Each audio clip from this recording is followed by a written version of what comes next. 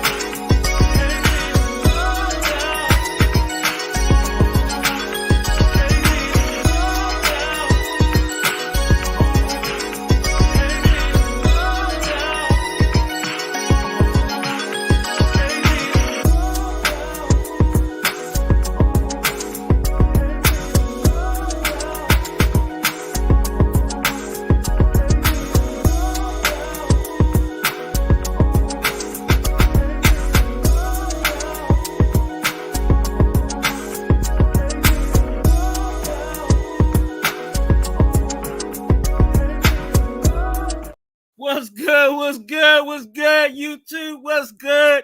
Raider Nation, we in the building once again.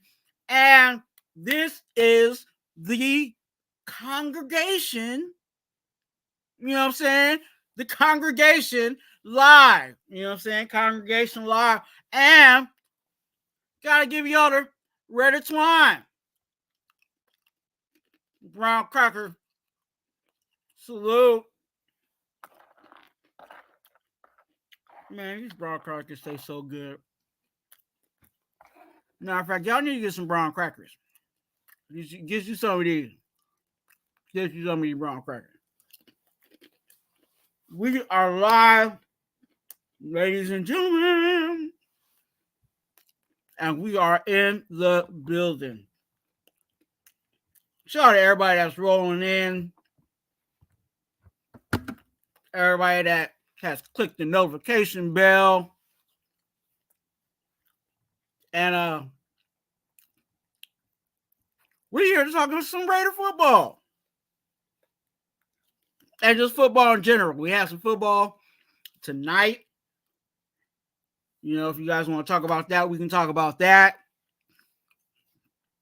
But definitely we're going to be talking about the Raiders and Broncos, as it is the last game of the season. Where has the time went? It almost seemed like it was a couple of weeks ago that we were just starting the season. It always seems like the season go by so fast. But yes, we are at the end of the season. We are at the end. We are at the last and final game. We are playing the Denver Broncos for the second time. And yeah.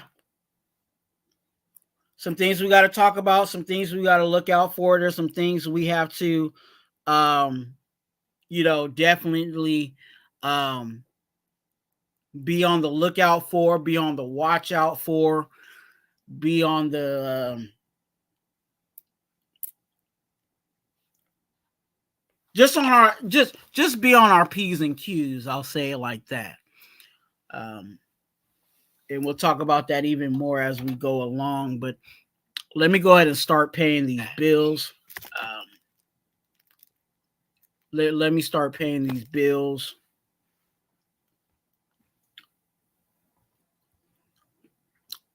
Remember, you guys, if you guys need prayer for you or your family members, hit me up on IG at MarTwuan, TWUAN, TWUAN. It is right there.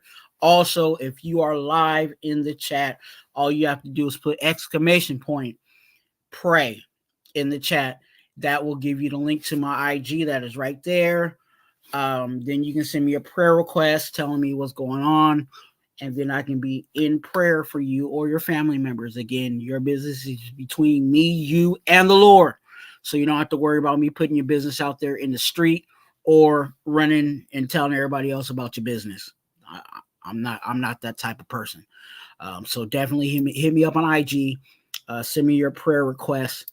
and then I will be in prayer for whatever it is. It could be like I use examples of, you might be looking for a job and need prayer for finding a job, or you might need prayer for a family member who's sick, or you might be sick and nobody knows, and you're just trying to figure things out, or you might be going through a moment of depression or anxiety. I am also here for you.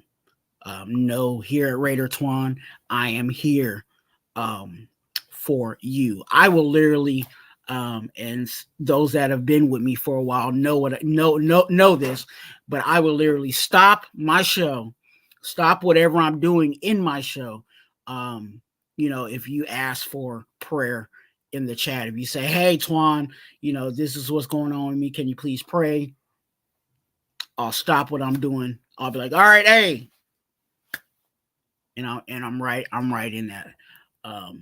But I don't have to do that. That's I'm not, by no means, you guys know how I am here at Raider Twuan.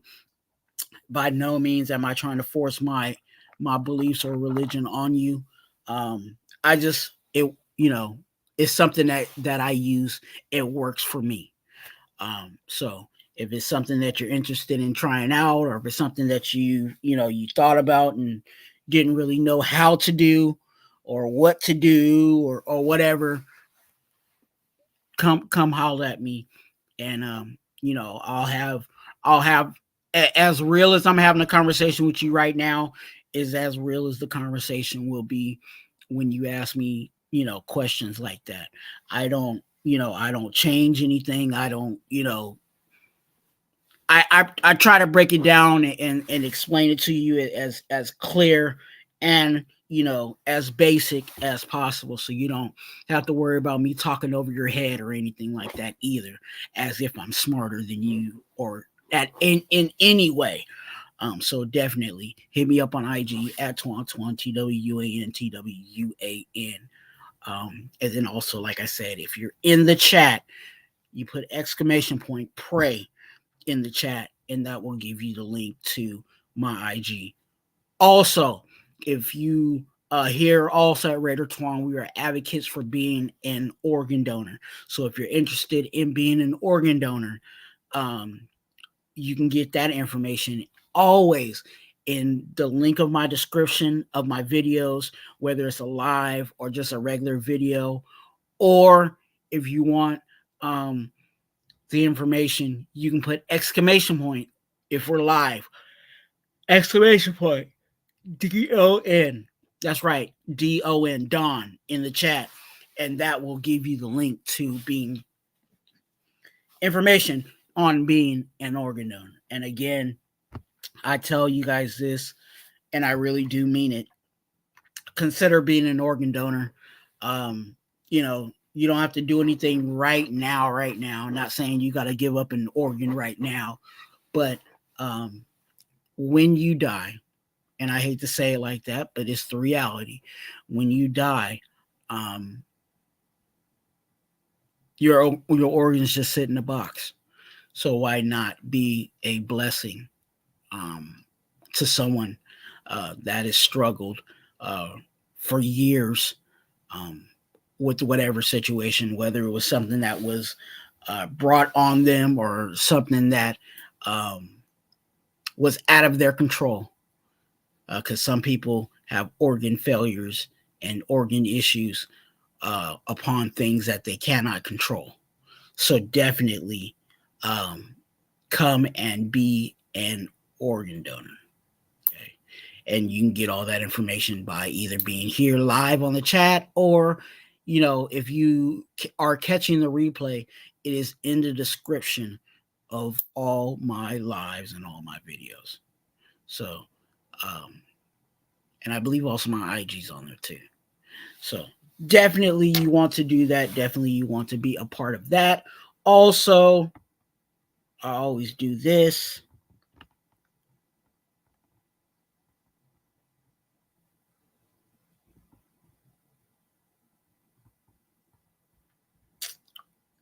I always do this.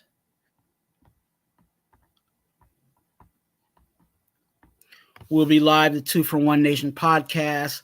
And yes, I do got the correct flyer up there this time. But again, with me and Eric from the SC Experience, we will be live on Thursday afternoon, roughly around 2:30 p.m. on the Pacific Standard Time and 5:30 p.m. on the Eastern Standard Time. You definitely do not want to miss that. A great podcast on Thursdays that will be here and also on the SC Raiders Talk. And also, it never fails. If you guys are live or not live, you can always ask Twuan. Okay, Ask Twuan is a way that you can ask me questions, and then I will do a full video on your question. So what you can do is you can submit your question with hashtag Ask Twuan. When you do that, that is how you can be considered on getting in with your question and having it be highlighted as a video. Definitely do not want to miss out on that. Definitely do not want to miss out on those opportunities. So definitely, as we go along, I've done that. Paid the bills.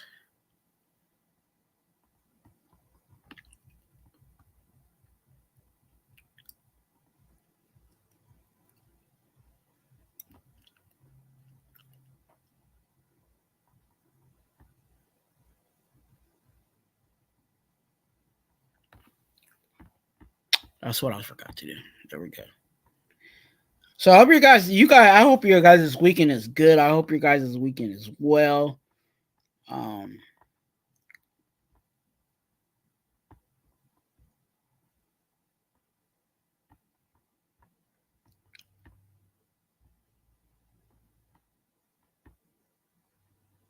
There it go.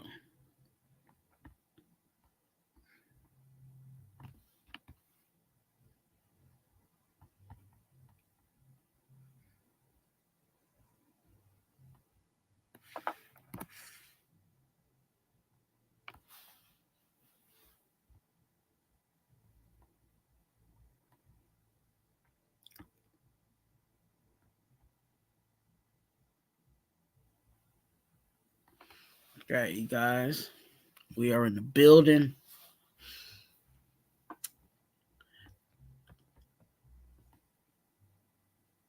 Give you guys a shout out to the best chat that YouTube has to offer. And I say this all the time. I really do mean it. We over here at Raider Twuan have the best chat that YouTube has to offer. And that is the congregation. So if you want to be a part of the congregation, all you have to do is simple. All you have to do is subscribe. Click the like button and say something in the comment section. Okay? That is how you can join the congregation. And this is my Raider Twuan brown cracker salute for the congregation.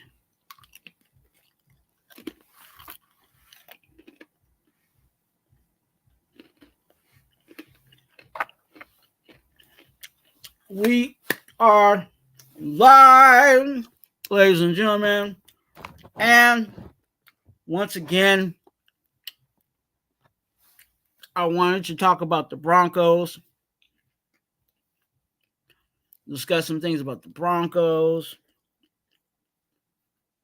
We played them early in the season. You know, they are the division rival. So, for those that don't know, we have to play them twice. And the way that the schedule was set this year was we played them super early in the season, and now we're playing them super late in the season. So what that brings to the table is it almost brings two different teams. And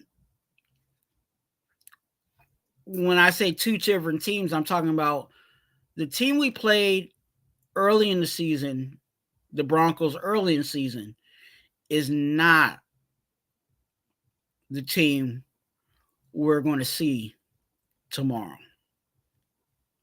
And that is going to require for our coaching staff to be able to make adjustments. We're going to have to make adjustments. We're going to have to, I'm not going to say move by the seam of our pants, but we're just going to have to go with the flow and see really what works. Yeah, we can identify personnel. There might be some familiar faces, but overall, the team has changed. Just as much as we say as Raiders, our team changed from, the stuff we had to deal with, right? We dealt with, Josh McDaniels and the way that he ran the team, and now we have AP and how he's running the team. We can almost say it's two different, like almost opposites in a sense of the way that we're running our team now versus the way that we ran our team last time we played the Broncos. So, with that being said, you have the overall runnings of, we got this to take care of. It's the last game of the season. Yes, we're not in the playoffs, right? But is this team, and this is something to keep an eye out on. Like I said, there were some things that we got to keep an eye out on. We got to see how the intensity is of this team. We got to see how, knowing, and this team knowing that there's no opportunity for the postseason in this game. And, some people are questioning, does this game really matter? Is this team going to make their adjustments? Are they going to come out with the intensity? Are they going to want to, not just beat, but dominate the Broncos? That's what I'm looking at. I'm looking at if the Raiders are going to come out and dominate. Are they going to come out slow? Are they believing, what the coach is cooking?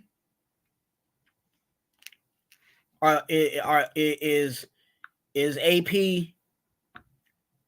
preaching the right sermon for the people that are in the locker room to where they believe what he's saying and his intensity? I dropped a video. I dropped a short if you guys want to go watch it. And, AP has some choice words in his press conference. And he talked about the meeting that he had with the team. And I'll let you guys go watch the short because I just dropped it recently, I dropped it last night. So go over to Raider Twuan, watch. And I said, Coach AP said, and I'll leave it there, and I'll let you guys see what AP said, and I'll let you guys let me know in the comment section your thought on what I put up on the short. I thought it was very interesting. Something that in all of the, I'm not saying I'm a long lifetime, Raider person. I'm not saying I've been a fan for 50 years. I'm not an OG in this thing, but as long as I've been a Raider fan, there's certain things that I've seen with AP, and I'm talking about Antonio Pierce, that I haven't seen, even with coaches that are supposed to be the gurus, supposed to be the almost the hero in a sense of turning this this team on the field around. And I think there's a lot of momentous things that I'm seeing with Antonio Pierce that I haven't seen with any other coach. And I'm not saying, I don't want you guys to get the wrong idea or the wrong impression that I'm so enamored with, the way he handled, the Chargers and beat them, scored 63 points and, with 42 points in one half. I'm not talking about that. I'm not even talking about how they dominated the Chiefs. I'm not even talking about that. I'm talking about just certain things that he's dealing in within the organization, the way he's handling things, the way that he's talking to these players, the way that even some players that we thought maybe weren't buying in are all in, and it publicly said, hey, AP's my guy. There's just a lot of things that I like, and I don't want to come off like a cheerleader, but I'm really a fan of Antonio Pierce and what he's done with this organization. Or not this organization, but this team. Like I said, there's things that we expected and thought that certain guys that we hired to come in and to fix things, and and I was a part of that probably about a year or two ago when where I remember saying no excuse, because I thought we had the roster, and I thought we just needed a coach to line us up right and not get out coached. And ever since AP has taken over, we've won some games, and I'm not delusional. We've also lost some games. But one thing I can say, in the wins and in the losses, all those games we fought to the end. Whether we didn't, put up the points that we wanted on the board, whether we didn't,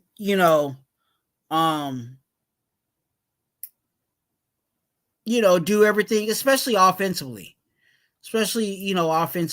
not doing everything that we wanted to do offensively.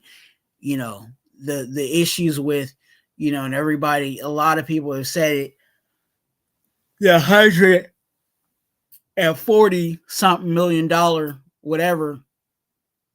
I don't know the exact, but I know is north of $100 million that is spent on this offensive side of the ball for us to get the results that we're getting. And I will say that in that there's like I said, we have some fight. And this team is believing what is presented before them. Because whoever is before them is someone to believe in. And I think that's Antonio Pierce. Shout out to everybody in the chat. If you guys have not, please click the like button. Why? Because I like you. So go ahead and click the like button. Take a second to do that. Also, if you have not, take a moment to subscribe. It's completely free. And also, hey, why not have YouTube pay for my lights? Right? So please take a moment to subscribe.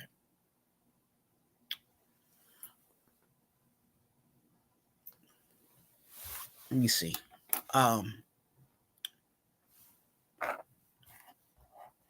Players to watch out for the Broncos. They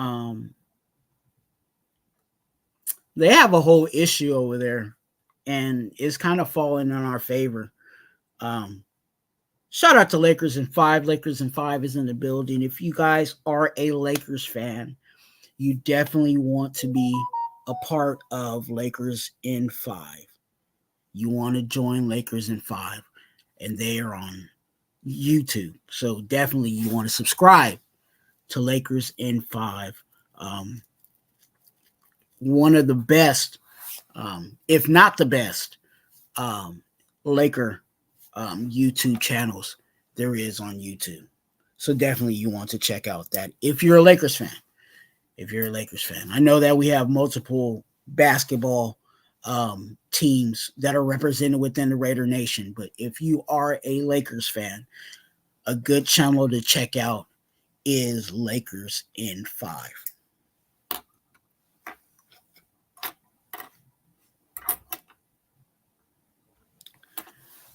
So shout out to Young DB. Great content.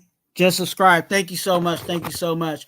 Please take a moment to like, share, all that good stuff. You know what I'm saying? I do like to talk to Raiders. You know what I'm saying? If you got any questions, definitely you can put that in the chat. Or if you just have any thoughts that you want, just a second opinion on, I'm also here for that too. And I'll give you my best thoughts and opinions on whatever you ask. So definitely welcome. So the Broncos, they got a whole lot of issues going on over there. They tried to try to save some money, but they did it kind of in a wrong way. So now they're getting a whole lot of backfire for it, right? And that leads to benching Russell Wilson. Okay. Their big ticket quarterback. Whether you believe that he should be benched or not. I think, to be honest with you, my honest opinion, I don't think he did that bad of a job. Could have he been better? Of course. He could have been better. But it wasn't Russell Wilson that was the only one that was playing horrible over there with the Broncos. But because I'm a Raider fan,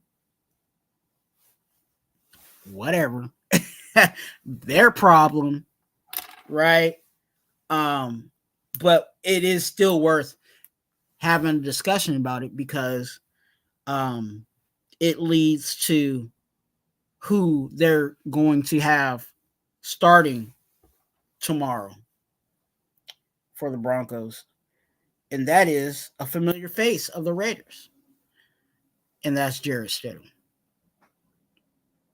Now, we know what Jarrett Stidham brings to the table. We know what kind of quarterback Jarrett Stidham is. So,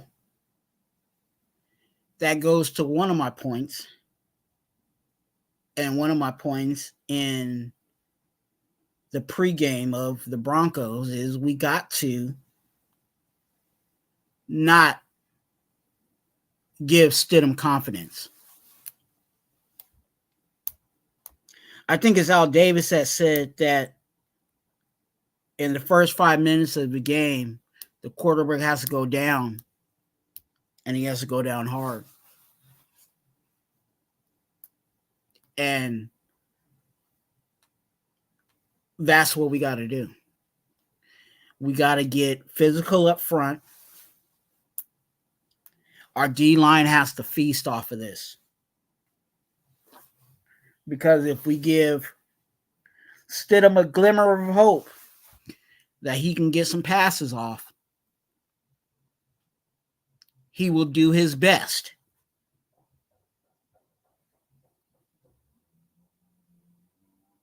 He will do his best to torch us. Not saying that he will torch us, but I'll say it like this, that if we give Stidham hope, the worst thing you can give somebody that has no hope is some hope. There goes a word for somebody.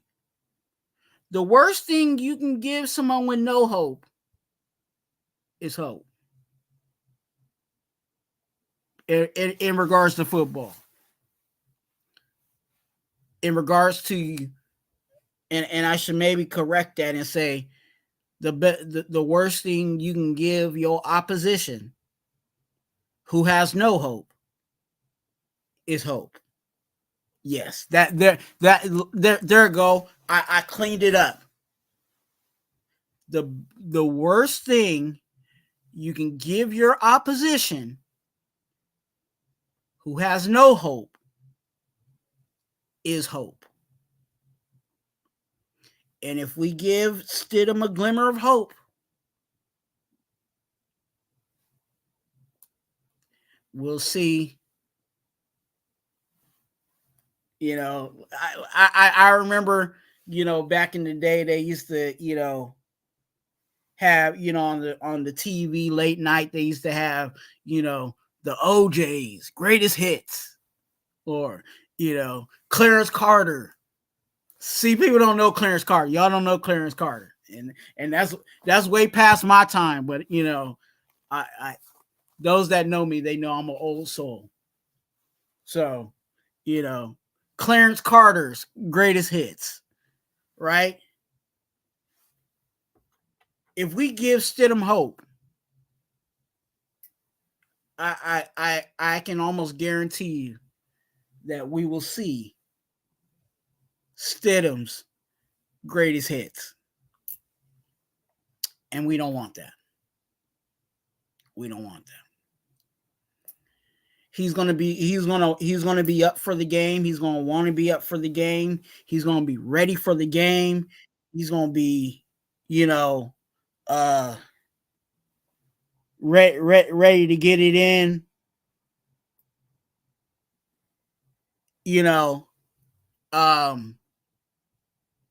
And that's definitely what you don't want for, Stidham. ladies and gentlemen, his name is different on his thing. So I'm gonna have to I'm gonna read what it says on his thing and introduce him as that. But you guys, I think you guys know. Let me check my bifocals and see if it. Yeah, I think it is him. But ladies and gentlemen, the most uh the most hated content is in the building. What up, Twua? What's good with you, man? I'm good, man. But most. Oh, I'm sorry. I couldn't read. I saw con and I just said content. So it's the most hated content creator. Ladies and Yeah, gentlemen, the most hated content creator is in the building. that's me, man. Uh, and I think his Wi-Fi is hating on him right now. Can you hear me? Yeah, now I can hear you. Like I said, I think your Wi-Fi was hating on you for a little bit. Yeah, it probably is. Let's away from the house. Yep, there we go. What's good with you, man? Chilling, brother. How you living?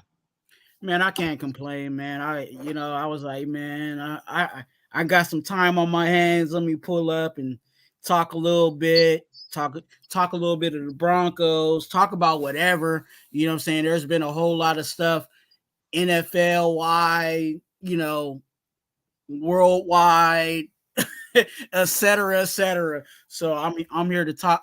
Here to talk it all, man. I know just outside of the NFL. I know a lot of people have been talking about the Cat Williams and Shannon Sharp interview.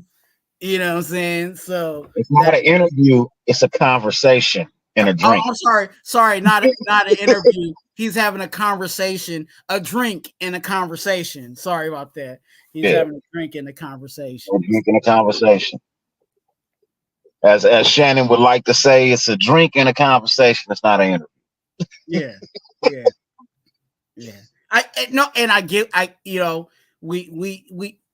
We as content creators, we know that there's certain words that trigger certain things, and he knows there's certain uses of words that you can use to navigate. Okay, hey, and because I going into that, that conversation, he's had some aftermath words too, and he said there was people that was grilling him because he didn't ask the proper questions, or people felt that he didn't ask the right things to him, and he's like, look, that's the reason why it's called the conversation, because I'm not a journalist.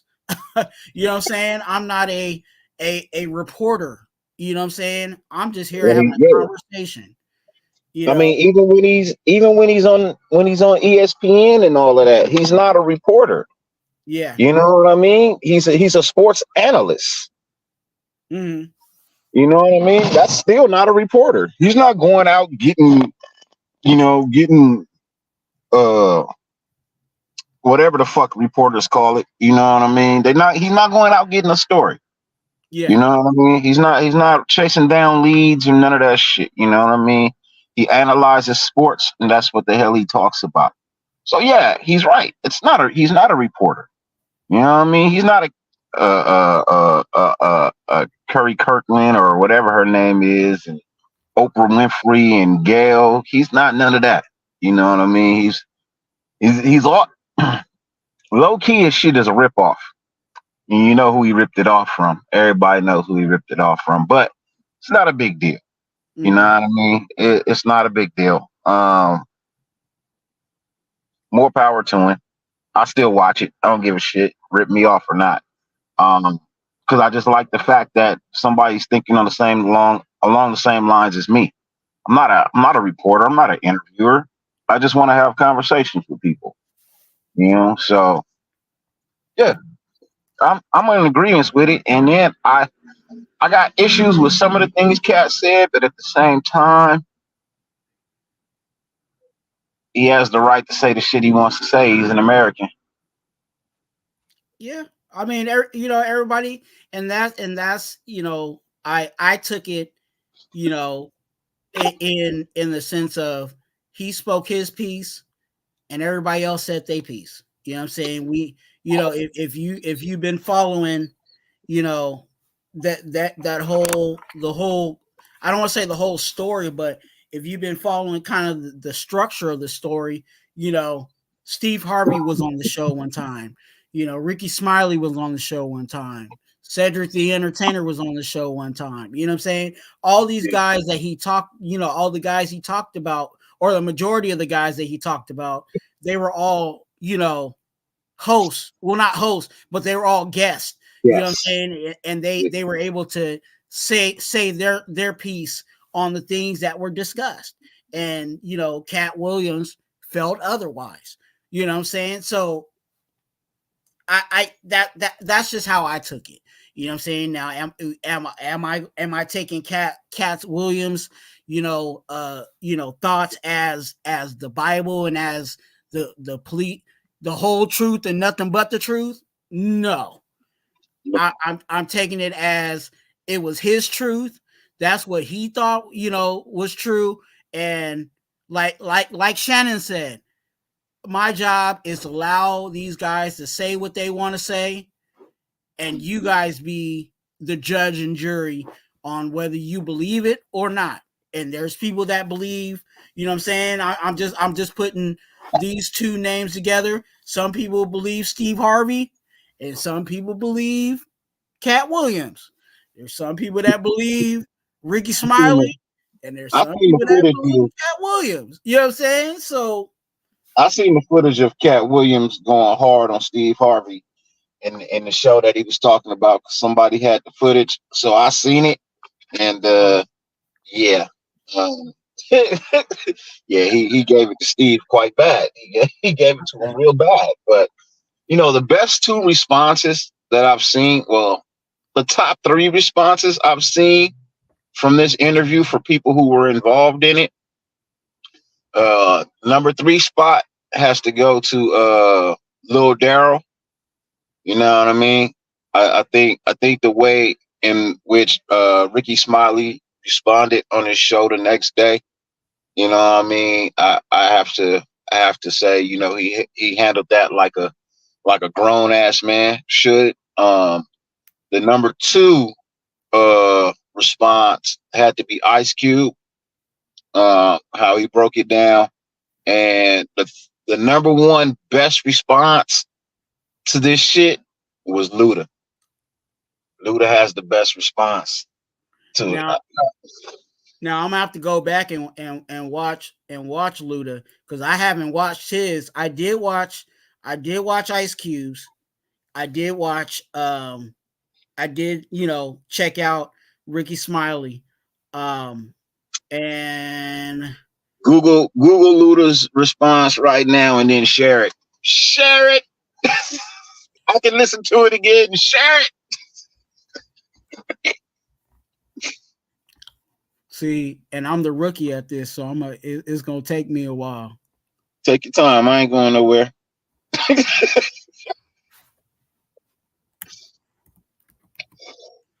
I wish I was at home on my computer. I'd stream it to my audience. I just pull it up for you because I have that shit on save. Because Luda had the best response. What's good with the chat, man? I'm on my phone. I can't see y'all, but blessings to you, man. Blessings. Hope all is well. Yeah, I mean, hope all is well. Let me see. Is Ben still live? Huh? Is Ben still live? I thought Ben didn't do a show. Did he? Did he not? I don't know. I just saw the notifications. But that was an hour. That was like 2 hours ago. Yeah, it was like 2 hours ago. I was taking a nap. Now, how do you share? At the bottom, it says present screen. So I pull up another screen. So you open the one that you found. It's on YouTube, right? Mm-hmm. Yeah, it's on YouTube. Should be. Let me see.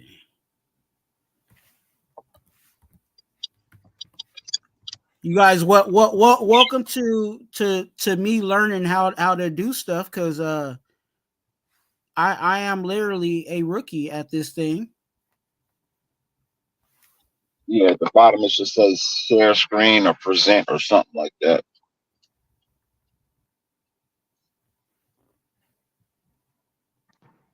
Okay, I see a video here.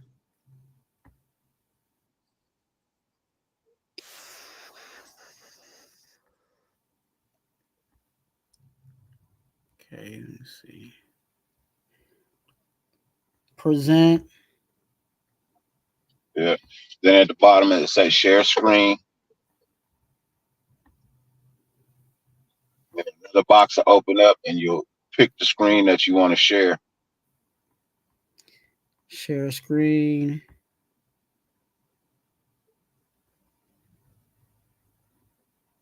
Okay, can y'all see that?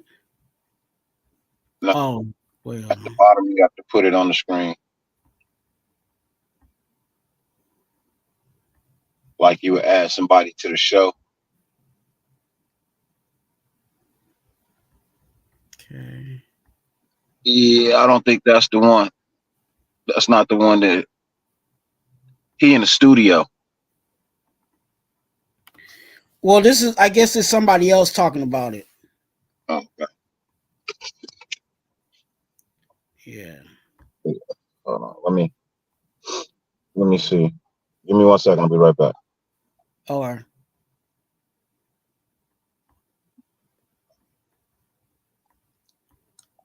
No. Okay. You guys forgive me. I'm over here trying to learn how to do stuff.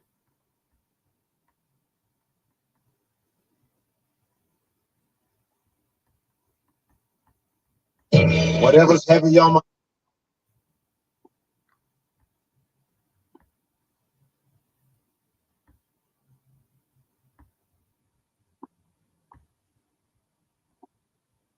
Now, how do you play it?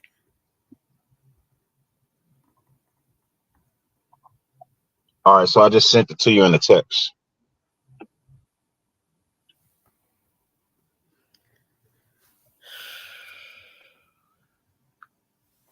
Now you have to go and press play from the other screen.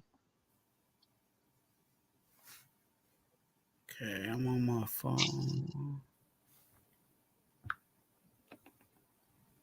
Share. Awesome. I'm gonna probably send it to you on IG, huh? That'd have been right, way easier. Yeah. You got IG on the computer, right? Yep, sure do. Yeah. I'm gonna resend it. I'm gonna send it to IG though. Okay. That'll work.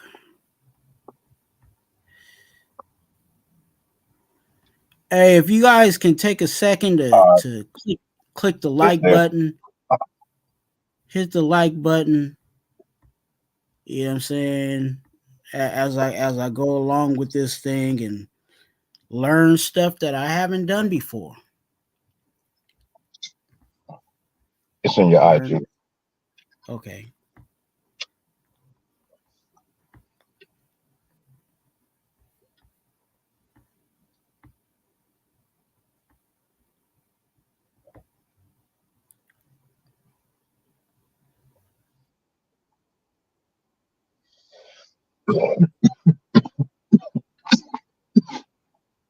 Okay. Let me get it to the. It started playing on the outside, but I need to get it on the inside. Yeah. Share screen. Share screen. And It's got to be this one.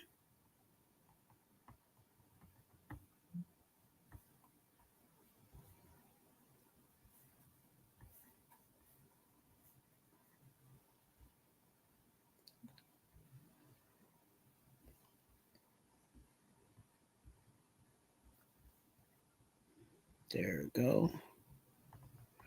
Share.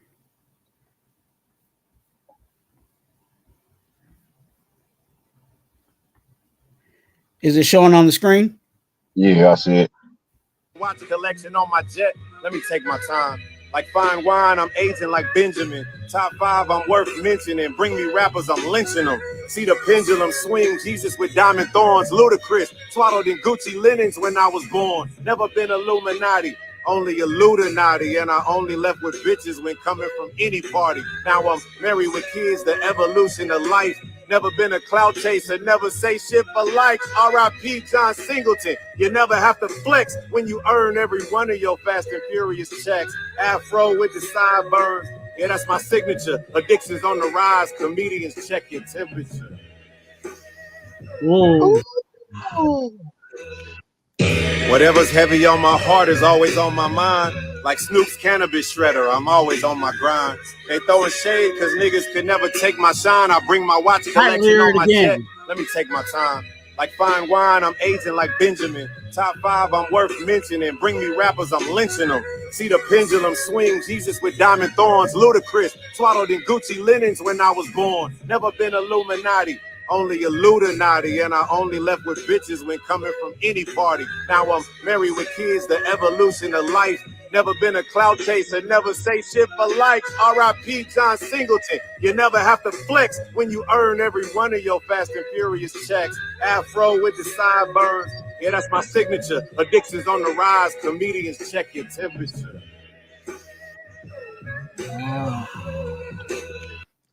Whatever's heavy on my heart is always on my. Cause niggas could never take my shine. I bring my watch collection on my jet. Let me take my time. Like fine. Okay.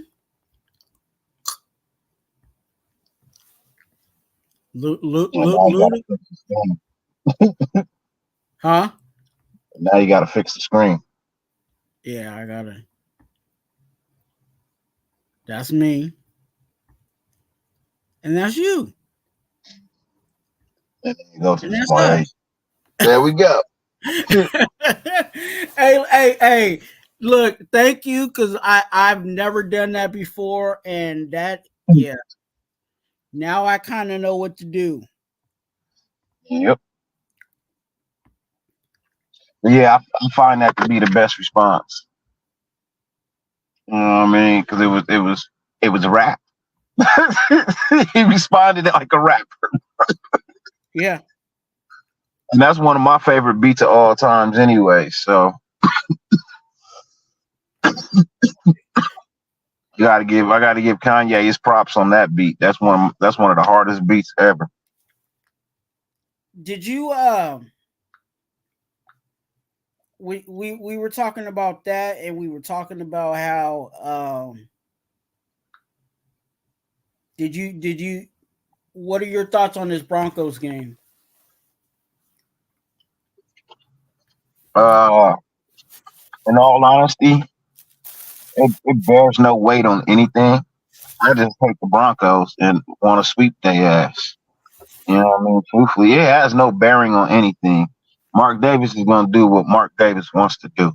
You know what I mean? If AP hasn't proven that he deserves the job by now, tomorrow ain't gonna make no bit of difference.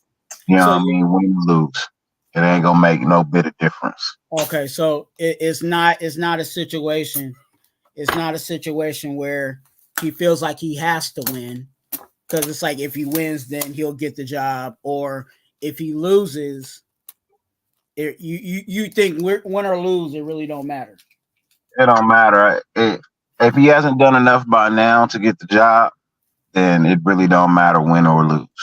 You know, truthfully. Mark Davis' problem is he'll listen to the fans 1 minute, then he'll listen to some other people Another minute, he let people get in his ear and fuck off his, you know what I mean, his what he's known to be right. So Yeah, and it's like it. I've noticed that too in regards to Mark Davis. It's almost a situation where sometimes he listens to anything and everybody, if that makes sense. yeah, it do. And there's times where it's like, okay, obviously you must have listened to the right person. And then times like this where it's like, I think, Who the fuck you I'm not, listening to? Despite what everybody thinks, I really feel like Mark Davis could have came out and either had a side conversation and said, hey, you guys are going to be our guys moving forward. We just got to, go through the loops. Like, I think he could have already done that already. So I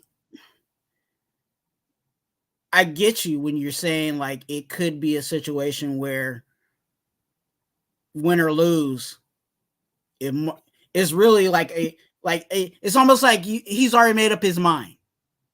Yeah. When officially he hasn't. Nope.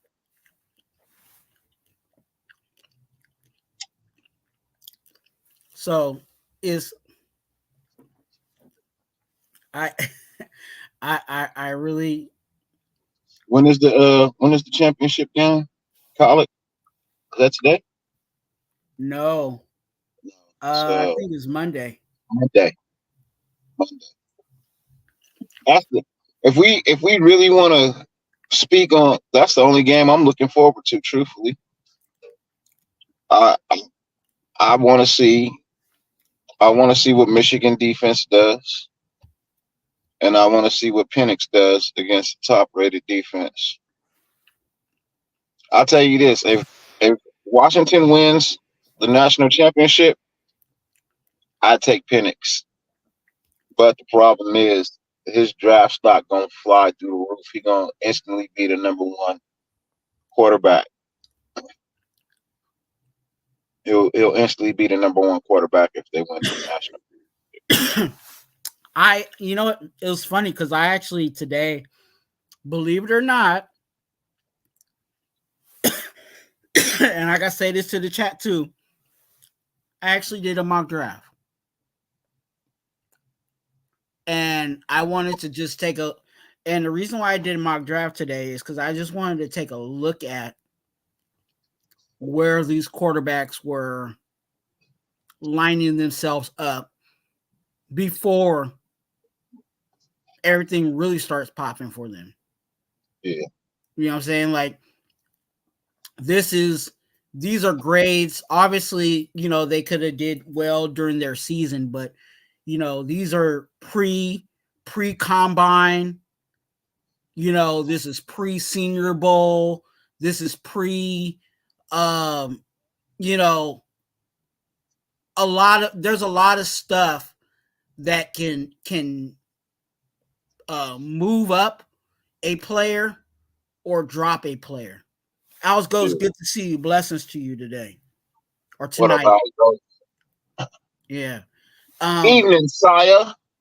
Yeah. So I just want to see where these guys were landing. And the draft that I was looking at had Penix going in the second round. Yeah. Him and Bo Nix were going in the second round. So is that going to be a reality? I don't know. Every time I hear Bo Nix, I instantly think Bo Callahan.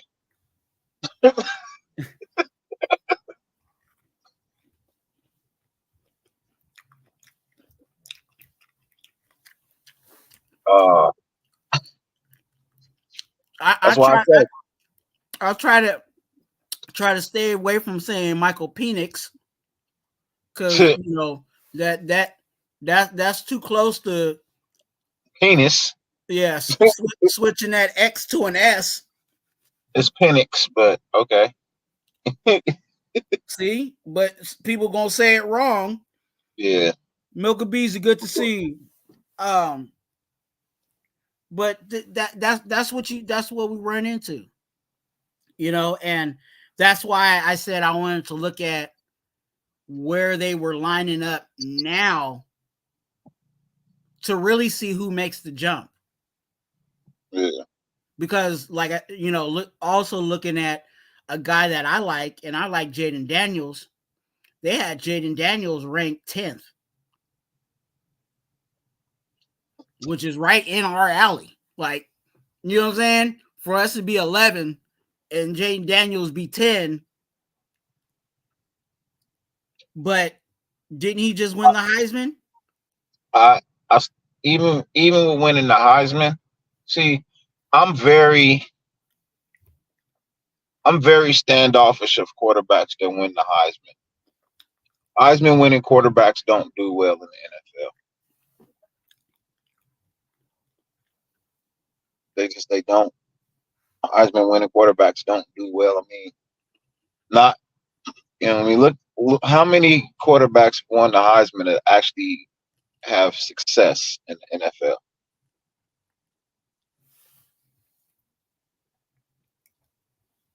Yeah. You know, like that bothers me. You know, that's the shit that bothers me. And then I think Penix is probably a more pro-ready quarterback, especially if we're talking about our offense. You know, one of the things I like about Penix is he doesn't. He can run, but he doesn't depend on running all the time. He'll find a spot on the field, get to it to try and open a window and make an actual pass downfield. Only thing I don't like about Penix is his mechanics, but that's not my issue. You know what I mean? That got nothing to do with me. You know? That got nothing to do with me. I like Jaden Daniels. I like and not in this, not even really in this order, but kind of in this order. I like Jaden Daniels. I like Drake May is I know he's pro ready. But that's why I'm kind of really trying to watch, you know, Penix. Because I don't know if I'll put Penix over Drake May and then have Drake May. So it'd be like Daniels, because I just like his mobility. Like I'm tired of having a quarterback that ain't, you know, that's scared to, you know, get out in the pocket.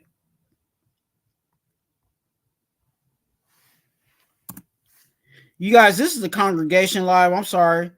This is the congregation live. So if you want to pull up, you know, feel free to pull up and talk. We talking quarterbacks right now. But yeah, Jaden Daniels, Penix, May,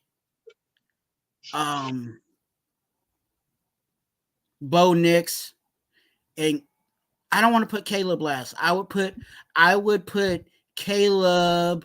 I would put him third.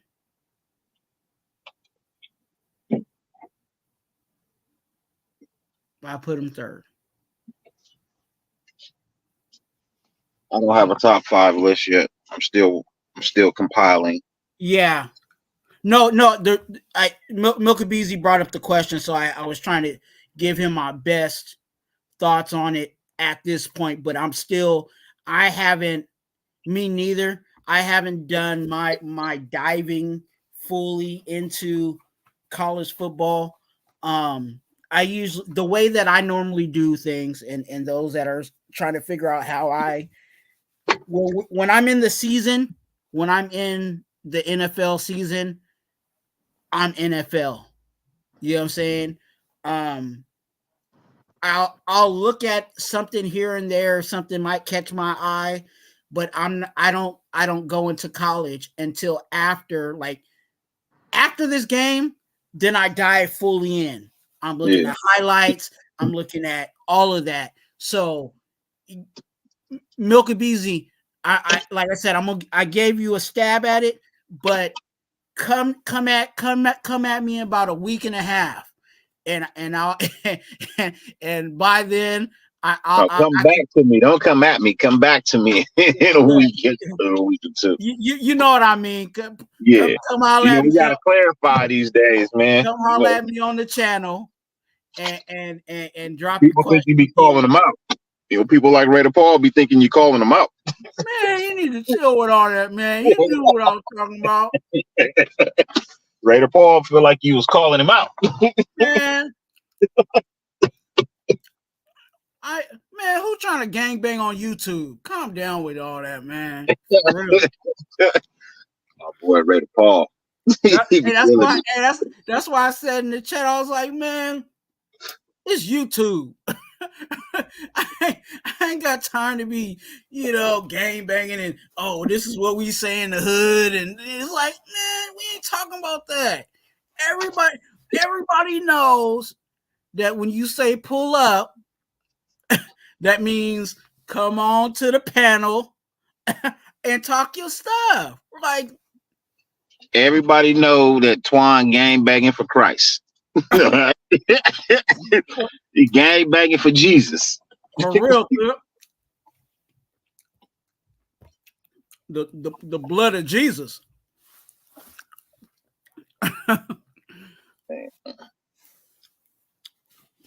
For real, but hey, is yeah. So that I'll be diving into it probably immediately after I get all the final Broncos stuff off,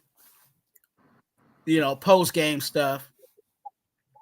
Yeah, probably after Thursday, because I do the 2 from One Nation podcast with Eric, and then from there, I'll be fully into who we need to get in the draft, who we need to look at. Like I said, I did a mock draft today. Just trying to look at the names, who may be somewhere in the ballpark. Maybe look at some defensive tackles that might look interesting.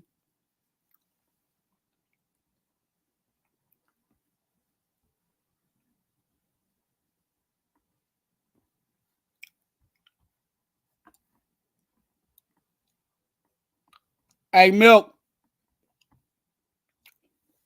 I know that part. Hey, he swears up and down every time I see him on a live. He talking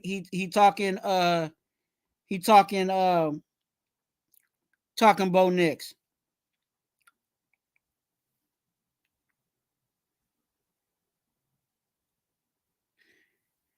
Hey, you know what? You know what, Mark? I'm either way.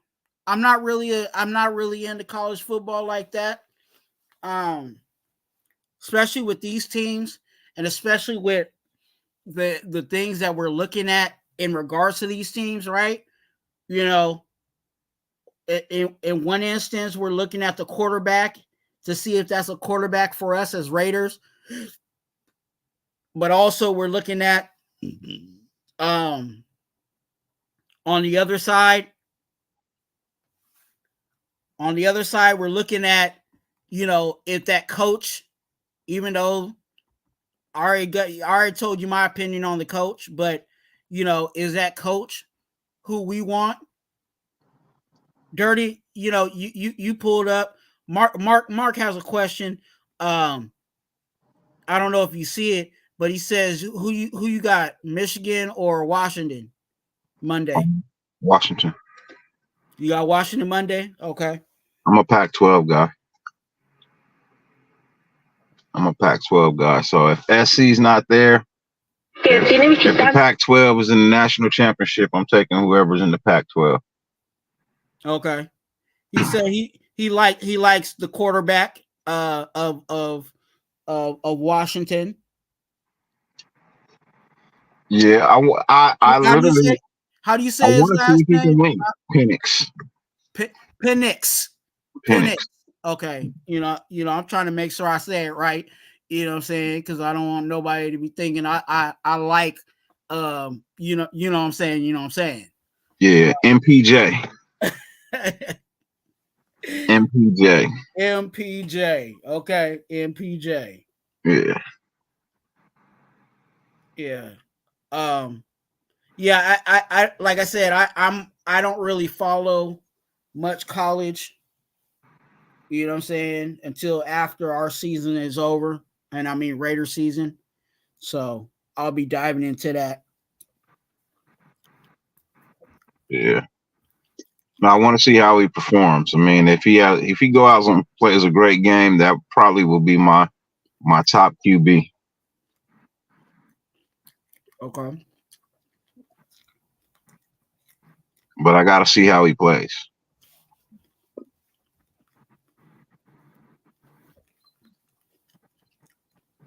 Hey, you watched the game today? Baltimore? Texans and Colts? No, I didn't. Colts I watched Baltimore. Colts gave up that game. Good. After we gave them the game. Yeah, good. We gave you a gift, and what'd you do? You reneged on it. That's your fault. That ain't our fault. Yeah, it's not our fault. No, I felt like Houston had the better team anyway. So, yeah. Man, people just talk crazy to me. I probably said it about a year or two ago. I thought the Texans had a squad. They were just young. I feel you. I just thought the Texans always needed a quarterback. I felt like they had everything else. They had a good defense, good core. They had a decent core of wide receivers, a suitable O-line, but they needed a head coach and a quarterback. You know what I mean? They got a head coach and a quarterback in the same year, and now they're going to the playoff. Now they, in the playoffs.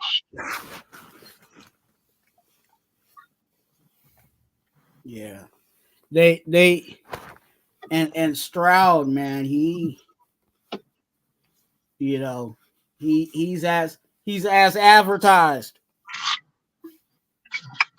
He is as advertised. For him to do what he's been doing, not saying that he's been carrying them, or not saying that he's been the superhero, but he's been doing his job. I'll say like that. And he's definitely been doing his job, but I'm also say he wouldn't have did that here. No way in the world he would have did any of that here. Not under the head coach we had. Well, we know that because he made that same head coach you talking about made everybody look bad. Yeah. Everybody's play went down. and I said that early. You know what I'm saying? Like I just looking at the overall, schematic of things. I'm like, how do we have all these talented players and all of our players look like they falling off or they took a drop. I think that's why a lot of people are, and that's still up for interpretation for some people, but people's feelings on Hunter Renfrow. Like, I feel like Hunter Renfrow's stock plummeted tremendously. And then now people are, some people are just like, get rid of the dude. We don't need him. He ain't it, et cetera, But I think some of that came into play with how poor his stock dropped under old boy. Yeah. Well, I mean, his usage dropped. If I don't use you, you can't put nothing on film. You expect it. If that's just like being on the trade market, you know what I mean? Like on the stock market, you know what I mean? If I don't see any growth, you know what I mean, in your company, what's to say that I would want to invest in it? Now, I do believe that if Mark Davis doesn't hire Antonio Pierce, is going to be a problem. I don't think the players are interested in playing for anybody else, truthfully. Hey, let's talk about that, Dirty. Let's really talk about that. What problems, and I'm not saying that there ain't gonna be problems, because I feel I completely agree with you. But what problems do you think are going to be presented if Mark Davis goes in another direction? Trade demands. There's gonna be some demanding of trades. There's gonna be some people that refuse to play.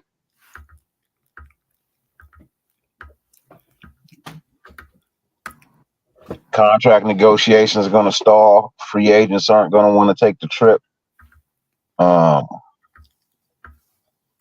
It could be really bad for business.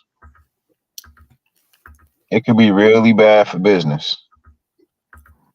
Because you got to think, players make friends throughout, throughout the year.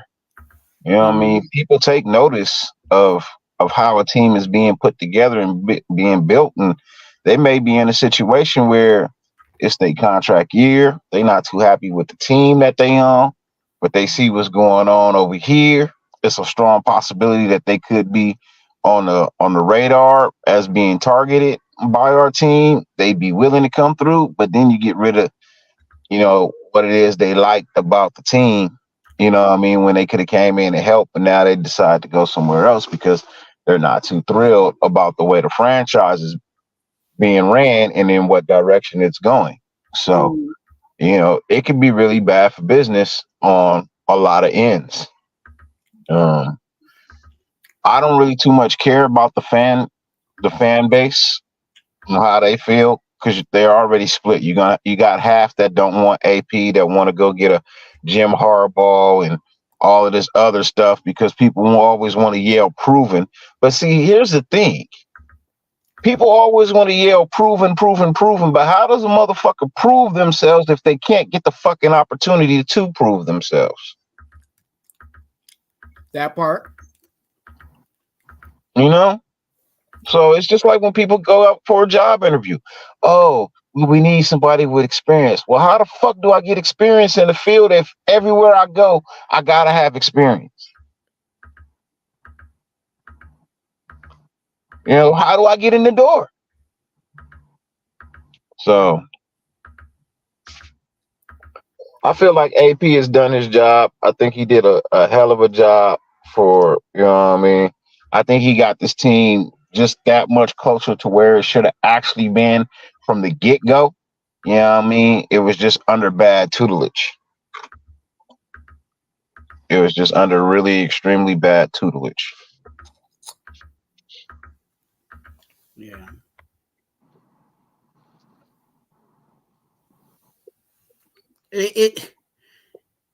I get what you're saying too, because I feel I could see it where right now players are talking to other players that are not on this team and like, hey, it's good over here.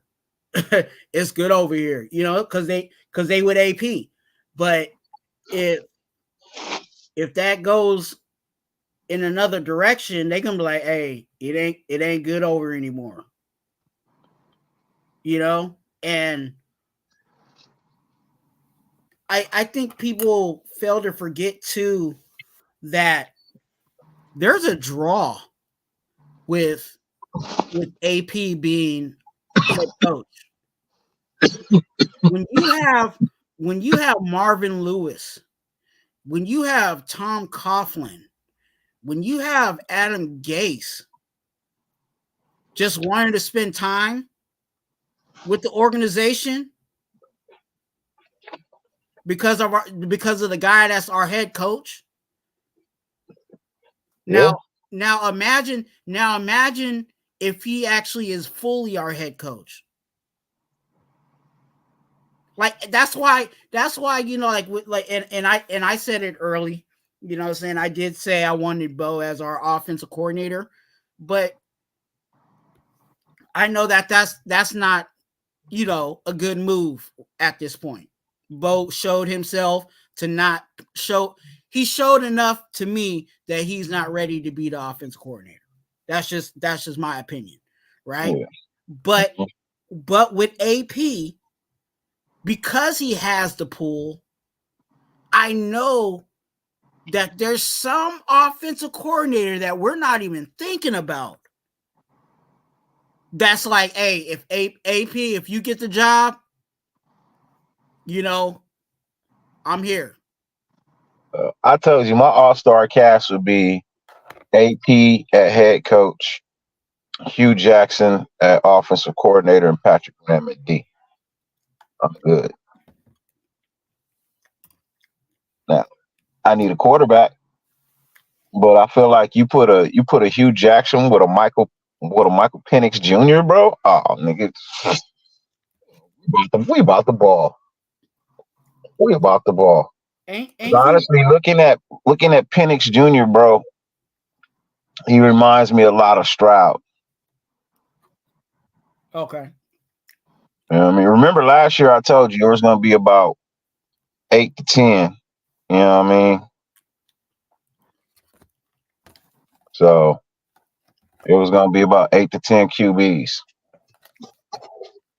Hold on real quick. Mm-hmm. But yeah, like, you know, and last time I checked, you know, even with the Hugh Jackson situation, you know, Hugh Jackson is he's known to be the quarterback whisperer. So you telling me, you know, with what Dirty was saying, you're telling me that the quarterback whisperer pretty much is going to have his pick on who he wants as quarterback, because we have the opportunity of either getting them where we at or moving up to get them, because we got all the picks in the world to go get whoever we want. Like I said, we got all our picks. We no for now and years to come. We don't owe any other team picks. So we got years of solid picks ahead, and you know, that is our opportunity. So I just feel like with AP that he's going to have some all-star. I hate to say all-star, but they're going to be like proven names, guys that we know, you know what I'm saying, know what they doing. They're going to come in and all of a sudden be our QB coach, and they're going to be our, you know, of course, some of the guys that are currently here, they're going to keep their job, but those other guys that, you know, hey, you got to go because you wasn't, you know, we might even change our offensive line coach, because we've been talking about how bad this offensive line has been. We might need to change the coach there, and all of a sudden, here goes another all-star cast offensive line coach coming in. So, you know, AP has that type of pull. Whether he's the, you know, whether you feel like he's the head coach or not, he has that pull around the league. You know what I'm saying? People respect him in that effort. I forgot who it was. I think it was Justin Tuck. I think it was Justin Tuck. But one like a proven guy was like, hey, you know, if AP becomes the coach, I'm ready to go. You know, like I'm ready to, you know, help coach, you know. So I'm with it. I'm with it.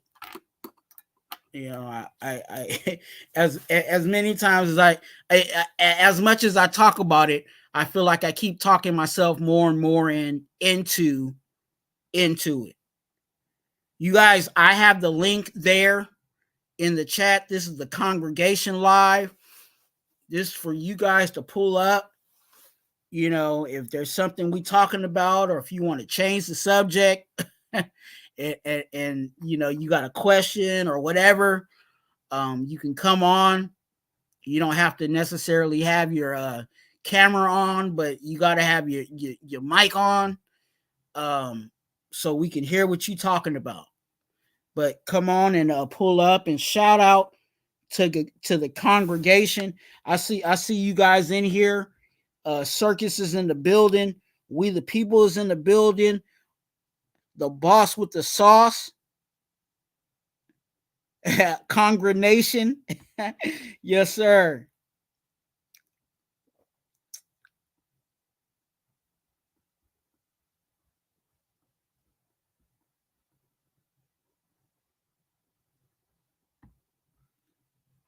I saw that name. A Circus. Now tell me because I was doing I that name is in my head, but I don't know what is he a quarterback? Is that a quarterback? Or is that a because I saw a few names and I was like, I gotta go back and, you know, when I do my dive in,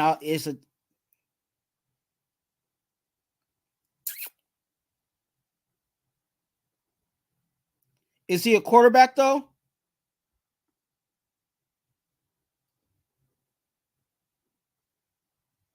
I know he's not a top name, but he was like he was later in the when I was doing the, like I said, I did a mock draft, you know, just like a little whatever in my head. Oh, yep, he's a quarterback from Texas. Okay. Yeah. Because that's the other thing too. I do mock drafts. Like I just was sitting on my phone doing a mock draft. It wasn't like I was here on live doing a mock draft, but I was doing a mock draft so that I could remember certain names, kind of get familiar with certain names. Then that allows for me to go back into, you know, the tape on them, you know, like I was looking at a D tackle from Ohio State, a big boy D tackle, from Ohio State. Now I'm drawing a blank on what his name was, but he was a big boy out of Ohio State. But yeah, you know, I look up names.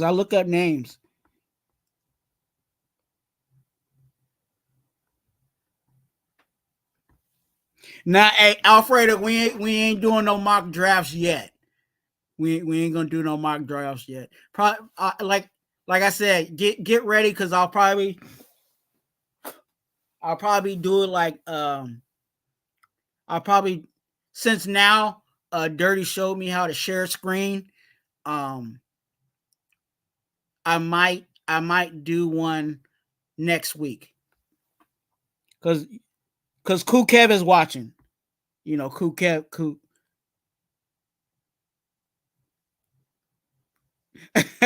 Cook Kev said he said drafts only work if you visit Figueroa. Hey, Cook Kev, hey, the link is up, man. The link is up. If you got time, Circus, you too, man. If you got some time, definitely come. You guys all. I don't want to just just point out one or two people. If you guys want to come up here and just talk with me, you guys can. You guys don't have to be in the chat tonight. The link is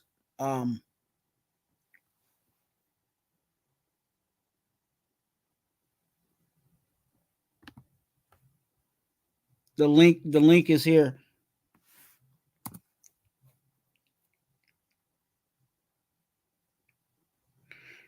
Oh, cool, Kev, you at work? Okay, hey, make that money, cool, Kev.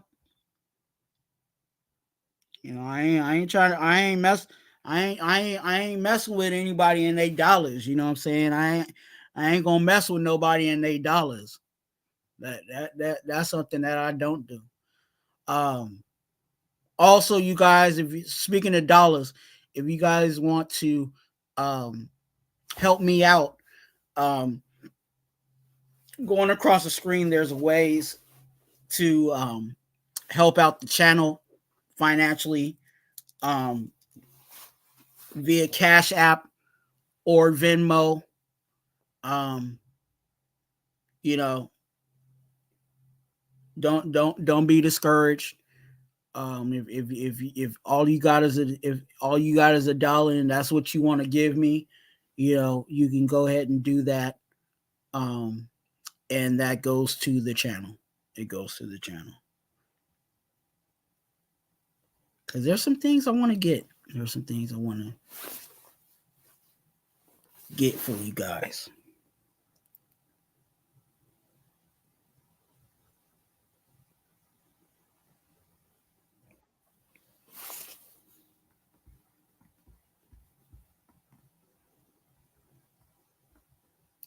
How did you find your way back in my life?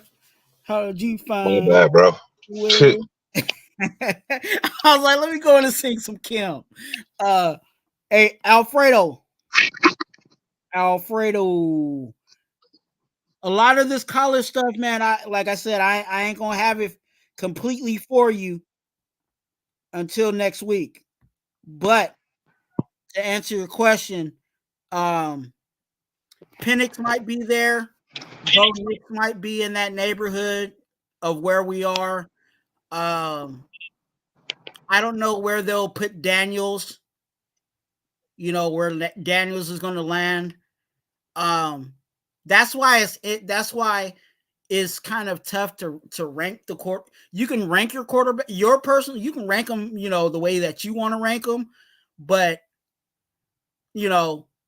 their full ranking is not going to come out until after the combine. After we see their 40, hopefully they all go to the combine and they don't do pro days, because pro days are usually after the combine. So that's even a longer wait. But that's where their what they call draft stock rises and falls. So right now, what I've been seeing is Caleb Williams is number one, then Drake May, then Daniels, Jaden Daniels, then Penix, and Nix. And then after that is McCarthy. And we'll see McCarthy, because McCarthy is Michigan's quarterback Monday. So you can watch McCarthy, and maybe, again, with that being said, where McCarthy is kind of on the, a little lower in the much lower. Third round guy. But you don't know, his draft his draft stock can that's why It can rise. I think even if he wins the national championship game, he won't go no higher than round 2. So he won't ever be a first round quarterback. That's not to say he won't work out in the NFL, because he's not a first round quarterback. Yeah.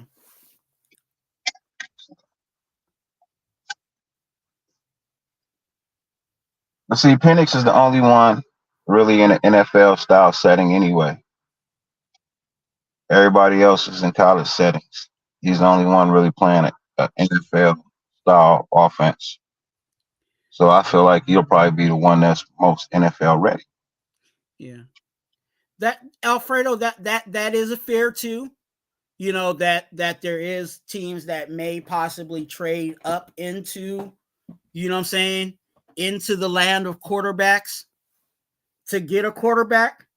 But, you know, that's why we have to trust, well, I can't even say who it is, but, you know, that's why we have to trust whoever our GM is, you know, to know, hey, this team is going to need a quarterback and is going to possibly move up, or this team, you know, have those conversations with those teams and say, hey, what you feeling? What you thinking? What, you know, all of those conversations they have to fill out, you know, where teams are going to go, whether they're going to move up or are they going to stay put, or are they willing to, obviously teams are always willing to talk, you know, but all of that. Because we are, like, again, we are in that land. Like, we're kind of on a little bit on the outside of the land of where I would say, you know, the really, really good quarterbacks will go. We're 11. You know what I'm saying? If we were like 8 or 7, I'd be like, no, we're good. We're gonna get one. You know, because you gotta think somewhere the top pass rusher is gonna go in the 10. The offensive tackle, at least one offensive tackle's going to go in the 10.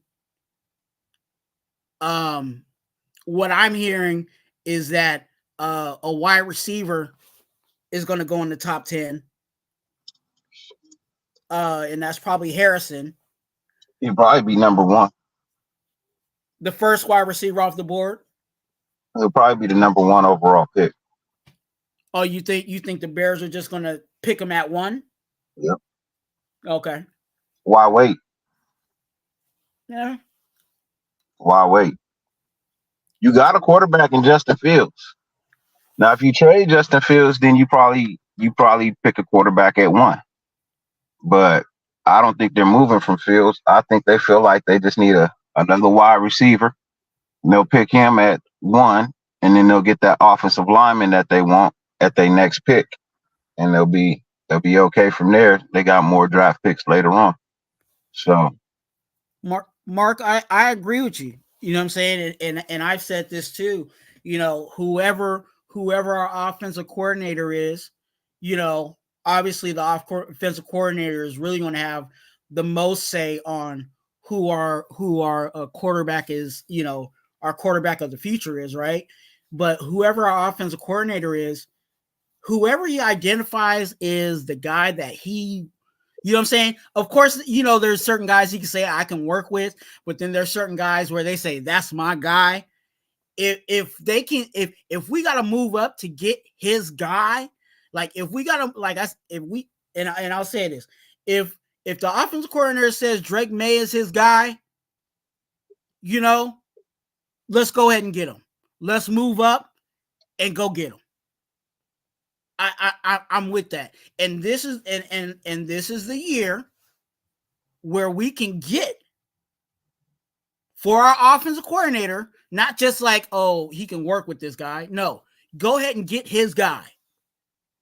So we ain't got to worry about it. We'll not worry about it, but, you know, it makes it a little easier.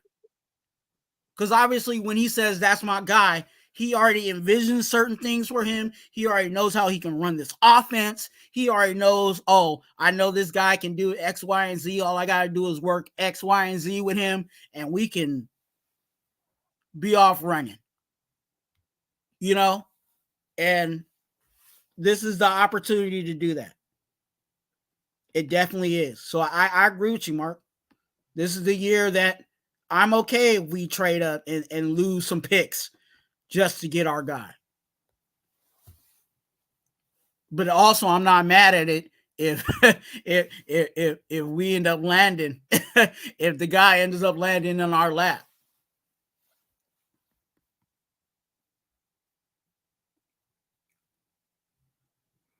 And good to see you, man.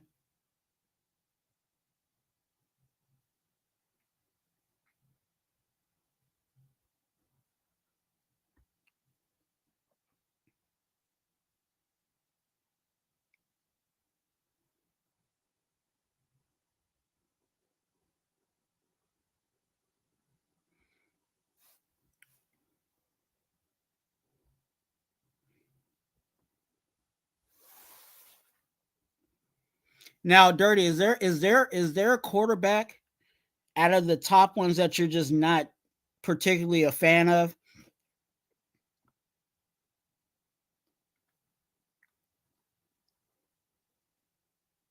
Because he's stuck.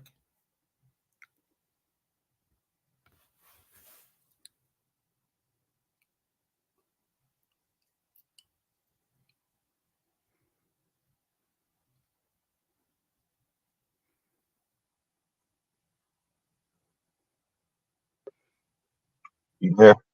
Yeah, I hear you now. Okay. Nah, dealing with bullshit, bro.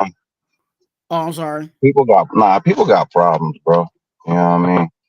I wish them the best, bro. Hopefully they get their mind right. I ain't got time for bullshit. Haven't I said this, Twuan? I don't have time for bullshit. Mm-hmm. Don't I keep telling motherfuckers I don't have time for drama and I ain't got time for bullshit? Is this something Niggas think I'm playing, bro? I just got out of some fucking trouble, bro. Niggas think I'm playing. I'm not fucking playing. Don't hit me with bullshit, bro. Especially if I don't fuck with you. Jesus Christ. I got time for this shit, bro. I got enough shit going on in my life. I ain't got time for extra bullshit. And if I block you, don't go grab another phone and text me from that, nigga. I don't want to fucking talk to you. Point blank. And I know you watching because you decided to hit me because I was on here. I don't want to talk to you. You can call me all types of names. You can call me bitches. You can call me hoes. You're not going to do anything about it. Besides, text me bullshit. I don't have time for that. Have a nice fucking day. Enjoy yourself. Get your mind right. Life is so much more than bullshit. Go enjoy it. Please. Leave me the fuck alone. Fuck. Niggas gonna drive me crazy, bro.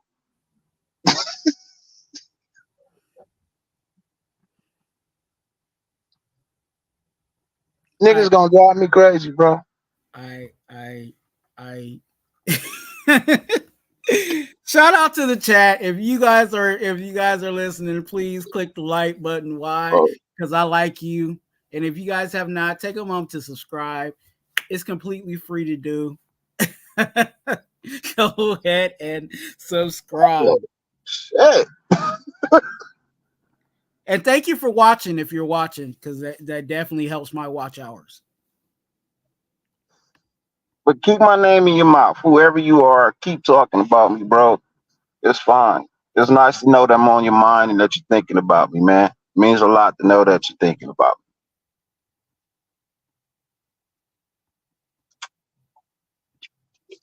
Well, let's be honest. Do I come on here fucking with anybody?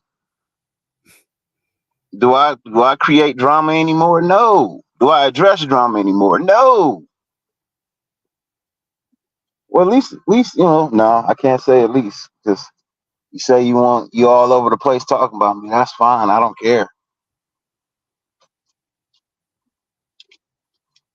Those that rock with me know me. Those that don't, whatever.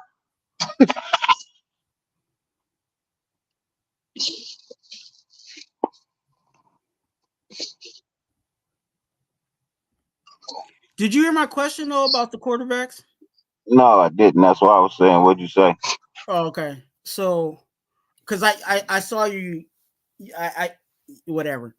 If that, yeah, I was dealing with something. Yeah. Do you are there? Because you know more of the quarterbacks at this point than I do at right now. Because I haven't really dived too much into that. I haven't really dove into college either. Okay.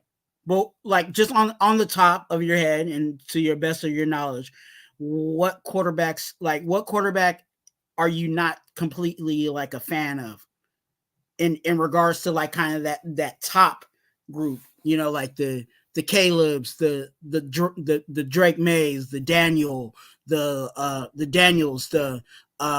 Penix, the Bo Nix. Out of those guys, is there one that you're just like, I don't know about that guy? Yeah, people hate the fact that I'm not high on Bo Nix. Okay. I'm just not, bro. Sorry, I'm not saying that the kid is terrible.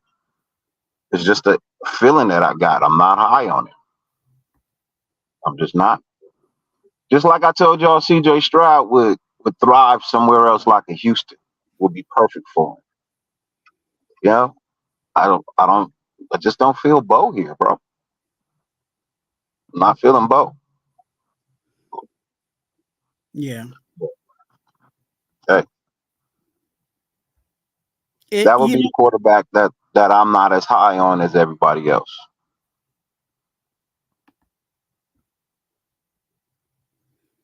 Now I already know if he doesn't go here, and he goes to a team that's, you know, you know, not as good as us. People gonna make excuses. Oh well, he went there, and this is why he played bad, and blah blah. Nope. So I already know he's a quarterback. People gonna make excuses for.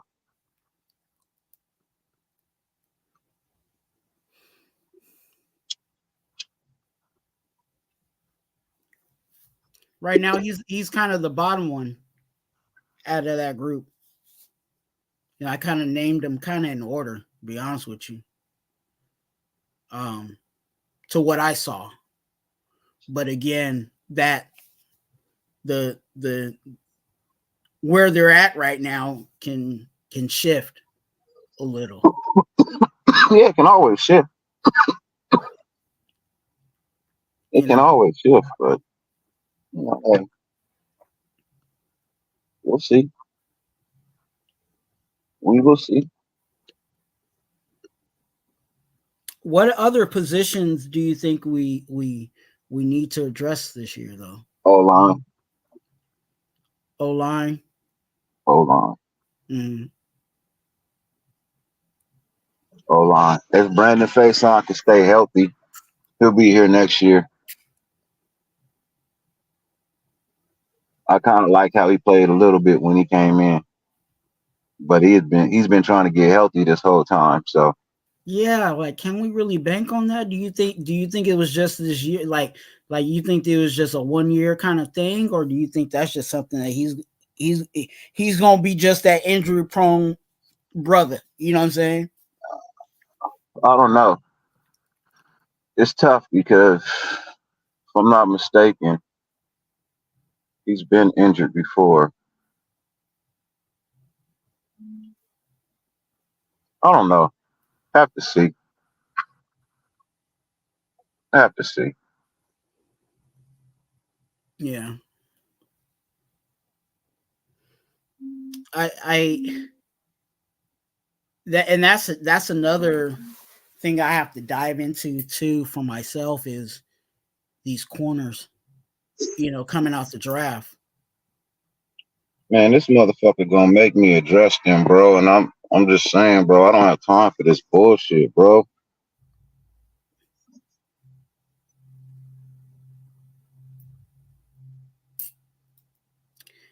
I really don't know what to tell you. because I'm I feel like I'm Shannon Sharp right now. With I'm sorry, bro. Look, some niggas just look for something to do, bro. They gonna go at whatever they want. Nigga, say what you want to say, make videos about me, talk about me, put my address out, all of that. I've already told you once, I've told you twice, I told you a third time. Now I'm telling you again, bro. You got a problem, pull the fuck up and handle your problem. If not, shut the fuck up. Point blank. If you got such an issue with me, nigga, knuckle up. If you ain't gonna knuckle up, nigga, shut the fuck up. I'm tired of niggas talking. I'm not with the talk, bro. I keep telling y'all that. I'm not with the talk, bro. You got an issue, pull the fuck up, nigga, knuckle up. If you ain't gonna do that, nigga, stop running your mouth like a bitch. Nobody gives a fuck about what you got to say or what you got to feel or what you think, nigga, unless you gonna do something about it. And you ain't gonna do nothing about it, so just let it go, bro. Remember, you crossed me, nigga. And I dropped your ass.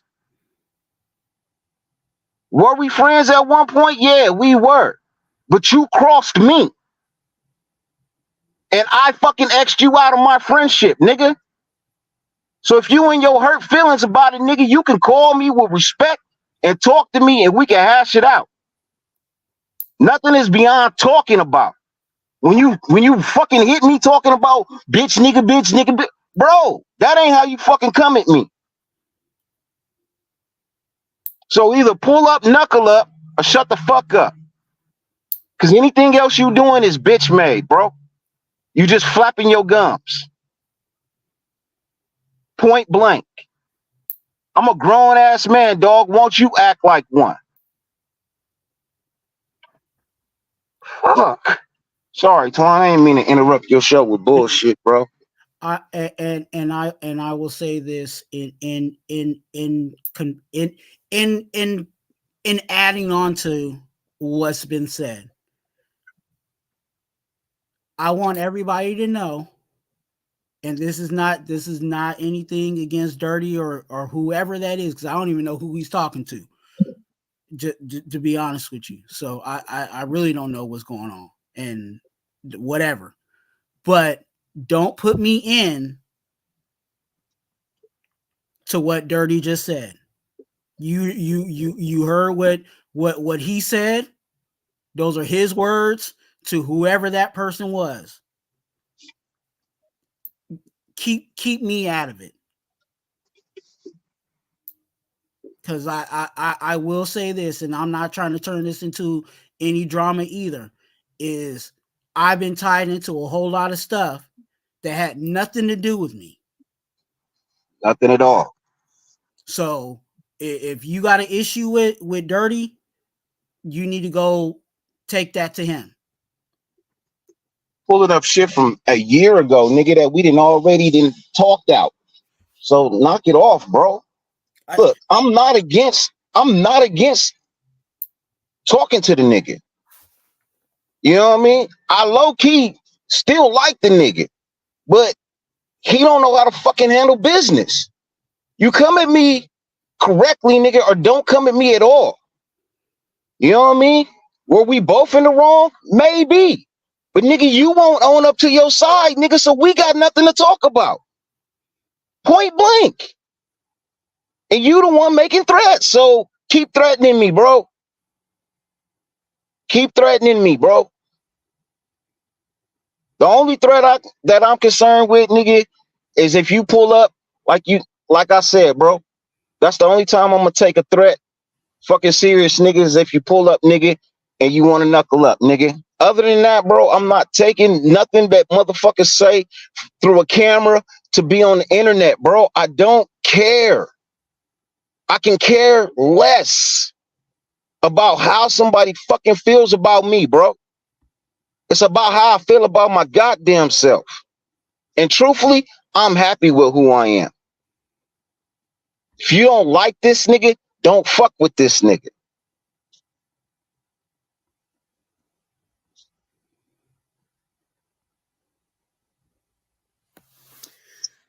I don't make threats on the internet. I'm not stupid like that, bro. I don't make threats on the internet. Fuck. And it's not a threat telling you to pull up. Just make sure that don't I got witnesses. I got evidence. I'm not a part of it. You're not. And it's got nothing to do with you. I'm just saying, I already know that somewhere down the line, my name's gonna get thrown into something that I had nothing to do with. So that your energy, those energies, that they need to meet up. That's all I'm gonna say, bro. Honestly, bro, I don't even hate the nigga, bro. I don't. But I also don't go out of my way to have a conversation with niggas that ain't open-minded and don't understand their flaws. I can't fuck with you. If you can't understand your own flaws, bro, there's no conversation to have. Cause you're just gonna do the shit again down the line. So the best bet is just not to fuck with each other at all. Like, I don't fuck with you. What up, JT? For reviews. I don't wish no ill will on the nigga. I ain't out here bashing the nigga. I don't care, bro. Do you? Like I told you when we split, nigga, do you, bro? I got nothing to say about you unless you fucking say something. But you saying all of this shit, bro, is not gonna get a response out of me. I'm on a different level, bro. You're not gonna have me making videos about you, bro. I'm on a different level, my nigga. Catch up. Mentally, bro. I'm on a different level. Catch up. Fuck. Walter, you good to see you, man.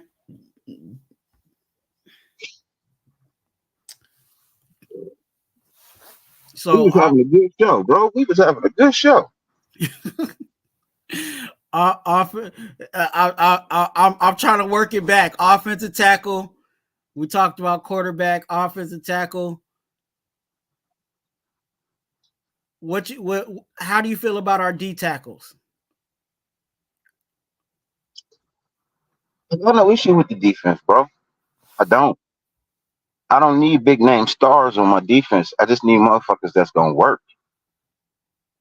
Yeah. Motherfuckers that's gonna get the job done. They don't have to be stars, bro. They just gotta be dogs. What up, JT?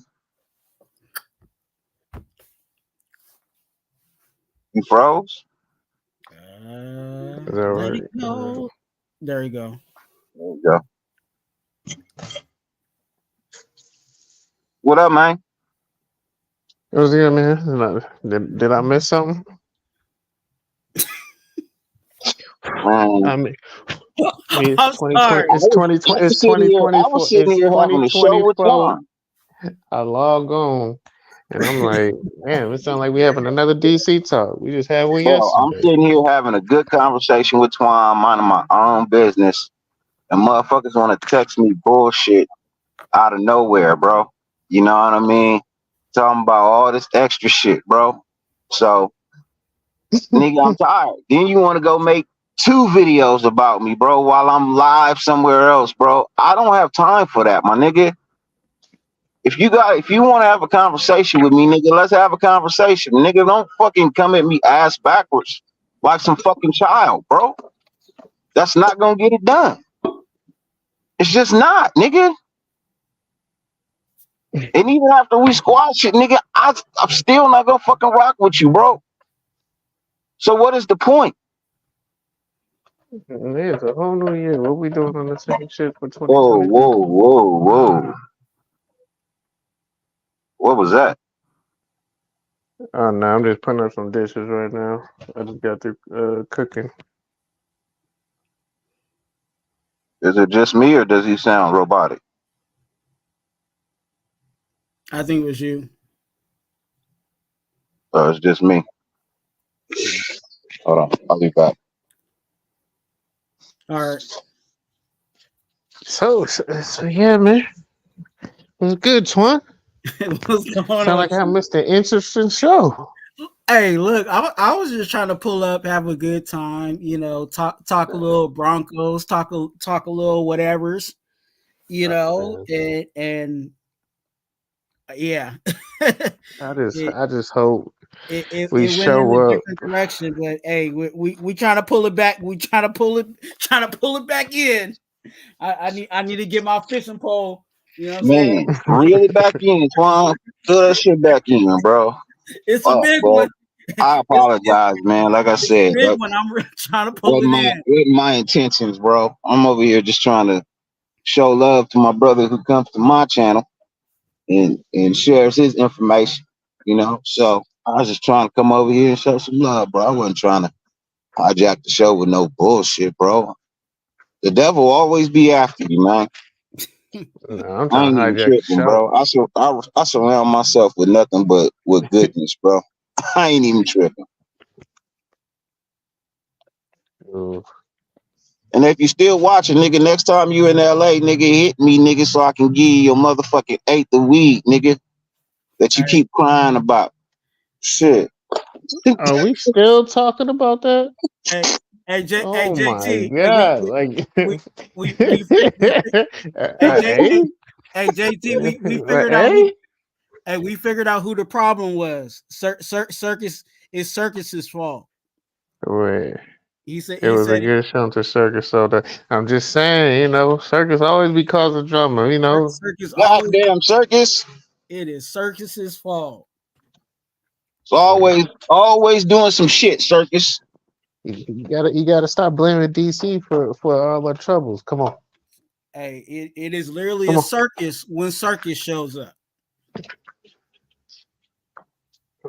Oh man, it's a little nippy outside. It's not supposed to be this cold in Arizona, man. Damn. You know what I'm saying? Had to put the beanie on. And I got the snow gloves. Was it about 30 out there? Man, it's not supposed to get below 50. That's why I came out here. Hey, what? Hey, what's the weather out there? I think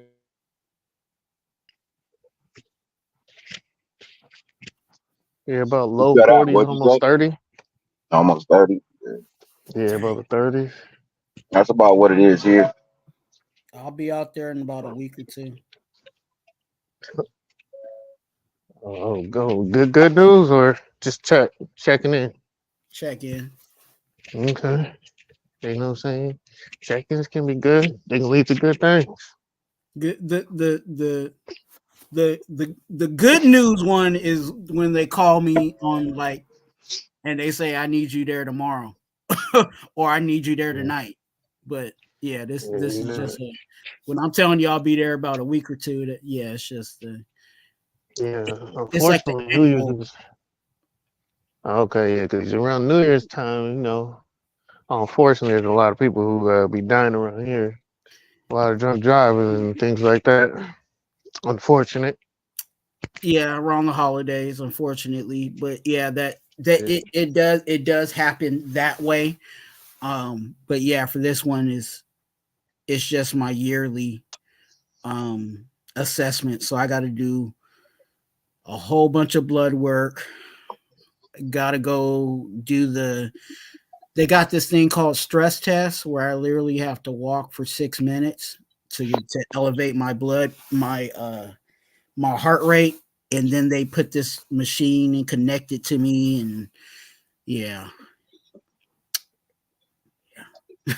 it ain't Um, fun. It is like I have like within 2 days, I have like 8 appointments I got to do. Yeah. oh man, that should be fun. That should be fun. You know what? It is the most wonderful time of the year. Shit. Oh Yeah. man, the things I do to fight for my life, man. I swear. Yeah. Ain't nobody gonna do it but you. Hey, look, somebody gotta believe in me. I'm here. I believe. I believe. We believe.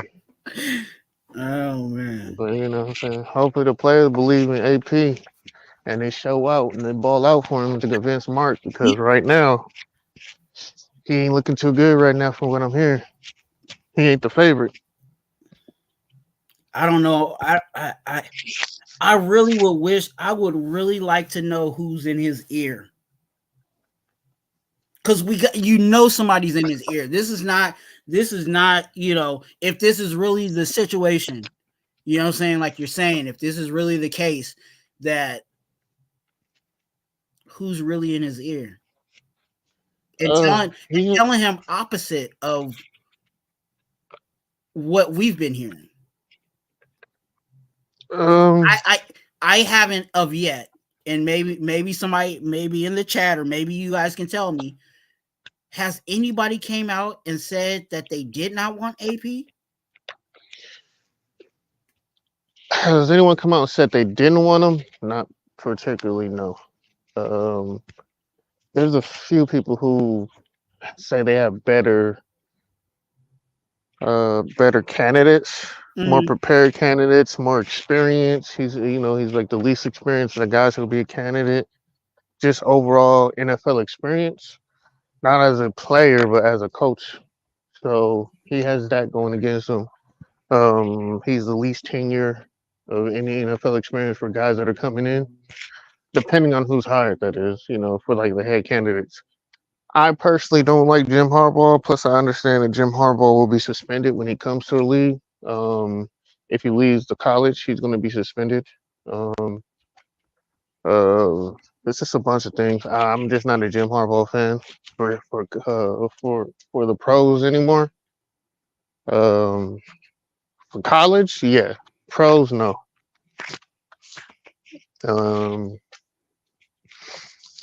I think, yeah, I don't think we have a team that is ready to. If we had a team that was ready to win now, you know what I'm saying? If we had the offense of 2.5 years ago, 3 years ago, and this defense, then yeah, I say bring in Jim all day.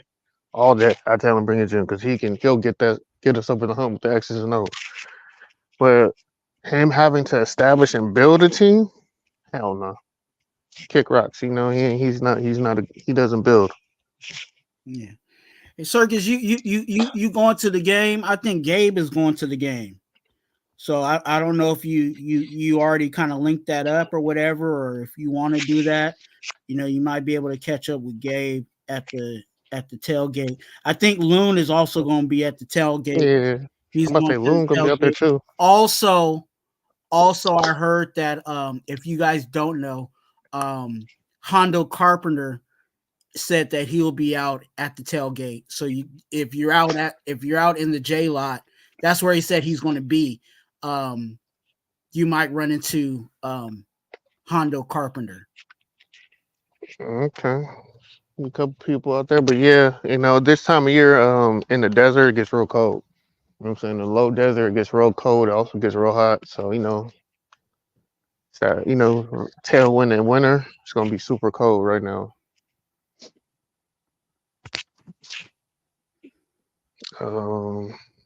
So what's the topics been today, man? What's the topics been today? Man, we've been talking about the we've coach been all over the situations or place. what? We talked about the Broncos. We talked a little bit about Cat Williams. We talked about we talked about the quarterbacks. We talked about this live is a congregation live where everybody can pull up. We can talk. We talk life, but we always for some reason it always goes back to Raiders.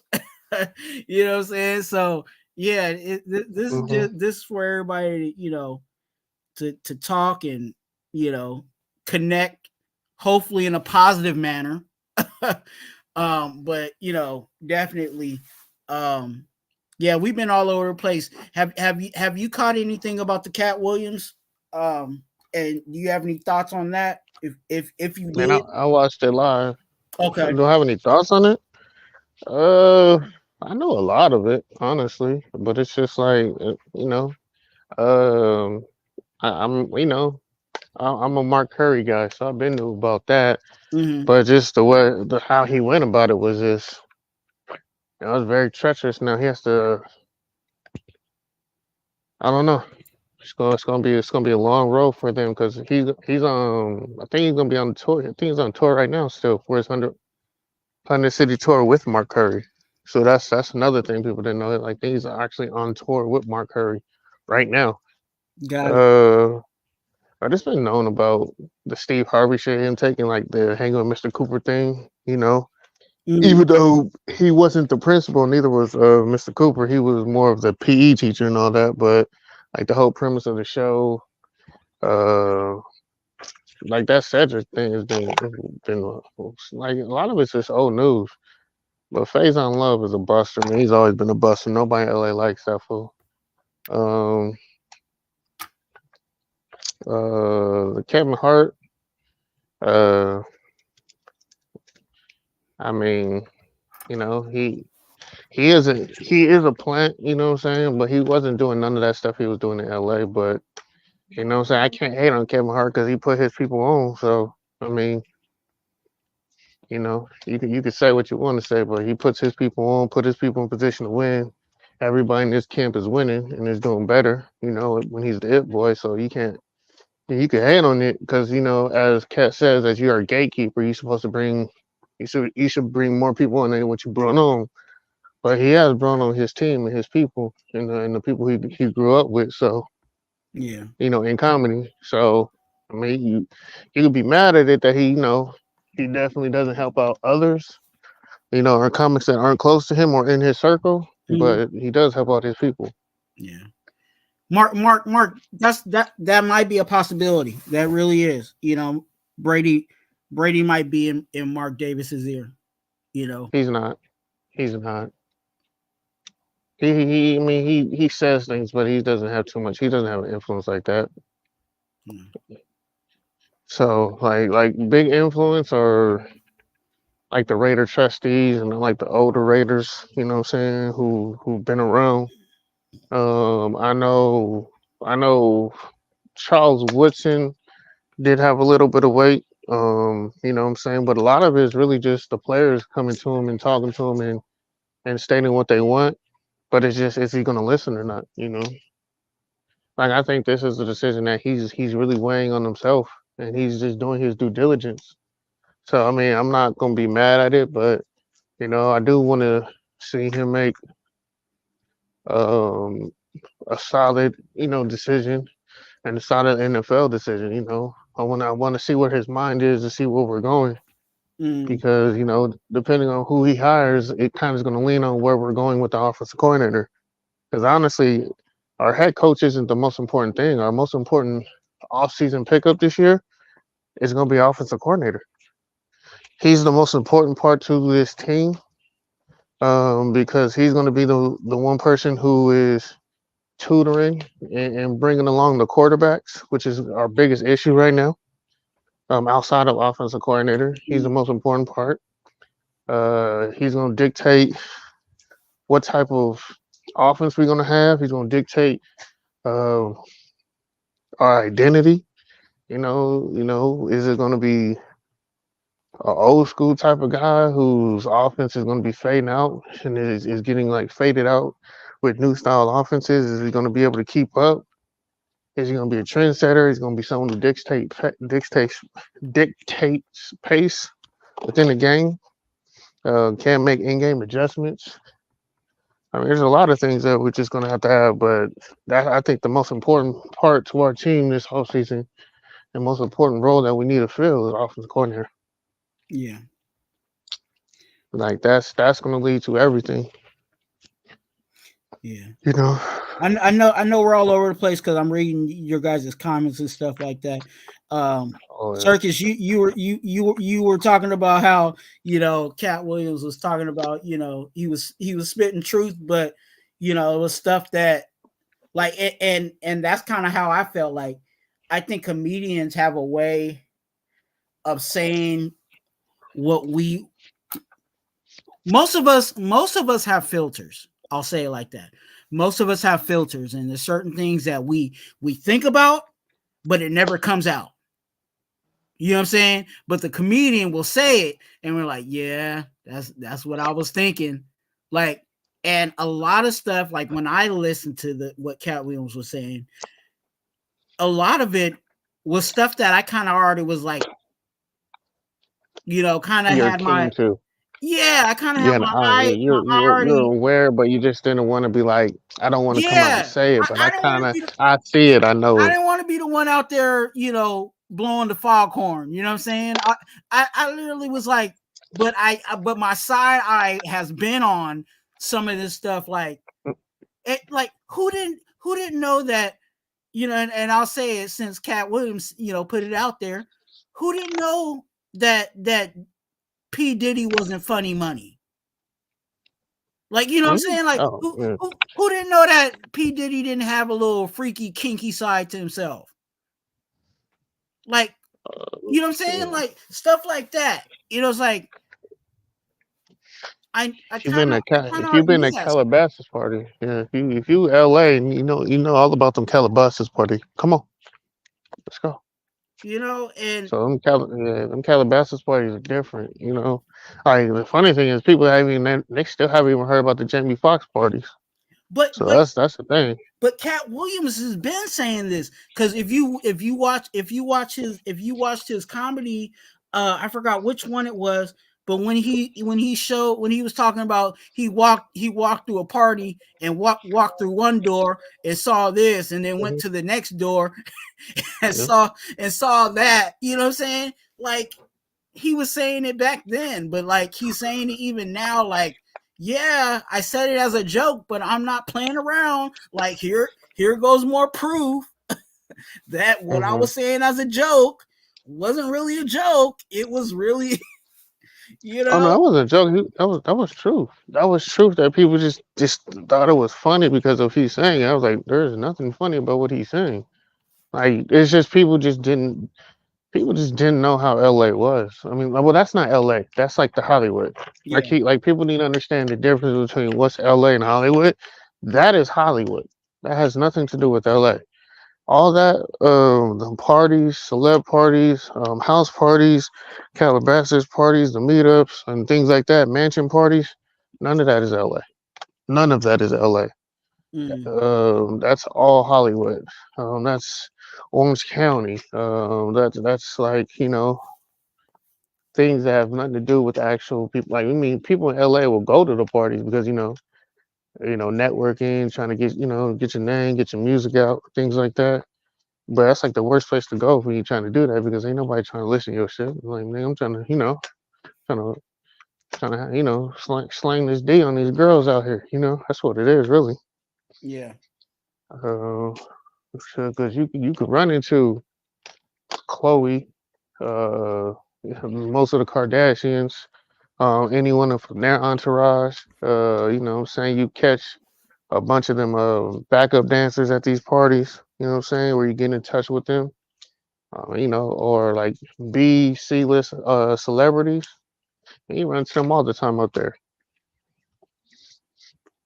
So that's really what it was. They're just depending on who throws it. Who just depends on who's gonna be there or what agency is hosting it or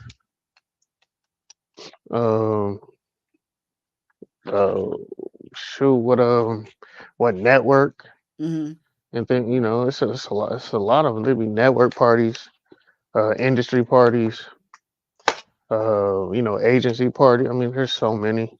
mm-hmm, You'll have you can have 5 different parties in one day. You know what I'm saying? And they all be on the same house. So, it is what it is. And a lot of the times they be trying to outdo each other. So you can see some wicked, wicked things up there. I've personally only been to one in my, I've lived out there for my whole life. mm-hmm. I only been to one. And one was more than enough, man. It was more than enough. You see some shit that you just, this is different. This is weird. Change your whole perspective on how you perceive people or look at people and their imagery will all change. People that you looked up to and be like your biggest hero in like Hollywood, you just be like, damn, you a sucker. Like, for real, this is you. Their alter ego is more, is a lot realer than what their actual personality is, and you end up mad. But I will say they fun though. You know what I'm saying? If you're trying to get your dick wet, that's one place you want to go. Come on. Yeah. But people just get caught up because it's the fakest place you can be, honestly. So, a lot of people are phony that be going to these. Plus, there's a lot of free agent OCs out there this year. Ken Dorsey being one of them. No. So we don't have to stress too much if AP gets the job. I'm not, like I said, Ken Dorsey will get you fired. No, but I feel like with AP, I think AP has an idea of guys that he wants to bring in, and the guys that he brings in, they're going to be proven. You know what I'm saying? Whether they're they've already done the job, or they played the game. You know what I'm saying? It might be like that. He might bring in ex players that that have a mind to coach or have, I'm not saying they're gonna be the in the big holding jobs, but what if all of a sudden you had Justin Tuck as a pass rush assistant, or you know what I'm saying, some type of role in the coaching staff, and all he does is help our pass rushers develop their pass rushing. Like there's a whole lot of things that AP could bring in, or solid guys. Like, does Tom Coughlin have a job right now? Does Adam Gase have a job right now? Does Marvin Lewis have a job right now? He could hire one of them on the spot and be like, "Hey, I need you to come over and since you ain't doing nothing, being the advisor advising." Yeah, that's what it is. They're advisors right now to AP. Yeah. So that's what. So that, but there again, all of that could be just like we had. I forgot. It was Rob Ryan. Rob Ryan was like the senior, assistant on the defense or something like that. He had some type of, type of like that. Like you could have all these decorated, proven, et ceteras, helping you make the decisions, and then you just finally make the final call,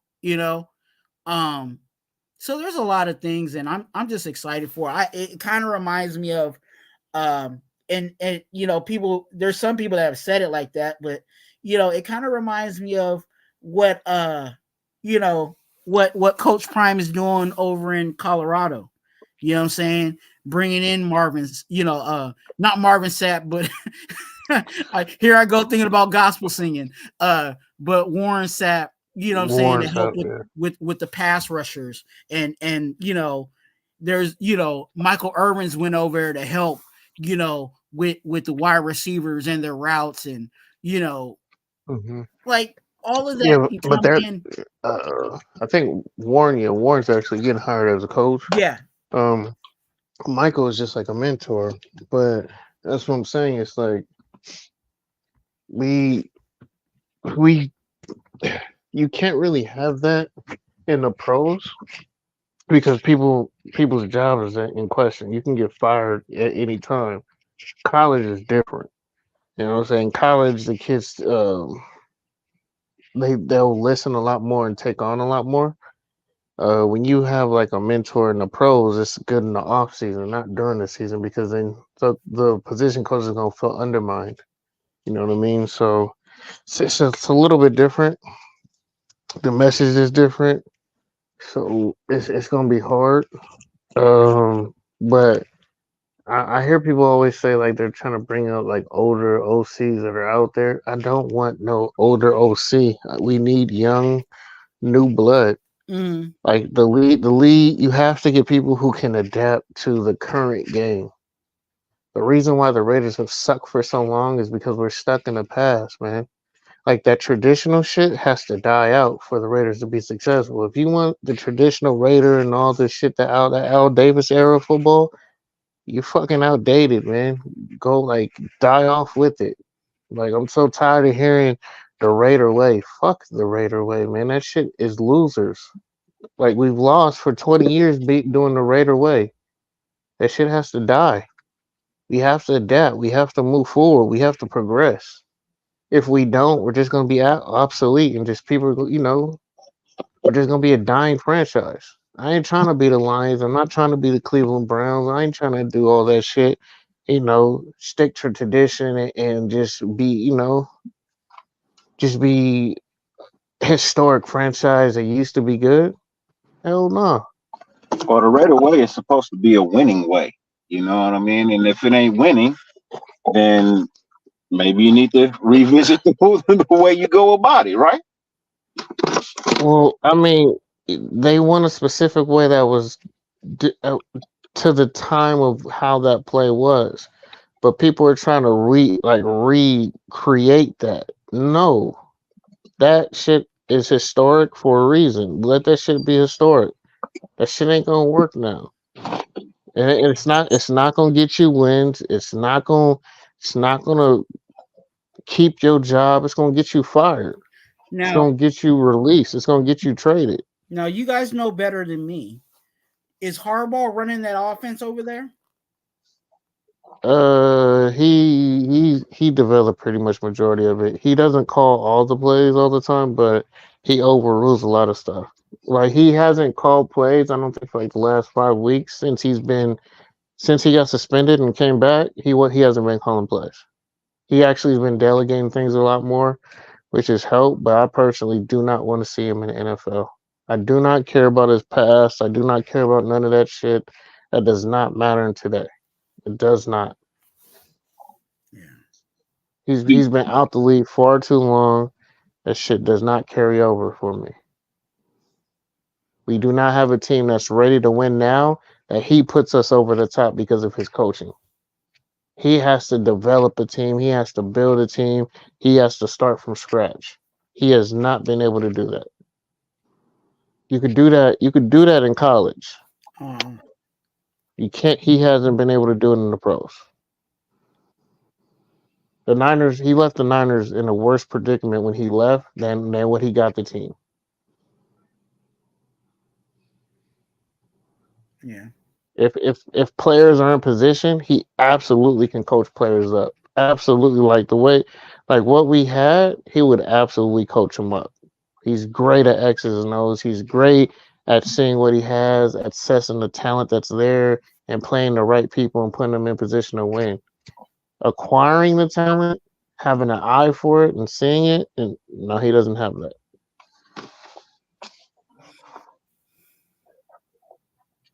I mean, AP is the way, but I mean, he needs. It's more than just AP. Yeah. It's more than just one person, and he needs to be able to bring people and bring the right people. I don't know how extensive his and deep his phone book is for people who he could bring in, because a lot of the people that he worked with, they weren't too successful on the offensive end. At ASU, they weren't too successful on offense. I don't want to see nobody from that staff. High school, nope.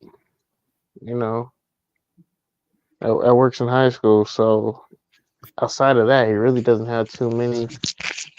His network ain't too big, so and extensive. I don't know what it is. That's the scary part of hiring AP. You don't know how extensive or how deep his connections are to where he can, bring people in. Yeah, respect. He has respect. The problem is, can he bring people in and hire people? It ain't about the respect. He's going to get the respect. He's going to command the respect. Problem is, can he get people in here and get the right people in here to want to come here? People need to understand the reason why teams, like players or coaches, didn't want to come to the Raiders before is because we was in shitty ass Oakland, man. That stadium was atrocious, man. No one wanted to come there. I mean, now you have a better stadium. Now you have that, but you still have the funk and the stigma of the Raiders, man. Of a funky ass organization that gets it wrong. They don't get it right. And usually when you come to the Raiders, man, you leave with a stench on you. You don't leave better, you leave worse. The only time people would leave better is if you played offense for the Raiders when you had Derek Carr. Guys on the field would get paid, but as a coach, you wasn't getting paid when you left the Raiders. Hey, well, wait, who told you ain't a fan? But I'm just a fake fan because I've never been to a game. And tell them to SMD, man. Just because you ain't been to no game doesn't mean you ain't no damn fan. People think because you go to a game that makes you a fan. No, that doesn't make you a fucking fan. It doesn't make you a better fan than someone just because you go to the games. Because I know a lot of stupid MFs, stupid SOBs who don't know a damn thing about the game, but they show up and be like, oh, I'm diehard. Oh, really diehard, but you can't name your starting offensive line. You can't name nobody. You can't name nobody that doesn't have a jersey in the stands. Fuck out of here, man. So tired of that. Or if you critical of your team in any way, oh, you ain't no fan. Okay. Go tell them to burn all their Raider gear or give it to someone who deserves it. Tell somebody that they not a fan. Can't stand people like that.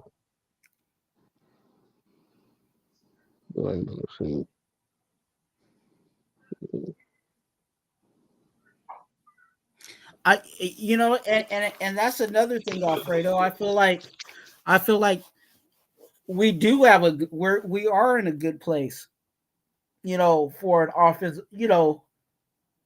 I think this would be a pleasing spot for an offensive coordinator. You think so? Yeah.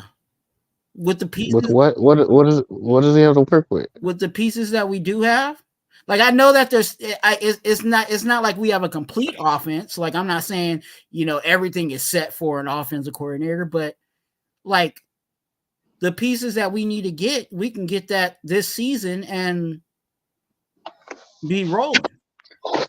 This is the issue that the Raiders are going to have. Fix the offensive line, identify who our quarterback is. You know what I'm saying? We have Jacoby Myers and DA. We got tight ends. This is the thing. How long? I'm not trying to be offensive coordinator. I come here and then my next year I lose all my weapons. I don't know if my running back's going to be here. I don't know if we can keep my star wide receiver. I have no quarterback. My offensive line isn't the greatest, and it's only getting older at key positions. But he gets to pick his quarterback this year. But I get to pick my quarterback, meaning I don't have a quarterback, meaning I don't have nothing solid or solidified. I have to create something. Mm-hmm. So that's gonna wean out a lot of guys who are ready to win. Like, okay, well, they're not ready to win now. I don't want to build. So, like, getting an older guy, he's not gonna want that. You're gonna have to get a new guy who's trying to prove something, who wants to prove something. You know what I'm saying? And then you have to figure out if he knows what he's, if that's what's gonna work for you, if that's something that you see. Is it gonna work? And is it gonna work with the current roster that you have with guys on the team? Because you can't just rebuild and revamp the whole offense. Like that's a lot. That's gonna be a lot to manage and figure out with your head coach. You know, your GM, the owner. I mean, that OC is gonna have to like really have a plan on what he wants, and most importantly, know how to execute it and explain how he's going to execute it. Because I think a lot of time we've been sold on something, but guys don't know how to execute it or haven't been able to explain how they're going to execute it. And that's what's been the issue with me.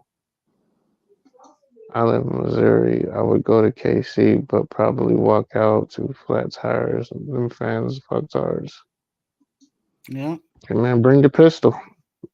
Bring the pistol and then see what happens. What happened? Or just park in valet.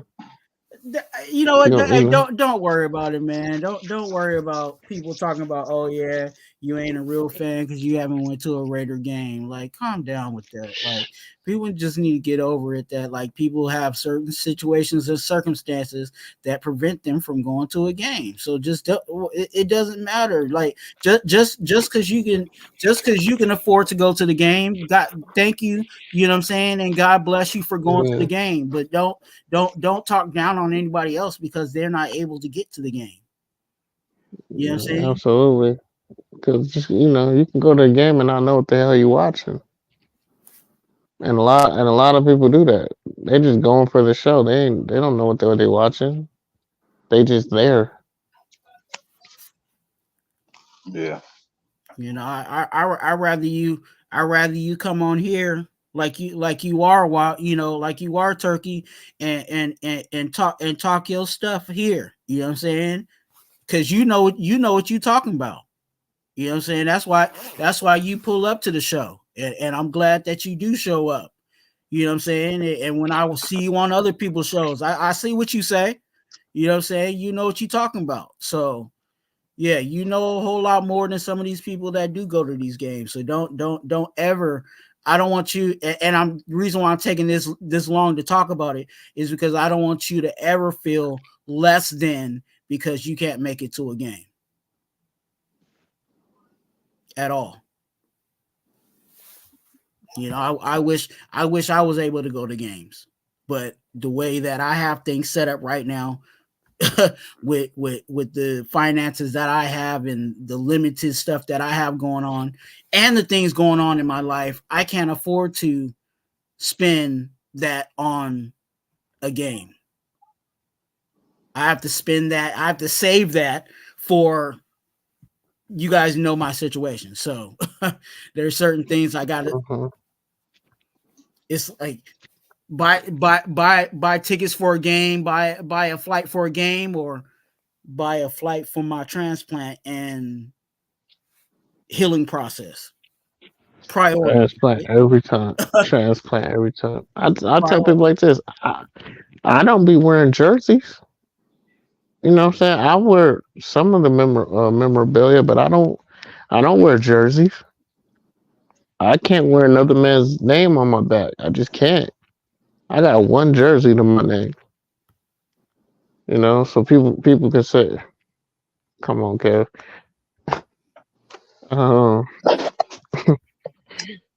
You lost my whole train of thought. Yeah, but I mean, I just love the people when they say that. I just tell people if you can get this hat off me or whatever Raider gear I'm wearing, then it's yours. But majority of the time, ain't nobody gonna take that challenge. I've yet to see someone take that challenge. Well, I'll take that back. One person did, but they weren't successful at all. Let's put it that way. They had a very long night in the ER. Right. But we're no here, no there. But I hear people. It's like, yeah, the OC gets his opportunity to build, but the problem is, man, it's not. I'm gonna be honest, man. The Raiders are not a lucrative place right now, man. For certain people to come here and just Like, everyone thinks that people are just going to want to come to the Raiders to build something. Right. That's not the case. It really isn't the case. A lot of guys aren't trying to come and build something and take 2, 3, or 4 years, because you're not getting 2 or 3 to 4 years. Guys are getting ran out after a year and a half, 2 years. We haven't had a coaching staff last 3 years in how long here? We can't keep guys 3 years. So you think people are going to want to come to this organization and try and build something, knowing that they have they have to be effective immediately? But the reason why I say it's a desirable position is because they get to select those things that in which they need to fix. Like I said, they get to pick, they get to identify what quarterback they want, right? Mm-hmm. Instead of coming in and, oh, there's already quarterbacks on the roster, so I got to pick quarterbacks, and I got to make these quarterbacks work with what, you know what I'm saying? I got to make these quarterbacks work with what I got. Instead of, oh, I know that this quarterback is going to work with, you know, for an example, I know Caleb Williams is going to work with my offense. So, GM, go get Caleb Williams. And now Caleb Williams is a Raider. You know what I'm saying? Or I know Penix works perfectly with what we're trying to do here. You know what I'm saying? Offensively. Go ahead and get Penix. And now you identified the guy that works for your offense. You know what I'm saying? Like, that's why I say an offensive coordinator would probably like this position, because it's not like he has to deal with what's already on. He does have to deal with some of the stuff on the roster, but it's not certain things where, you know, oh, is the offense really going to be, like, for an example, DA, he's here. Renfro, Renfro's still here. Jacoby Myers is here. You know what I'm saying? We still have to make a decision on running back if we want Josh Jacobs or if we're gonna move on and get Zeus. You know, keep Zeus. But again, that's up to the offensive coordinator. If the offensive coordinator says, I need Josh Jacobs, then we're gonna, you know, tag him again. And then we got, you know, then he gets to pick his quarterback, fix the offensive line, and what else do we need on the offense? Tight ends. Well, I think that this is a desirable place from a few more standpoints. One, you got to look at it financially. You know what I mean? It financially makes sense for head coaches to want to come here. Just looking at the state tax, you know what I mean? But more than that, you also have an owner who's willing to give you, you know what I mean, a majority stake, which is what a lot of head coaches are looking for. You know what I mean? And with Mark Davis taking the slightly hands-off approach, it is just a little bit more desirable for people to want to come here and coach and as well as play. You know, still trying to figure out what's going to go on with the Tom Brady situation. I highly doubt that they block him again. You know what I mean? So once we get that situated, that's going to also tie into bringing in free agency and things of that nature. And so, I mean, this offseason is going to be a very, very fun offseason because there's a lot of things that this franchise is going to change and has to change. So I'm just looking forward to seeing the fun. You know what I mean? And getting back out on the field, finding a productive product, you know what I mean? Something that'll get out there and actually fight to the T every game.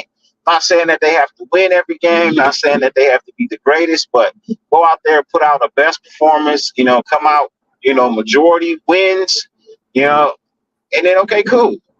You know, I'm not looking for a Super Bowl right now. I mean, how many coaches come in first year, take their team to a Super Bowl?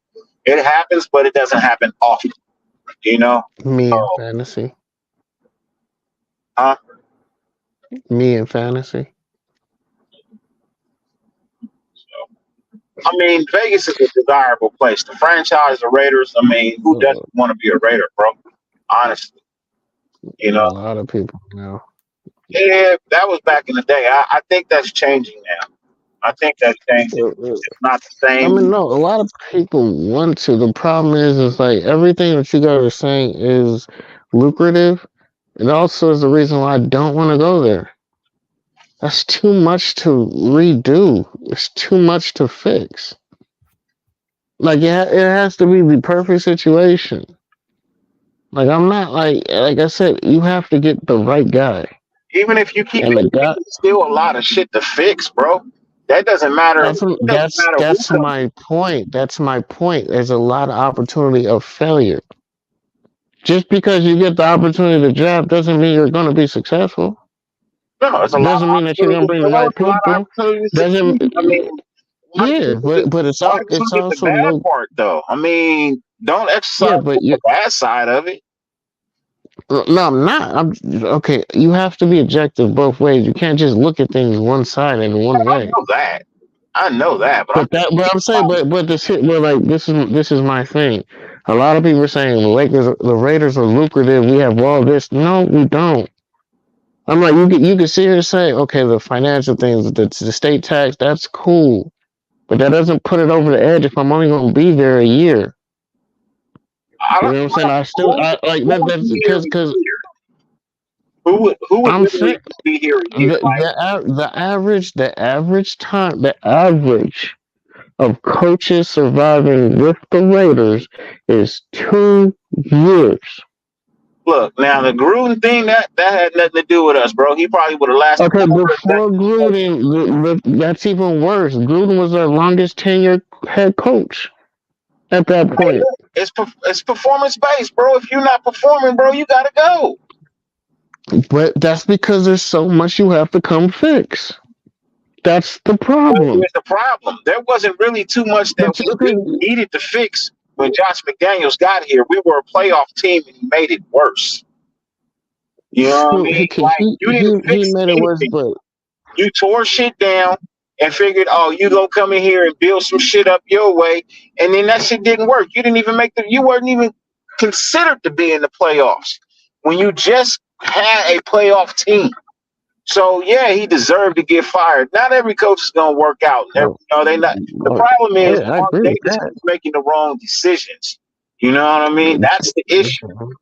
Hopefully he makes the right decision this time. Whoever it so shall be. You know what I mean? I think it's AP. I personally think the right decision would be to give AP the job. I'm not interested in Harbaugh. I just maybe last year before we got Josh McDaniels, I would have taken Harbaugh over McDaniels. But as it stands 100%. Right now, I like the way the team is producing under AP. And I feel like he has the attention of the team, and he just needs a quarterback, an offensive coordinator, and a line up front. Get that line to block up front. You know what I mean? Get you a quarterback and get you a true offensive coordinator. You know what I mean? Who has some experience, some know-how, and go from there. Honest, the offensive line isn't that bad. It's just the scheme itself is bad for them. Well, like I said, get it to play. Either get you some offensive linemen or get that one to produce. You know what I mean? We definitely need that.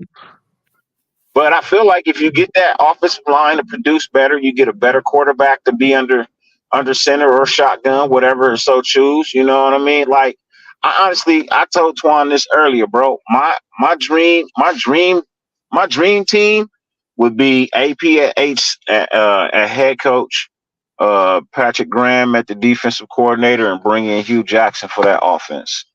You know what I mean? Go get you a quarterback out the draft, somebody who was a dual threat. Me and you talked about Penix. You know what I mean? What I like and what I dislike about him. I told you the only thing I didn't like was his mechanics, but if it works for him, fine. I really don't give a shit. You know what I mean? So be it. He's our quarterback. If we go draft a quarterback, he's our quarterback. Hey, Twuan, send me the link to IG, bro. I just got home. I'm gonna go on the studio. It's my phone about to die. Oh, for sure. I'll be right back. All right. Well, that's just my thing. I saw a comment. I'm actually looking at comments. Kev, you said Raiders still a better place than Carolina and the Jets. No, they're not. No, they're not. Carolina's a toss up, and the Jets, they're not a better place than the Jets. Jets are a lot closer to a finished product than we are. They're probably one weapon away. They need a deep threat at wide receiver, someone to take it off. I mean, they can get a possession receiver. They got a running back. They got a decent O line. They just need a quarterback, and they have a very, very solid defense. We're not a better destination than the Jets.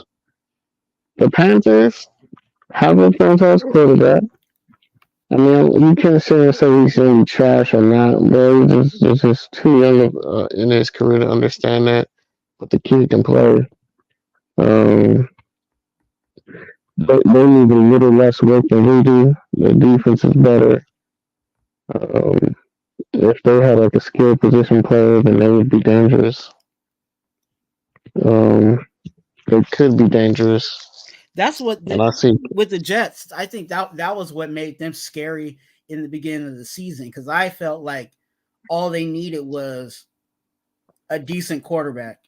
And the worst possible thing that happened to him happened on game one. Yeah, exactly. Like, and that's why, like, despite what people may feel about Aaron Rodgers, like Aaron Rodgers is a competent quarterback. So yeah, if they would have just had that all season, just imagine if they just would have had basic quarterback. You know what I'm saying? I'm not saying the top quarterback, just basic quarterback play. You know what I'm saying? This season, they would have been a whole lot better than what they were. Their running game helped. You know what I'm saying? I won fantasy because of their running game, even though teams knew that's pretty much all they had. You know what I'm saying? Like, I could have got a whole lot of more yards out of their running game if their quarterback was actually a little better. But that was just, again, when you're dealing with Zach Wilson, and who was their last quarterback? Because it was Zach Wilson, and then they had somebody else. Joe Flacco. No, it wasn't Flacco. Flacco's with the Browns. Mark Sanchez? No, Flacco was there. Flacco was with the Jets. Mark Sanchez was there. No, I'm talking about this year. The third string. I don't know his name. Yeah. So yeah, it was bad. It was really bad. You know what I'm saying? So that's the only thing that I really thought was missing from the Jets. Is Sam Darnold still with the Jets? I don't even think he's still with the Jets. Yeah, that's saying, like, but you can't anticipate Aaron Rodgers going down week one. So, and like, nothing I'm saying is a reach. You guys just think it's a reach because you're so adamant about being like with the Raiders, but the Jets are a better looking team. If I'm going to coach, the Raiders are not high on my list to go coach. They're just not. Sam Darnold is with the Niners. I mean, I like the opportunity, but you have to really assess the situation. Like Trevor Simeon, I mean, you're not winning with that. Their quarterback after Wilson. Yeah, but I'm saying you're not winning with that, and I'm gonna be honest, man. I have not been sold on the defense. I understand that they're a lot better than where they've been for the past 2 decades. But let's keep it real. We play 7 backup quarterbacks, and we're about to play an 8th. That ain't happening next year, man. It's not. It really isn't. And they're not solid all the time, even against backups or against the third-tier quarterbacks. We're gonna look good against backups. No, it's not our fault that they got hurt, and we definitely need to take more advantage of that opportunity. We just didn't. So if you're anticipating that that's what's gonna happen next year, well, you really like just I don't know, like it's gonna be hard talking to you next year because you're just not gonna be realistic. Um, so I'm not too high on the defense as everybody else is, but they are better and a lot better. They definitely look like a unit with something to build upon, but the foundation is still weak for me. But I definitely do like what I see at the defensive ends. But there's a lot more to build upon, and they need work. I personally want to say thank you, Patrick Graham, but your services are no longer needed.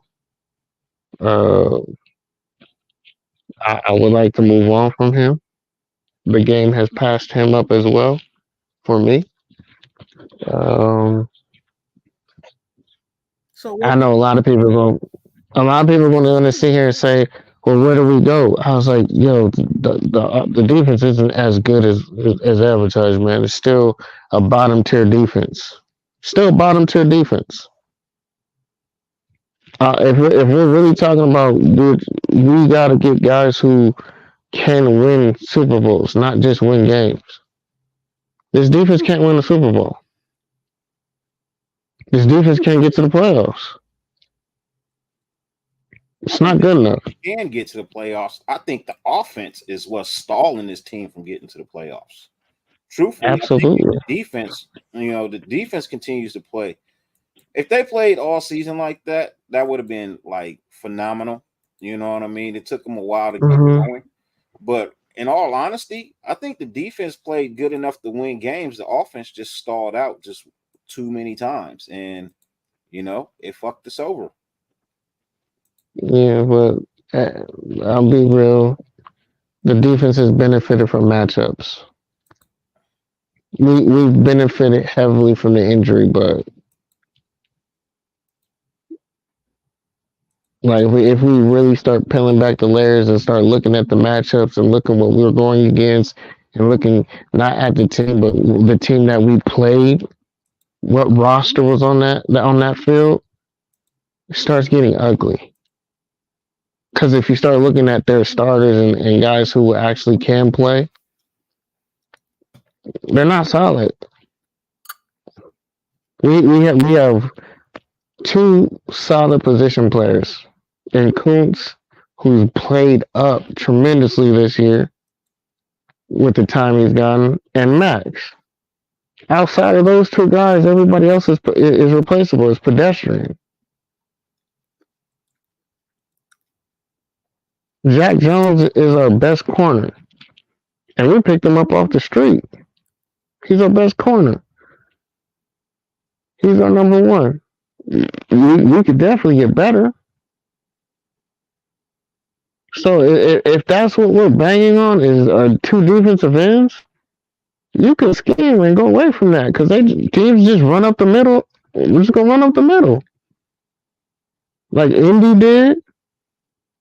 The Broncos are gonna try it. I mean that isn't gonna win anything. It's going to look good in the stat sheet. It's going to look good on paper, but it isn't going to lead to wins. I'm cool on looking at stat sheets and just seeing stats, man. Like when we get turnovers, majority of the time they're in the same game. I'm like, okay, yeah, we did that to Patrick Mahomes, but then when you look at it, that wasn't the Kansas City Chiefs team that's going to be in the playoffs. That was an injury-riddled team, and honestly, we forced Patrick into making bad throws. He had a bad game. Which quarterbacks are liable to have bad games? He was forcing things because he had no guys to throw it to. You got one weapon. You see what happens. You can make a Hall of Famer look very pedestrian when you only have one weapon. Look, I understand what you're saying, JT. You know what I mean? I'd really be hard pressed to argue it on any other situation. But I can also say this: there's also defenses that have gone up against them that haven't done that. That was faced with the same situation, same team that we were faced with. So the fact that we showed up and beat them on Christmas Day the way we were supposed to, and you can't take that from them. I don't care what the so what? Doesn't matter. What am I taking from them? That I'm just being realistic. I know you're being real. I am too, but I'm just saying, realistically. But what was the score again? What was the score again? What I'm saying is, there's teams with defenses that are supposedly better than ours that couldn't do what we did. Now, the issue is consistency. They don't do it consistently. Yeah. And they need to do it more consistently, but at the same time, the offense needs to show the fuck up. Yeah, that was the thing. They played into our hands and they played into our strengths.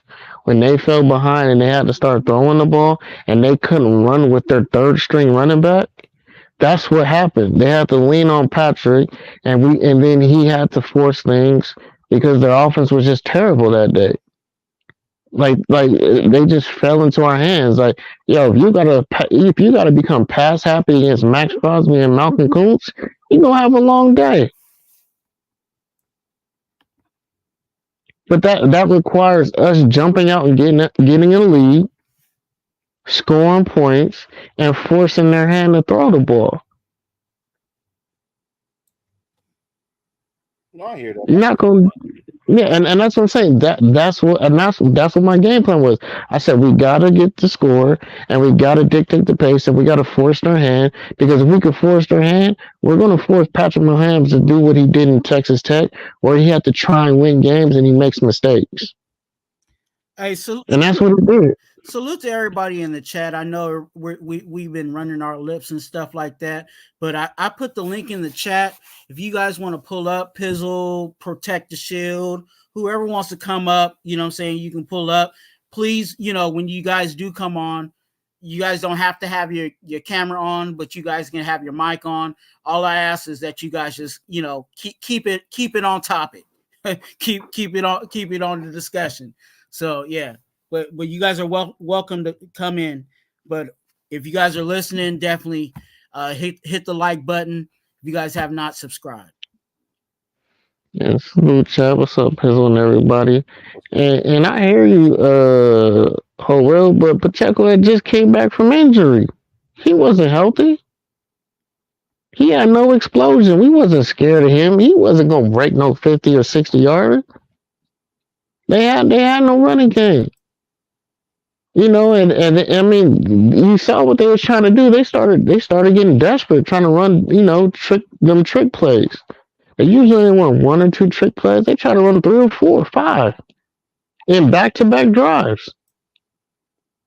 Then Patrick had to force things because the receivers were dropping balls.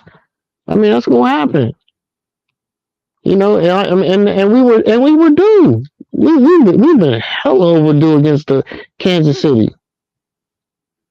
You knew we were due. It was just a buzz saw for them, man. It just happened, just happened to fall on that day. I like it because, again, I'm not kicking it because we are a better defense. But if I'm going to truly look at it for what it is and critique my team, they're not that good on defense. They're better, but it's because we've had shit. We've had a shitty defense for so long that when we finally get something better, we're overzealous with it. Because it looks good compared to what we're comparing it to. We're getting finally got turnovers on the board. But it's like, we're getting turnovers like 3 or 4 a game.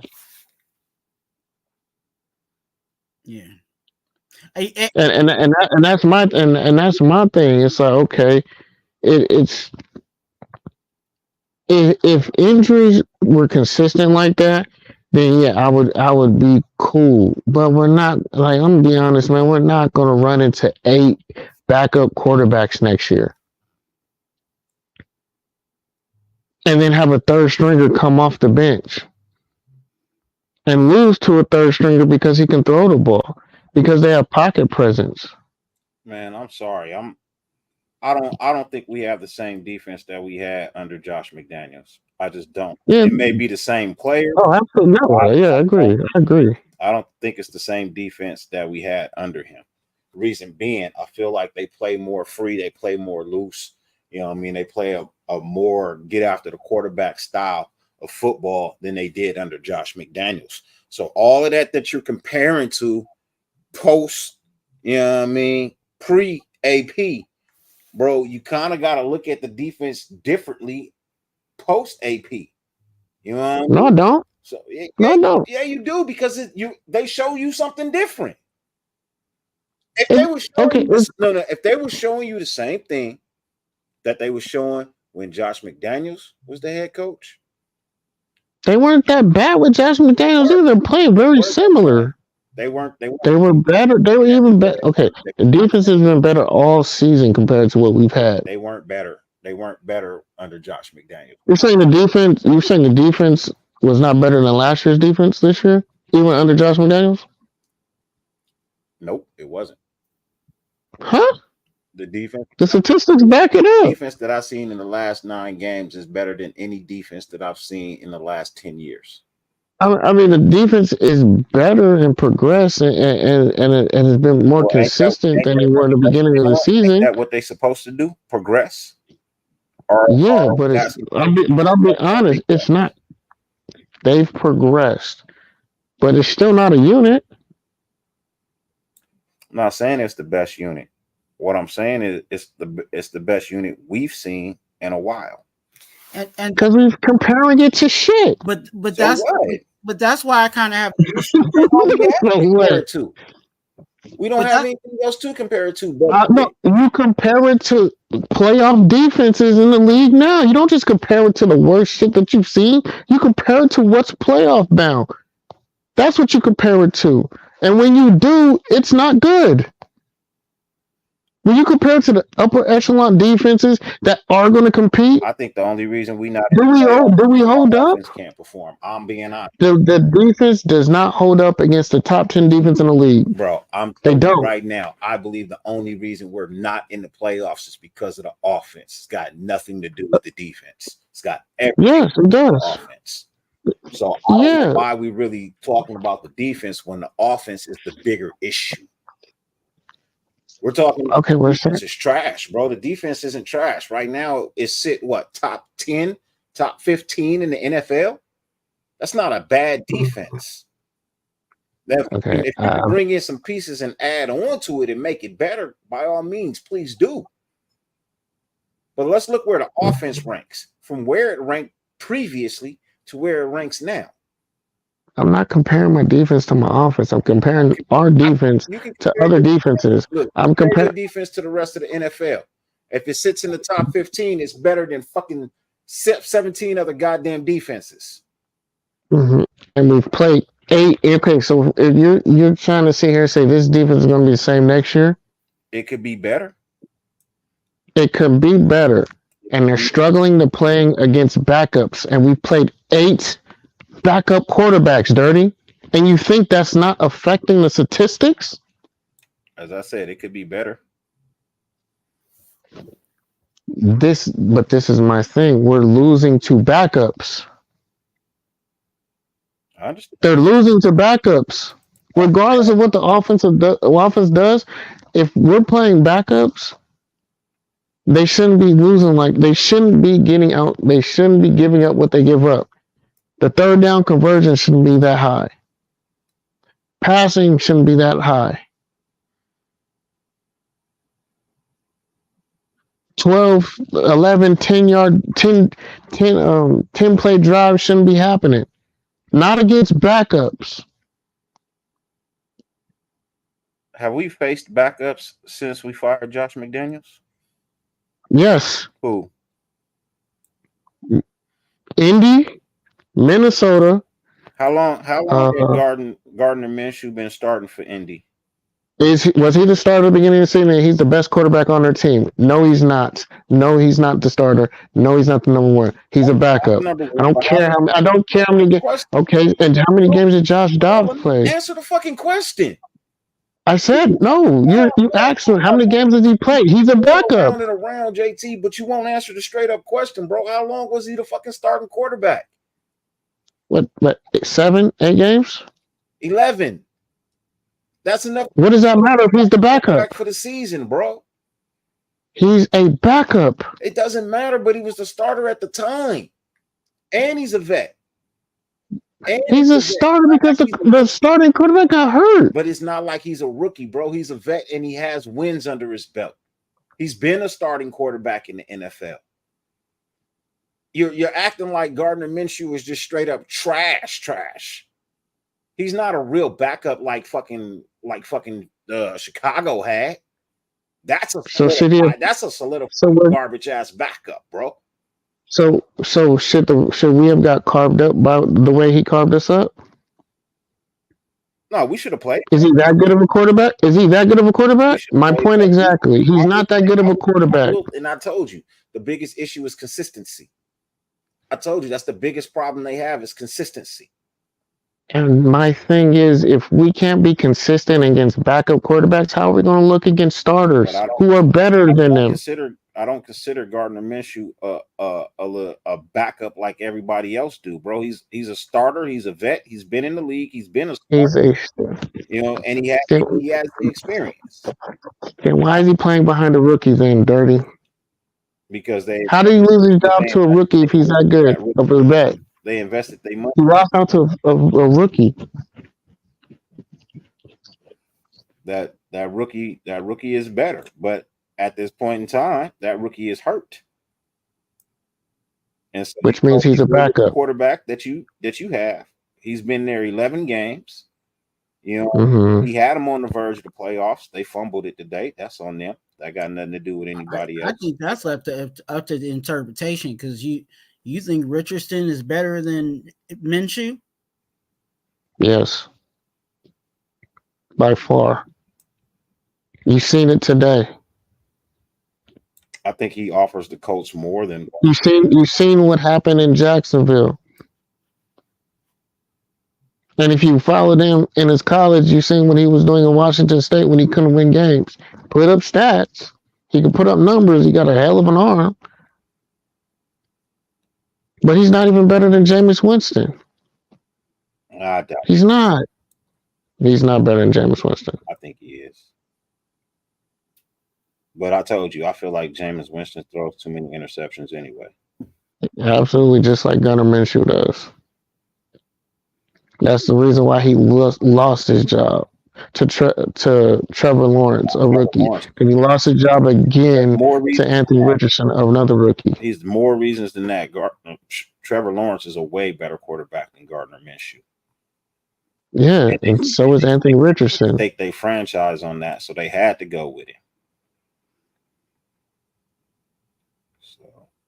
Like, don't get me wrong, I agree. Our offense is the reason that we aren't in the playoffs.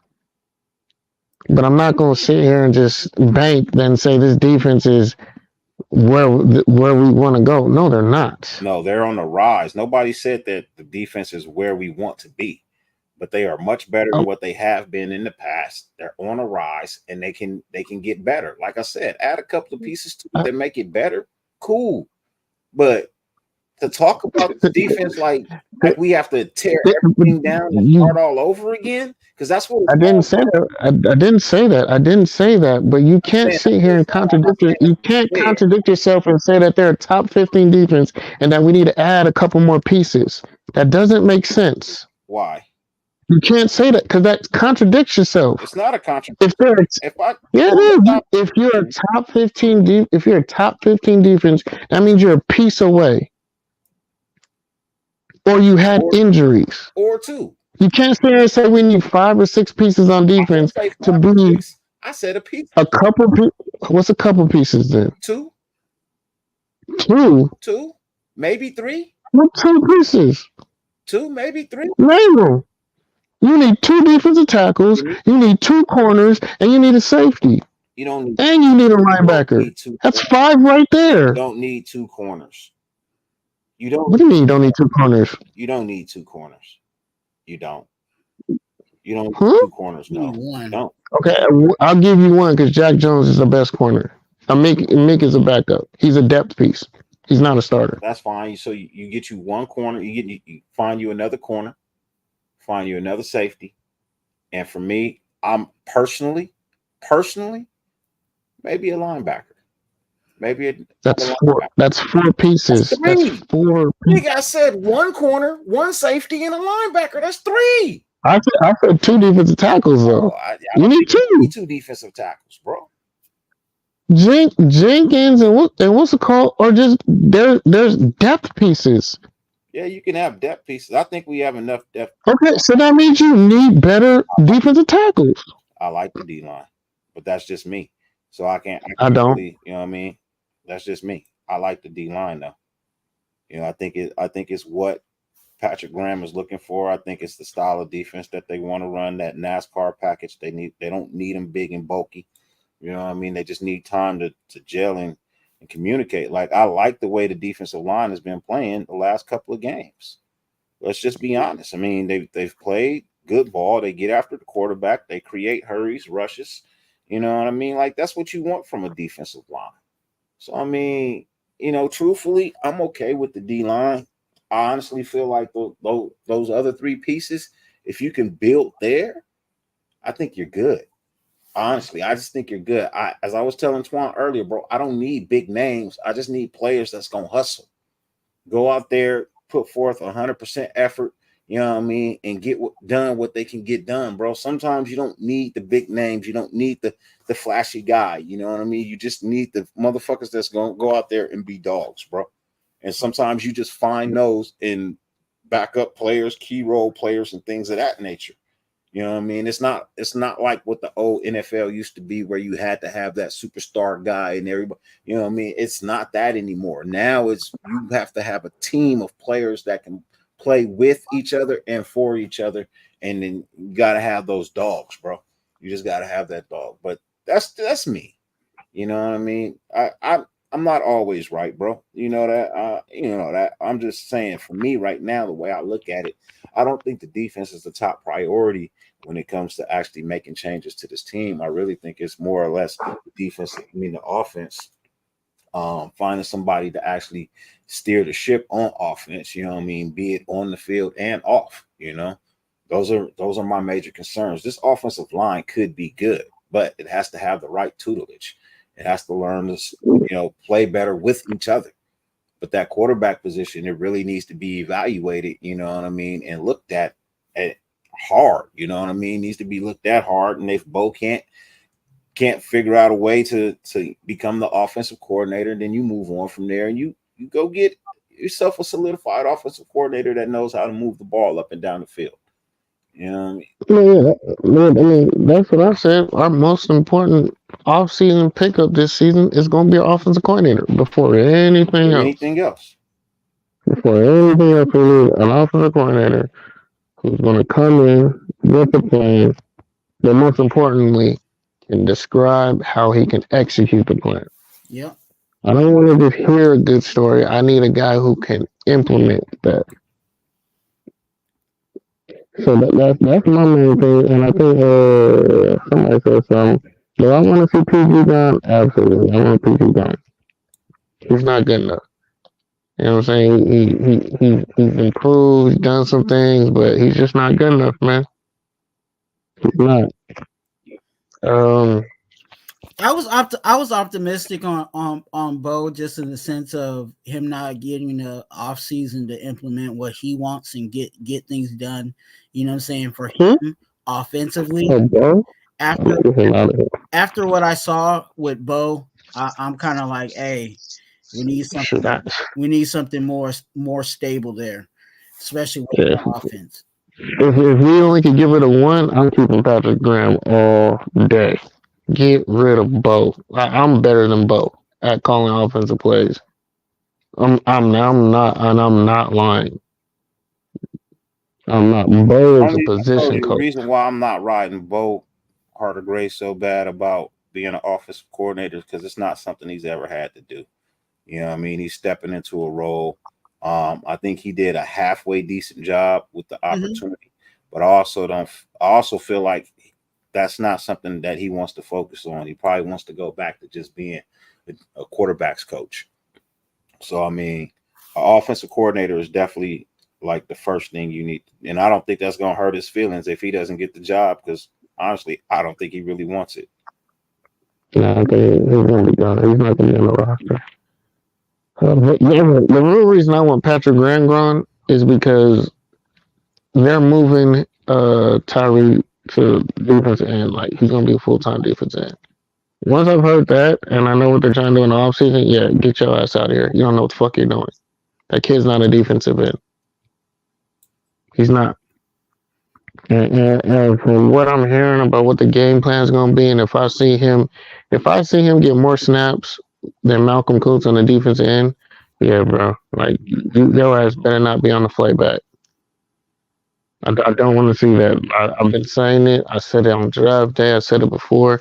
This kid ain't no defensive end in the NFL. He only played defensive end in college because he was just a freak of nature. But everyone is a freak of nature in the NFL, and that's why he's very pedestrian. This kid cannot hack it. He'll be gone. He'll be out the league in 4 years, 5 years. If we leave him at defense end. If they swallow their pride and move this kid to defensive tackle, he can do something. He can grow. He can get a couple snaps at defensive end too. But to sit here and make this kid a defensive end when he's not, you're the problem. And that's where I thought, and just my envision for Tyree Wilson, I thought that he was going to come in. He just came off of the injury. You know what I'm saying? So this year was kind of a little, here and there. But for this offseason, I thought that he was going to come in, kind of be more of that defensive tackle, but gain a little more weight. Have them, have him go on the weight program and have him come in a little heavier so he's able to do a little more at D tackle and still be able to, play on the outside if he needed to, but primarily be our one of our guys inside when we want to pass rush. You know what I'm saying? And I think that would work perfect for him. Oh yeah, I think he's one of our better defensive tackles. Because I think he's a little. I call it light in the booty, but I think he's a little light to really be, He'd like to be elite from what you're saying, yeah. But honestly, he's so strong. He makes up for it for his weight. He's just so strong, and he's so long and has the leverage. He makes up for it.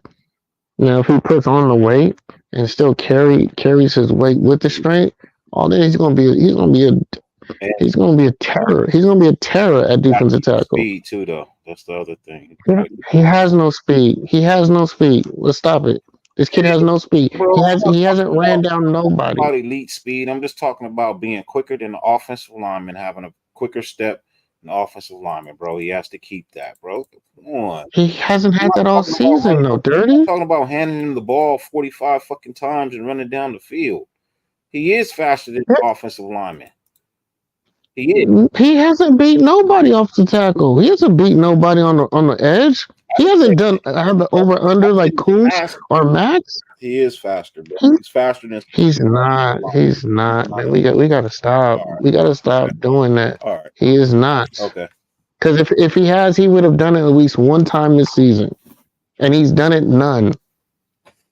I'm not. His get off is slow. I'm not. That means he's slow. In that he's faster in that sense. I'm saying once he's not slow. He's not slow, bro. We know what slow is. Bad feet. He has bad feet. He has no lateral movement. He ain't running down nothing in the NFL. He's not. Like he's like you said with Gardner Minshew. How many games has this kid played now? And we ain't seen a glimpse of him having any type of speed or burst.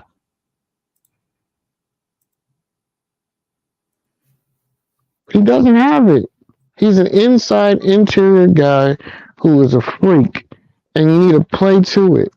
And if you can't see that, if you can't assess that throughout the whole season, and you still see this kid as a defensive end, and he has any type of option of being a defensive end, you're not going to be here long, man. It's going to be NFL, not for long. You're not built for it. Okay. And we're going, and if you think that, we're going to still be the sorry ass team that we have been for the last 20 years. Okay. I hear you. Because that means if we move him to defense end, someone has to sit down. That means Kuntz isn't playing. He ain't gonna play over Max. We just know that. And Kuntz is way better than him. But if he's playing defense end, that means Kuntz is gonna be on the bench. Okay, I hear you. I'm just saying, bro. People are entitled to their opinion. Just because you say what you say doesn't make it right. I still feel how I feel. I'm not going to change. I mean, yeah, okay. So, this is my thing. Would you rather have Kuntz on the field or him? At D tackle or D end? What are we talking? Defensive end. Defensive end. I'm arguing he's a defensive tackle. I'm arguing I told you, we both been on that argument, bro. He's a better defensive tackle than he is a defensive end. I'm not talking about him at defensive end because, in all honesty, he hasn't really done anything for me at defensive end. All his real me looking at him like, okay, I like what I'm seeing. It's been him playing at his position over the last couple of weeks that he should be at on a consistent basis. But they moved him to defensive end last week. He played because I really didn't draft him for defensive end like that. I told you on draft day, I thought at the end of the year, I thought what my roster would look like. You know what I mean? And if you go back and look at it, I literally said I got him at defensive tackle by the end of the year. I have him at defensive tackle by the end of the year because I feel like that's a better position for him. He's faster and stronger than the interior line most of the time. I'm not talking about the outside. I'm talking about the inside. He's faster. He's got a better step. He's a little bit quicker than most centers and guards. You know, and that's my problem right there. When we shoot, he's better at defensive tackle, and yet we're still pushing him to be a defensive end. I don't want we're still. That's why I don't want Patrick Graham because that's what they're pushing him to. Yeah, I'm not. That's my problem. Him playing defensive end. What did he put? But that's what I'm saying. Where was he at majority of the game and with the Colts? He wasn't in the middle. He was on the edge. I had a hell of a game. I was loving not seeing that boy on the field in the middle.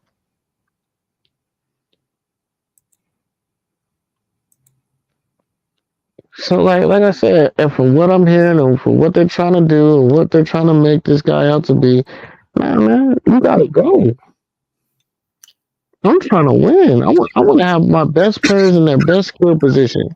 And his best position and his skill position, even though it's not his natural position, is defensive tackle. If I see Malcolm Kuntz on the bench because we're playing someone who couldn't hold a candle to him, that's a problem. That's a big problem and a red flag for me as a coordinator.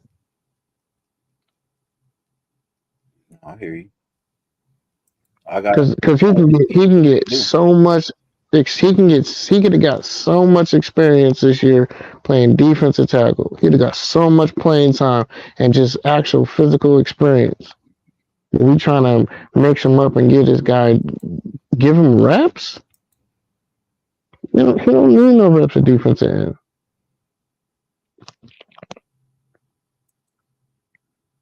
You know, so that's what I want to see this Sunday. If I see him on defensive end, I'm gonna lose my cool, man. It's just frustrating seeing that. Because that tells me you really don't have an idea what you're gonna be doing next season. That tells me that you might not draft correctly going into this off season. if you're seeing him as a defensive end.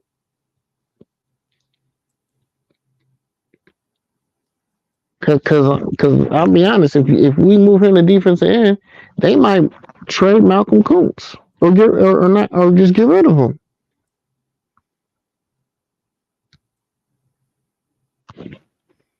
I don't think that's the case.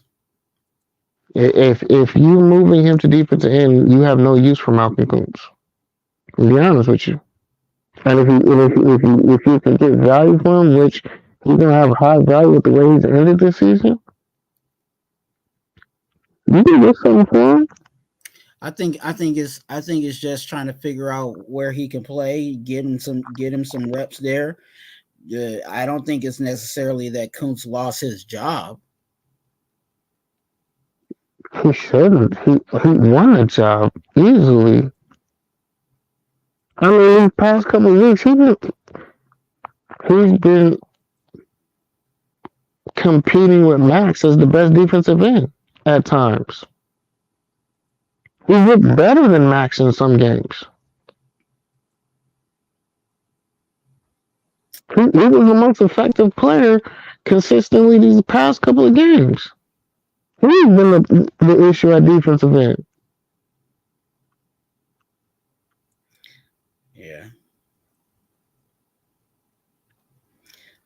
I just feel like with Tyree, they're still trying to figure out what they really want to do with him. You know what I'm saying? But I think we all identify that he should play defensive tackle. I think he should gain maybe 5 to 10 more pounds.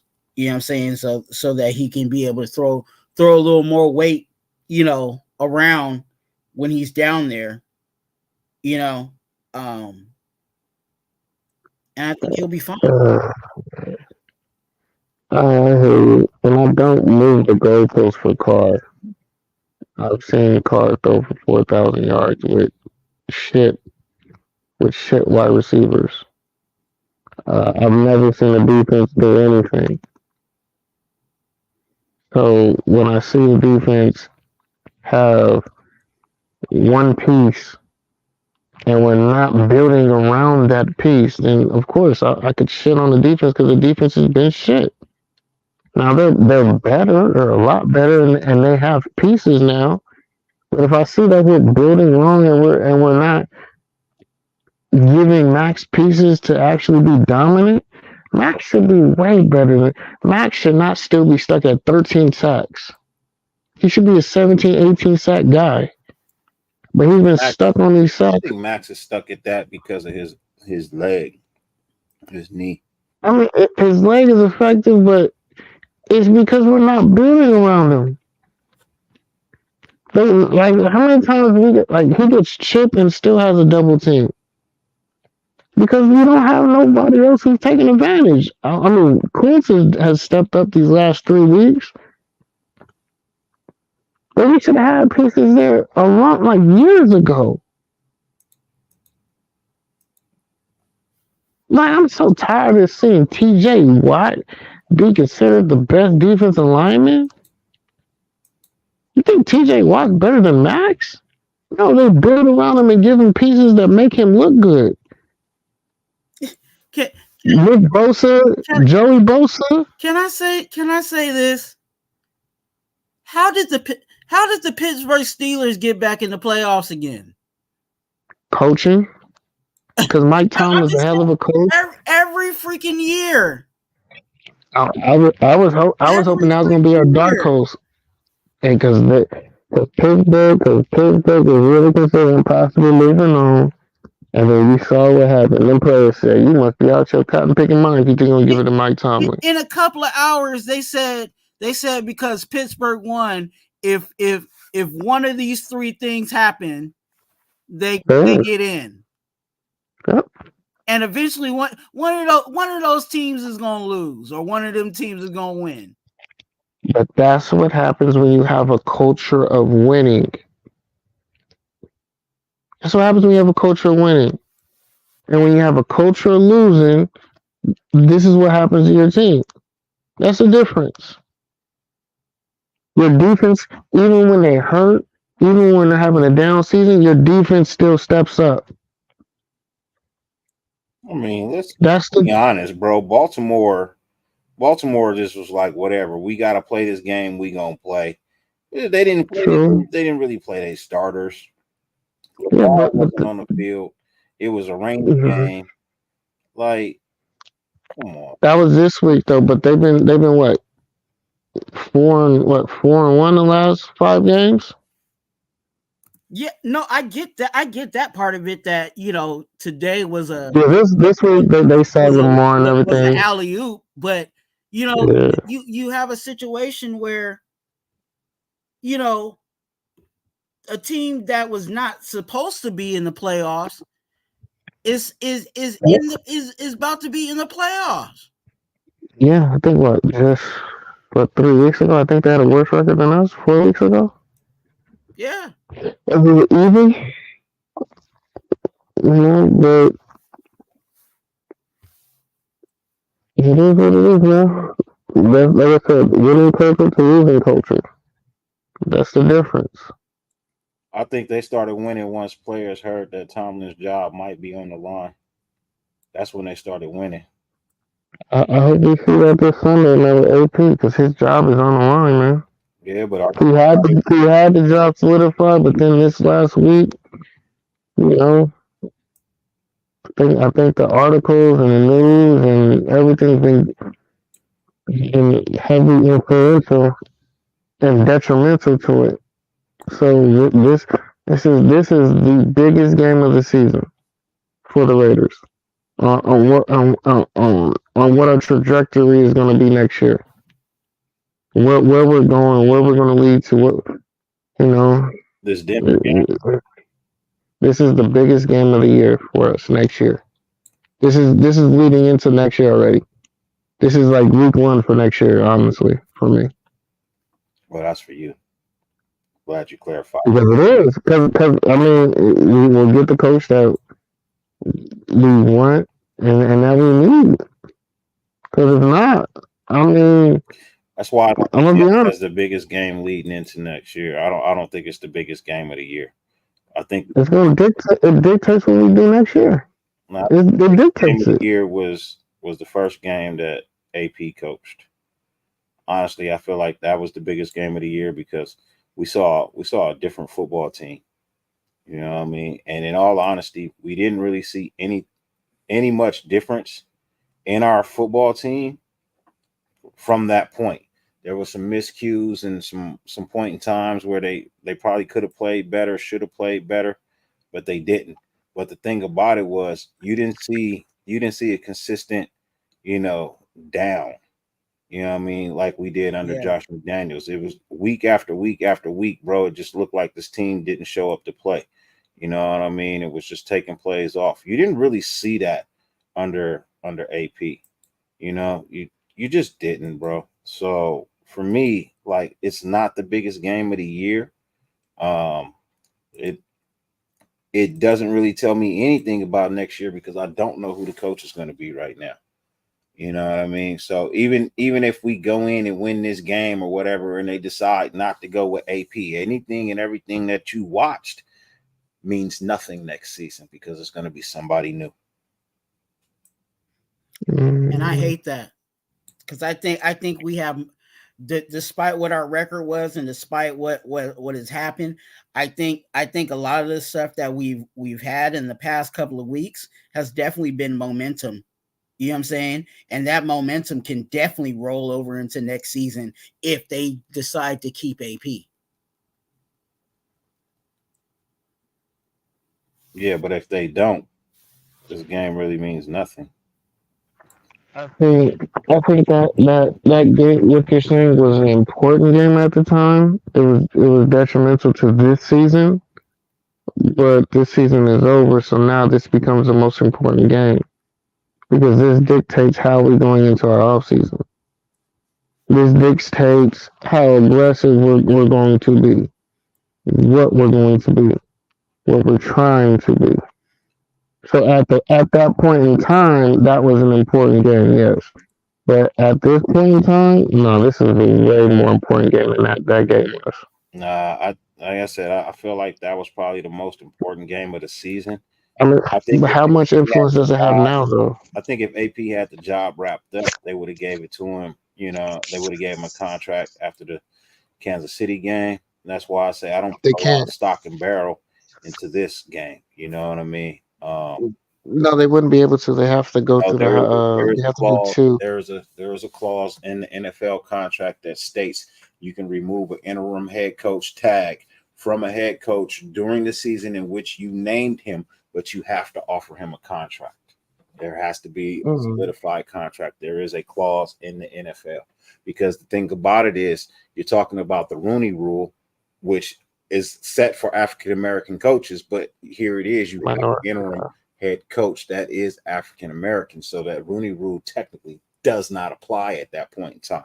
But there's a clause in the NFL bylaws that states you can offer an interim head coach a contract for the next season before the end of your season that he was named interim head coach. I'll have to look into that. I was looking into it because I thought it was that too. I thought it was that too. But every time I was reading it, I said, was like, the only one that you ever hear about is the damn Rooney Rule. You know, well, no, it says you have to not interview two minority candidates, not from like the organization. It said that's what I kept reading up on. Because I was like, I could have swore. Like honestly, I thought after the KC game, he should have got it. The sentimental value, everything was how the team was playing. now, But he had it wrapped up. They do have till 9 p.m. tomorrow to give him a contract. 9 p.m. West Coast time to give him a Man, contract. they're gonna wait and see. They're gonna wait and see how everything plays out. I don't think they're offering anything. I They know. still want an I'm saying, like, opportunity to talk to other if they people. wanted to, if you want to base something about this game, and they said, "Hey, look, go out, win this game," you know what I mean, and then we'll see. We'll go from there. I mean, it's still a possibility. Anything can happen. I'm not. I don't throw nothing out. You know what I mean? Anything's possibility in this world, this day and age, bro. But I personally feel like, they have till 9:00 p.m. tomorrow night, you know what I mean, to offer him a contract. So Yeah, if that's I what they think want to do, they can do it. I wouldn't be against it. I think personally, I think he had for what we wanted, he would have had to make the playoffs for them to offer the job. Now, I thought they would have offered the job if he beat KC. Even I was saying it. I was like, man, if he beat KC, I think the job's already on the table. I feel they already have the contract written, especially the way it was done, primetime TV. I was like, there's no way you can't, and they didn't do it. So Hear you? I was like, all right, well, I guess I see what this means. They're definitely going to the off season. Or they're just waiting for him to make the playoffs, and then when the playoffs didn't happen, and then if we can lose this game and only win 7, it's going to be really, depending how we look. I think the optics are going to be really, really important in this game. How the team looks. I hate to say it, but I think they wait until Monday. I think they wait. Season is the night of your last game. But I'm just saying, like, if the rules, if the world was in the Raiders' favor, I think what's really happening is they waiting to see what's going on with that bowl game. Absolutely. Game. But even with that, what people don't understand is that even if the NCAA comes down and suspends Jim Harbaugh, the NFL will have to discipline him. That's what people don't understand. He can't just leave college and come to the pros to escape the penalties. That's still going to follow him. I don't want that. I don't want a guy who, I mean, it was literally with Spygate. It was Spygate. You saw how that went, and the team that was doing Spygate ain't won since. Ain't been able to do anything since. Now, granted, they didn't have the greatest quarterback ever, Actually, they did have the greatest quarterback at that time, and he couldn't win with him for a time being after. But I mean, What's going on, brother? What's cracking, guys? How you doing? oh yes, I've been waiting to get in your ass, Pizzle. You was talking Hey, so much shit Your boy was yesterday. on fire last night.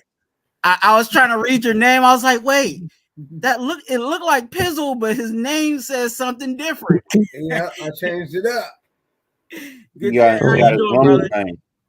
Hey, he had a generic name trying to hide because he knew I was looking for his ass after yesterday. It's still Pizzle in the chat. It's just Raider over here. Oh, I didn't see it. I wasn't. Yeah, I ain't reading the chat too much. his name says Raiders 4420. That's his Yep. rumble. Yeah, that's what I see. That's my what you Rumble can say. handle. Find him at his rumble. Okay, got it. Okay. How you guys I gotta doing? create one. Good. Now we just talking, off season things that we need to see. I mean, like I said, you got three minds up here that were Just trying thinking to live a differently. peaceful life, Pizzle. Just trying to live a peaceful life, man. Oh, man, I'm living a peaceful life. Ain't nothing upsetting me. It's 2024. I ain't got a care in the world Right. outside of the Raiders. Outside of the Raiders playing Tyreek Wilson at defensive end. Right. I mean, I'm surprised they haven't given him a contract either. With as much, right now, like you guys are just going over, they could hire him right now and not have to even do the Rooney Rule.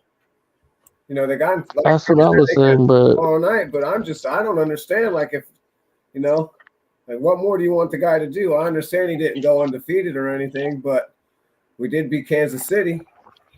I mean, but He's undefeated. If he wins tomorrow, we might be undefeated in the division. I mean, I don't know if that's what we're waiting for. I'll be honest. I can't be mad because it's the right thing to do. If we made the playoffs, then yes, you hire him. But the fact we didn't make the playoffs, the fact the team is not, I mean, at times they look terrible. Oh yeah. You have to do it's doing your due diligence. You can't, and as the CEO of a company, you have to do what's right, Yep. by everything. And sometimes you got to do what people don't like, go against what people want. Mm-hmm. You got to do what's best for the team. And honestly, as much as I want it or Dirty wants it or a bunch of other people want it, it's what's best for the team to actually do the interview process. Yeah, I agree. I mean, yeah. So I can complain. I can to look at. There are other coaches right now that are going to be out. There's that dude from the Lions, the offensive coordinator, Johnson. He's good. He's going to be coming out. The defensive coordinator from the Bengals, Lou Analulu or whatever. He's going to be coming out. There's a bunch of different guys that are coming out this year that are going to be pretty decent. Those two guys are pretty high on the list, but they're also talking about. I read a little something that Mark Davis wants to talk to Bill Belichick. You guys were hearing that? He wants to talk to I don't Bill's not coming. That's a rumor. It's not true. Bill's not coming here. No, I don't even want him to come here. Even if he is talking to him, please don't bring him here. We don't need him to have the GM and a head coaching job. He doesn't like Mark Davis. Yeah. It's pretty known. He doesn't like Mark Davis. So he would never come here if Mark Davis was his boss. He's definitely not going to work for Tom Brady. Nah. Shout out to everybody in the chat. If you guys have not, take a moment to, all these brothers actually have channels. You can definitely check them out and get involved with them. And since you're here, you might as well just go ahead and subscribe and click the like button on this video. Because we've been going for almost 4 hours. Oh damn! I showed up late to the parlay. We've been going for almost 4 hours and we're still going. So definitely just on that, you please take a moment to like this video and definitely support. We definitely need a defensive tackle. We definitely need a shutdown corner and possibly even another linebacker. That's just for the defense, I think, in my opinion. I mean, I want a shutdown corner, but we don't really need a shutdown corner. We just need a solid corner. We just need a solid corner. He's all right, but he gave up 2 50-yard bombs last week, dude. That's not good. That's not good. I mean, one was a breakdown in coverage, and the other one was just, communication errors that was his fault. So I'm not gonna put both of them on him. But the thing is, it's just it didn't look good. All right. But the thing is, what we have, that's what we have to deal with. So no, I know. I think I know it's what we have until the end of the year, and then we gotta work on what we can work on. I agree. But that's my thing. That's a Patrick Graham defense. That's a defense that doesn't communicate, doesn't know how to communicate, doesn't talk. You know what I'm saying? They just do what they're told without communicating, and I don't like that. So it's a minimum communication defense. And sometimes that does come with getting better players, more vocal players. It comes with better leadership, and I prefer a better defensive coordinator personally, who really is keen to having guys like that. Because the best defense is the defense that communicates, knowing how to trade off, when to trade off. Mm-hmm. You know what I'm saying? Like you see all the top defense in the league now, or the defenses of yesteryear. From Baltimore did it the best. Tampa Bay did it. You got Baltimore. I'm talking about the Ray Lewis Baltimore. Yeah, but even the Baltimore now, you see. Yeah, Pete Carroll's defense, they be doing it. Yeah, the old Bill Belichick defenses, they used to do that. Yep. You know what I'm saying? So like unfortunately Patrick Graham's defenses never really speak. They don't communicate, Every time you see people in motion, they not really communicating, they just point. They'll point to an area and think that someone's there, and it's like they don't make eye contact, they don't say nothing. That's so frustrating, it's so annoying. And every time I see that, the team always gives us the first down. It's a breakdown in coverage. It's a little simple. It's simple football. Simple football. We just don't do simple things. Yeah, we're not teaching. Well, they're not being taught right. They ain't getting taught those things, or something ain't right. Something on the coaching side ain't right. And on the opposite end, we don't do that on the offense. We don't be putting guys in motion. We don't take advantage of the matchups. We don't. We have a mismatch and we don't run into the ground. I don't understand that. That's the number one job for the offensive coordinator and the head coach to draw up all week, is to find your matchups and then exploit that motherfucker to the fullest. The only matchup we like to exploit is whatever Devontae Adams has, and that's the problem. So they don't see the other options of Jacoby Myers. OC's got to go. So that's why we need a better OC. Yeah. So. Like I said, Devontae is like a super wild card because it opens up so many other pieces, Yeah, no, for sure. I mean, but we got Myers, we got Mayer, we got talent. Just we haven't been able to execute. Yeah. One or another, they just haven't been able to get the job done on offense. I'll be honest, the package that we have for Trey Tucker is atrocious, man. It's atrocious the way we use him. Well, and the other, Aiden's only been running this quarterback system for 8 months or whatever. Man, 8 months or not, man, you could implement simple screens, man. Yeah, did you see what the Titans did today with the Cole kid? Yeah. Like that's literally you can run them same plays with Trey Tucker. You can run those same plays with all your speed guys. Like Andy Reid literally was implementing like things that Philly ran, or things that Minnesota was running. Like other people have been doing it. Like simple shit we don't do. Yeah, but that's on our Trey Tucker has three routes, If you see him coming in motion, you know he's running the ball. They don't throw him the ball. It's going to be a run. But like I said, that was on McDaniel. If he's in the slot, right? He's running it. Yeah. So he's drawing it up.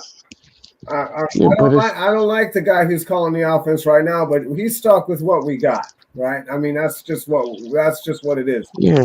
Right now, but you could be creative. But I don't want him to come back. I want to get somebody else for sure. Oh yeah, I'd say, man, thank you for your services, brother. Yeah, give him the dabs. You gotta go. Dab him up. I don't even want him on the roster. After this season, I don't want him on the roster. Have a good day, man. Appreciate you. Get him out of here. Like this, I mean, like honestly, man, this is. I've legitimately seen better offenses in Pop Warner football, man. Yeah. I've seen better run offenses with just scheme, like even little screen passes, screenplays. Do you like how Detroit's offensive coordinator schemes up plays, or have you watched it? Well, obviously people have watched him this year, right? So he's cool, but he's super reliant on his quarterback play, and he puts his quarterbacks in bad positions sometimes. So like I'm not as fond as I was at one point about him, because I started really seeing that it's really dependent upon his quarterback play, on how good he looks. I think that depends on all teams, though, JT. All quarterbacks have got to stand up and make a play eventually. You're not going to be able. Not going to be able to ride the run and ride the defense and not be able to make a play on throwing the ball. Well, no, I'm saying, but he has a solid running back that he doesn't utilize. You know, he doesn't get his guys in skill players. So you're saying you want him to run the ball more? That's what you want. Nah, it's just creative. Like, you know, they're really pass happy offense that's super reliant on the decision making of your quarterback. Not really the play calling. It's not the play calling itself. It's really the decision making of the quarterback. Because they have weapons. Amon-Ra St. Brown, they have really decent weapons. For sure. They look good. This is the best they've looked since 1991. But it's not just it's not the playmaking that it is. It's really the play that the quarterback makes. It's over 30 years, motherfuckers. Yeah, and also he wants too much money. I'm cool, bro. You're not getting paid that much money. He'd be damn near be getting paid more than AP would be getting paid. Well, shit. Cool. What's his name? Right? Harbaugh wants 15-20 million. Because he's Jim Harbaugh. When you can command that, that's what you can command. You're pulling me from a best situation I've been in my whole life. So of course you're gonna have to pay for me. That's what my value is. Like I said, last year he used the Raiders and other NFL teams to leverage his way into Michigan and get that paycheck. That's exactly what he should. That's what he did do. So I don't even really want Jim Harbaugh as a coach, to be honest. I don't really like that guy. Can we name a whole NFL roster that used our name to get a contract with another team? Are we talking about players? Or are we talking about coaches? Yes, we players or coaches. We both. We can make a whole NFL roster of players and coaches that pimped our name to get a contract somewhere else. Because you're not a lucrative destination, Twuan. That's why. So when people keep saying Raiders are a destination spot, no, they're not. Well, you gotta get a coach and a winning culture to get people to want to come here. Bingo. And do we have any of that? Well, I don't know if we're starting to or not, but you know what you have? I can go there to get my last contract. We literally just did it again this year with somebody and retired him. I think his mind retired him. I said it before we even signed him. This guy ain't gonna play for us. I mean, people was adamant and in love with that pick. I said, what the fuck are we doing signing this guy for? He's a coach. This guy don't want to play. Like I said, we sign guys and give them their last contract. I'm so tired of that. Yeah, we've been doing that for a long, long time. I think anybody who's been a fan for the last 15, 20 years is tired of that shit. I think it's even longer than that, Dirty. That's the sad I was part. just being generous on the timeline. The fact that you said you're being generous at 20 years is crazy. But I it's was real. being generous. That's more than half of my life. Yeah. That's Like, I don't even think Eric is Eric even Eric was what, 1? 2. Golly, man. 20 years. Mm-hmm. Yeah, that's a whole kid educated, grown up. And that's just the majority of what I remember. Well, it's been what? Well, we won at 84. 84 was the last time we won. 83, yeah. 82 year, 83 was January 83 or whatever. 84 was the Niners, and then 85 was the Bears. 86 was the Giants. 87. Oh, Redskins. Steve Williams. 88, 89 were the Niners. 90 were was the Giants, and then 91 was the Cowboys. Jimmy G too. It's probably Jimmy G's last contract as a starter. That was a lot of great football right there. That span of football right there was great. It was a different time, and we can't keep, banking on that time. I wish we could go back to that era. Watch fools get smashed. Great hits of the 80s. Fools used to make money off of that shit. Now they're like, oh, we can't do that. That's wrong. I'll be honest, I'm ready for a new era. I'm tired of going back. Having to celebrate knocking fools out. Now it's like, oh, man, let's go take a knee. I remember Brian Dawkins leveling fools and be pumped. Yeah, but today's game is just slightly more entertaining. You can't have no more. You lose too much money. And longer now, you know what I mean? So it makes it more entertaining. Back then, you was losing motherfuckers that was stars to like life-threatening injuries, bro. You know what I mean? I know it. Mm-hmm. So it makes it more interesting because players are lasting a lot longer. And you saw today on that Michael Pittman hit today. When they called besides that LT hit to that dude who took out Steve Young off the edge, that was one of the most vicious hits I ever seen. That dude fucking crushed him. Tony Scott ass Saragusa jumping on Rich Gannon's back. That wasn't as bad as that career-ending concussion on fucking Steve Young. He crushed him. I'm still tripping out on that one that this year, the Browns, where the dude was laid out and he was shaking and shit. Yeah, that dude, he went into a seizure, bro. How about that dude who fucking he used to play for the Panthers who that linebacker broke his whole fucking face mask, Luke Kuechly or whatever? Remember when he did that shit? He was crying.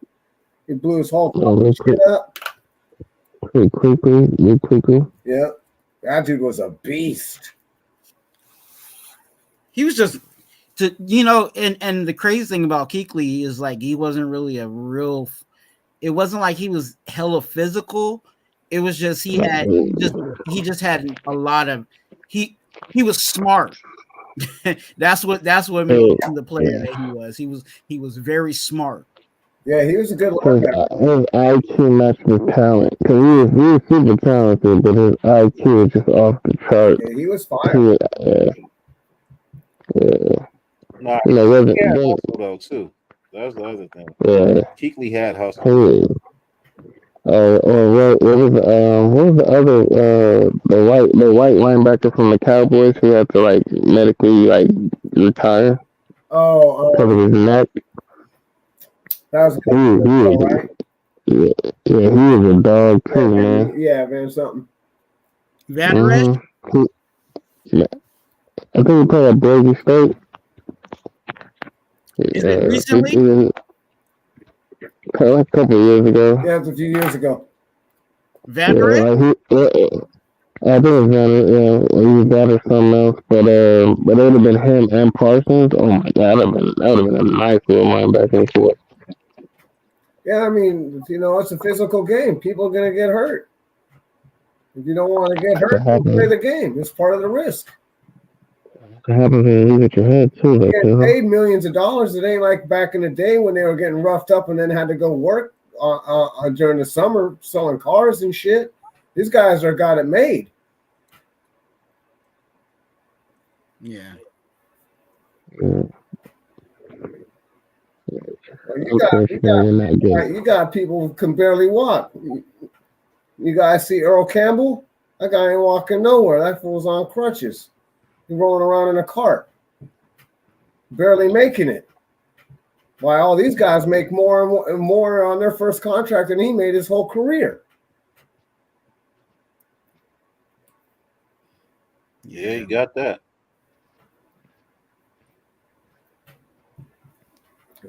But that's also why they want to keep players around longer too, because they're paying them more money. Yeah, they're assets now. They're not. That's exactly what they are. They're paid assets. They need them. Nobody wants to come in. That's why they made that rule about throwing their weight after they broke fucking Aaron Rodgers' clavicle. They're like, oh, we're out for the season. That fucks up their whole. No one wants to go to the game anymore. That means they're done, just like the Jets. They didn't make a rule when Pittsburgh took out Carson Palmer's knee in the end zone, right, in the AFC Championship game, but Tom Brady goes down to the same shot, and they've got to make a fucking rule. Eric Carr breaking his leg costing us a possible Super Bowl appearance, or at least the AFC Championship appearance. They fuck Carson Palmer up. Yeah. But not enough to make a rule. About to head out, man. I appreciate you. Yeah. Me pull up, Twuan. It's getting late. It's after 2. Getting late. I'm gonna be up until I gotta drop so I'm gonna be up. I appreciate y'all. All y'all. Have a blessed one. You too, man. Right on, Dirty. Nice seeing you. Thank you for having me on, Twuan. Sorry I wasn't able to come in a little earlier. Oh no, you all good, man. I normally don't do the late night, Saturday night, roll in, but I Dirty wasn't going live for the Dirty Lunatic show, and then I noticed that Ben wasn't going live. Yeah, no, Ben was done at 11:30. Yep. Yeah. I was gonna go live, but I saw you. I was like, cool, right? You went live. I was like, I'm about to go rest. And then I was like, let me jump in here real quick. And then I was like, whoa, what is going on in here? Hella. I was like, let me just pull up and see what everybody's doing. I had some little time on my hands. So I just definitely, like I said, wanted to, just see what y'all was up to and talk whatever. You know what I'm saying? Yep. I didn't have nothing on schedule, nothing planned really.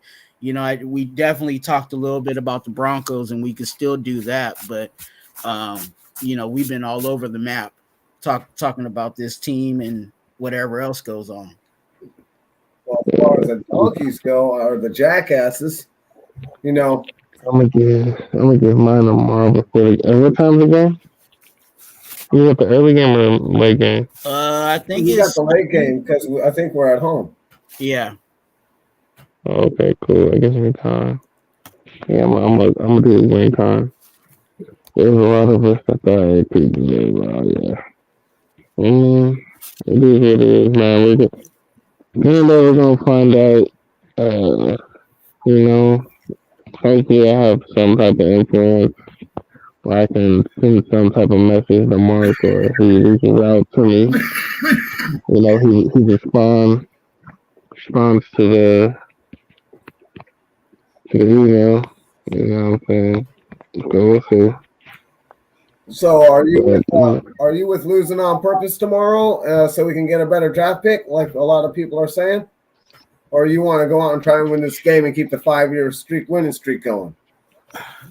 I honestly don't care about the win streak at this point, but I don't want to lose. What's the difference in picks if we want to lose? It's 13 and 11, I think. 11 if we lose, 13 if we win. I'd rather win because two picks is really gonna matter. I mean, if it was a top 10 pick, then I wouldn't mind losing. But if it's not a top 10 pick and you're only losing 2 spots, and typically around 11 to 15 is when people start trading up or trading picks. Yeah, I'm not too. I'm not letting them off the hook. I want to keep them under the thumb like a banker, fool, with my interest rate. But honestly, it's gonna be a dangerous game because Josh Stidham has something to prove. He's playing his own team, the team that gave up on him. I mean, luckily Josh McDaniels is not the coach, but you know. I mean, I really hope AP goes undefeated in this division, dude. He does the dirt. I want him to get the job. But he also has got to clean some stuff up. You know, he's got some learning to do, and a lot of people aren't going to be patient with what he's got to learn. You know, there's a lot of people already patient enough. People are already wanting to win now. We want to win now, motherfucker. It's been 40 years, type shit. Yeah, that's what I'm saying. So let me ask you this: What do you think about the Ravens giving the fucking Steelers a breath of fresh air, letting them win today? What do you think about that?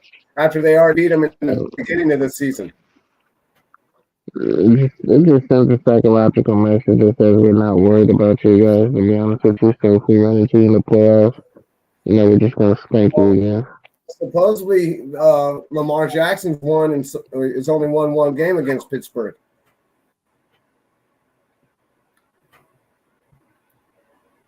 Did he even play today? No, he didn't play today. Lamar player sat. That's the whole problem. They should have snatched him and eliminated him, but they let him live. Now they wanted to get healthy for playoffs, so that's what that was. They ain't worried about Pittsburgh. Well, they weren't worried about Pittsburgh, but they're not worried about Miami and going on the road to Miami. You know, they can win in Miami, so they're not worried about going there. Yeah, I'm telling you. Because that's the only place they have to travel. They fucked up not putting Pittsburgh away today for sure. They got a 64% chance of getting in the fucking playoffs right now. The Ravens fucked up by letting them breathe. It could backfire, but who knows? I mean, I don't know what's going on anymore. But I think it would be a mistake. You don't let your division rival live, JT. You don't let that division rival live.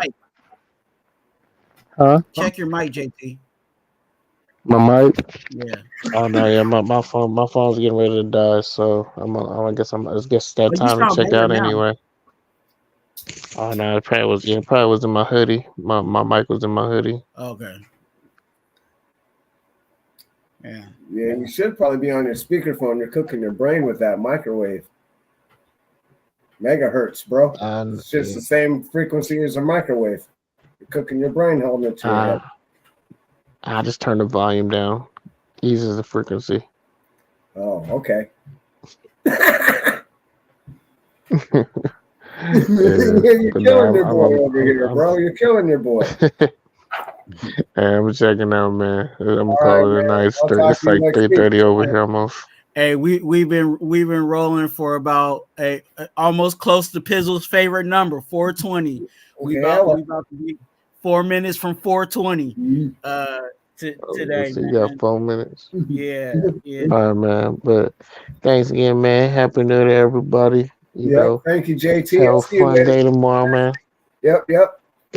Looking forward It's to not your gonna next be that bro. big of a deal if we lose or win tomorrow. I mean, well, no, I take that back. I do want to win because if we win and it's inspiring, like the team looks inspired, there's no way we can't hire AP. Yeah, I want if they AP. come out flat like they did last week, I'm not going to be very happy.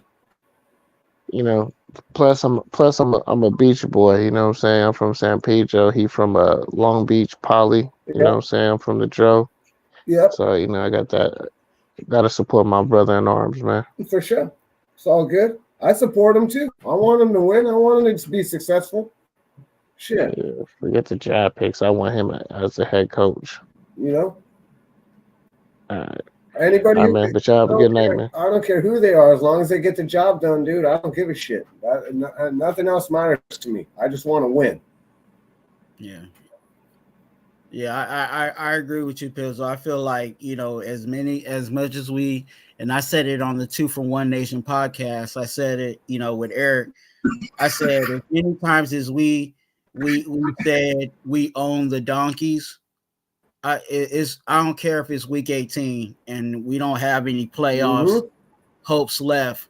We still own the donkeys, and that's what we need to do is go out there and own the donkeys. Yep. So that I agree 100%. I'm not in with the tanking. I'm not in with, you know, oh, let's go get a higher pick. You know, I just feel like wherever we pick, if we won the Super Bowl, we would be picking number 30, you know what I'm saying, number 31 or whatever that is, 32, 31. Yep. You know what I'm saying? So whatever. Wherever we land, we just need to make the right picks from there. So I'm not got to make the right decisions. Yeah. But that's been the problem, dude. We haven't, the front office has not been making the right decisions in a very, very, very long time. And then when we do, it seems like some stuff pops up, like every year. Antonio Brown, some other stuff, the year after that. It's like there's something always popping up that's always fucking up our mojo, bro. There's always something fucking, always somebody sticking a stick in our spokes while we're trying to roll and shit, making it slip over our handlebars. Yeah. You know, it's hard to take one step forward and take 3 steps back. Yeah. Yeah. And that's, you know, we've been doing that for a while, but I think, you know, we have some tough decisions to make. And I think that after we get through that, you know, we're in a tough place, but we're in a good place, if that makes sense. We're in a tough place, but we're in a good place. Yeah, well, we're in a better place than we were in the beginning of the year. All right. But look, it's still only been a year and a half, right? 2 years. We're getting another coach. Fired this dude. You know, it's the same shit. We've been doing the same thing. They stick around for a couple of years, then they come in and we go get somebody else, and then they got it's a redo. It's crazy. And we've been doing this shit since, you know, basically since the 90s, 80s, 90s. Yeah. I mean, the last, you know, long coach that we had was Art Shell, and from 91 or whatever until whatever. And then it was Chucky. You know, and then ever since then, it's just been Hugh Jackson, and it's just one after another, you know.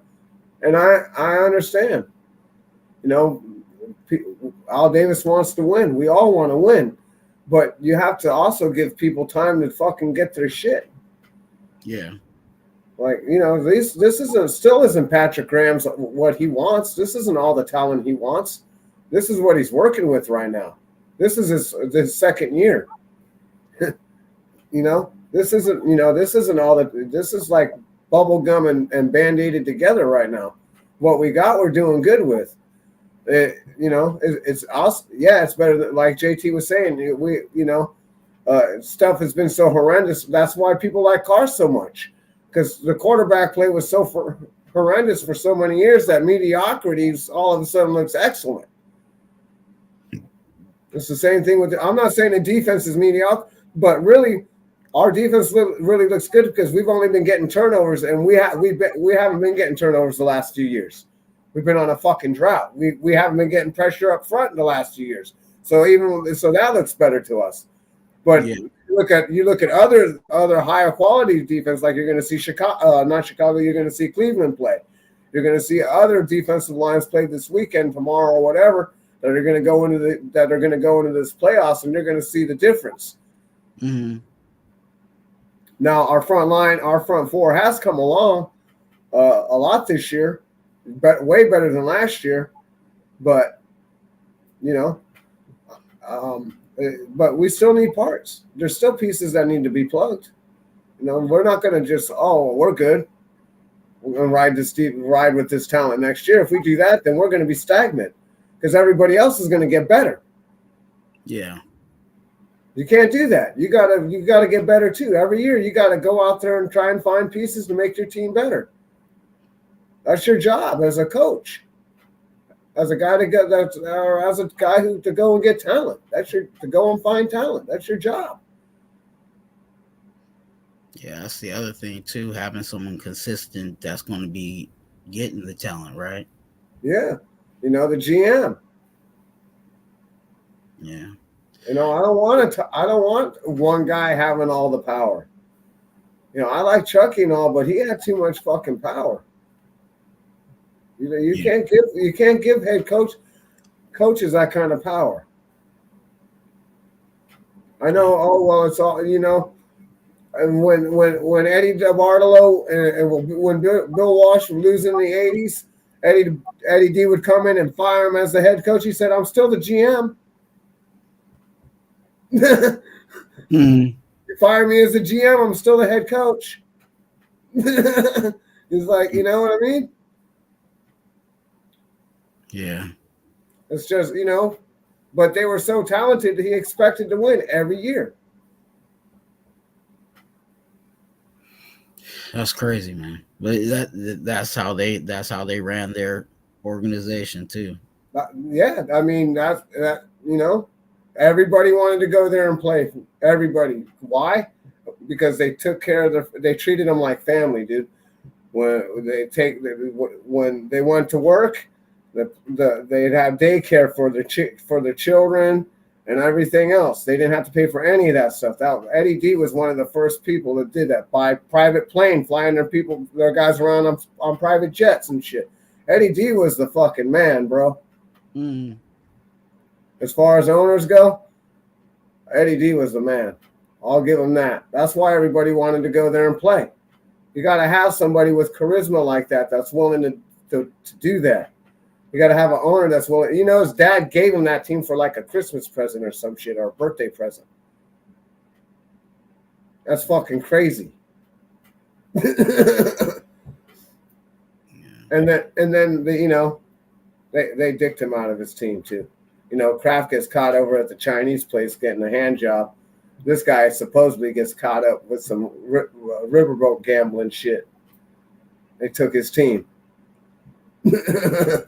Crazy. And then he was found not guilty. And then now look what they're doing. Oh, you were involved in gambling. What are you doing with DraftKings right now, NFL? What are you doing with all the the shit's a little ass backwards, if you ask me. Yeah. They but it's all money. That's why of course, that's exactly what it is. Everybody gets it twisted, but all of this shit is exactly about it. It's all about the money, and don't get it twisted. Yeah. They have, it's a script, right? Everybody says it's a script. Everybody read the script. What's that tell you? It's a fucking play. Yeah. I mean, it sucks. What's really crazy is that the everyone can see the opportune flags, right, come at the right time or the wrong time for one team. And it doesn't just happen once in a while. It happens week in and week out. I don't know how people don't see the same thing I'm watching. I'm like, what's going on? And it's like they don't even try and hide it anymore. It's not even, they don't even try and be inconspicuous about the shit anymore, man. It's like they're rubbing it right in our face.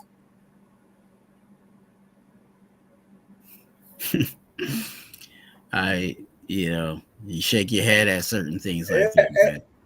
Hey, you know what we're going to do? We're going to make sure those referees don't ref in the playoffs. Oh, really? Thanks, guys. That's a big punishment. Yeah. Hey, you don't get the ref in the playoffs this year because you guys blew all that game last week. You think they give a shit? They got paid to blow that game. That's just my opinion. That's just what I see. Hey, Pizzle, I'm about to wrap it up, man. I hear you, man. We got a little off topic or whatever. I know. No, it's not even about that, man. I've been on here for about 4 hours. Yeah, no, I got you. It's been over 4 hours. 30 minutes, man. Yeah, I hear you. Right on, man. Hey, Pizzle, go ahead. You let me come on. Yeah, let everybody know what you got going, man. Oh, well, sometimes I'll be going live like Twuan, just out of the blue. I never know exactly what I'm doing, what I'm going to do. If I don't think anybody's on and then I ain't stepping on no one's toes, I'll go live. And hit me up on my YouTube on Pizzle4420 is my channel over there. And check me out. And I don't know. We'll see if you like my content or not. You guys definitely, Pizzle, thank you so much, man. If you guys, right on for having me on, bro. Yeah, I appreciate you. If you guys want, you definitely go check out my man Pizzle. He's young and up and coming, just like me. This is my rookie season, and as the rookie season has almost come to a close, I'm excited for what's to come with this Raider organization. Also, you guys, if you guys have not, take a moment to click the like button. Why? Because I like you.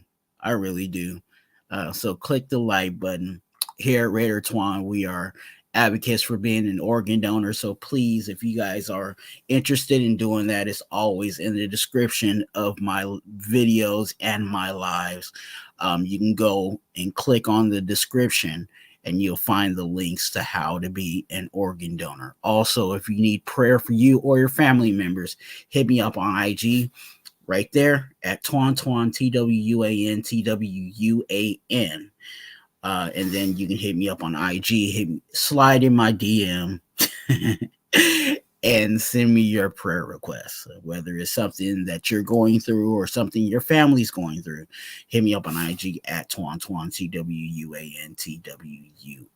TWUAN. Also, you guys, I tell you guys all the time, subscribe.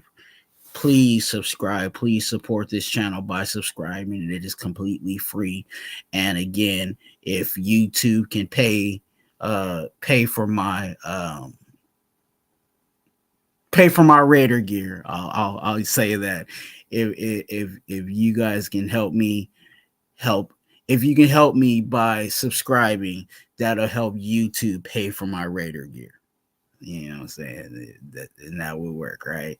So please, if you love the Raiders, subscribe. If you like the Raiders, subscribe. If you're interested about the Raiders, subscribe. Yeah. Quit playing with yourself. Go ahead and subscribe. 4 hours and 30 minutes has been this live. We've talked about a whole bunch of things, ups and downs, the craziness, all of that. And again, it all boils down to loving the Raiders. We all love the Raiders. And that's why we do it. That's why we're so passionate about it. That's why we can talk about it for as long as we talked about it, is because of the Raiders. I usually give you guys a good word on the Raider Twuan lives. I usually don't give you one on the congregation live, but I'm going to give you guys a good word even to the congregation. Those are the congregation. I want you guys to, this is a challenge. I want you guys one day this week, because it's Sunday now. It's technically Sunday, so Sunday is the first day of the week. One day this week, I want you to eat completely healthy. Okay? That means,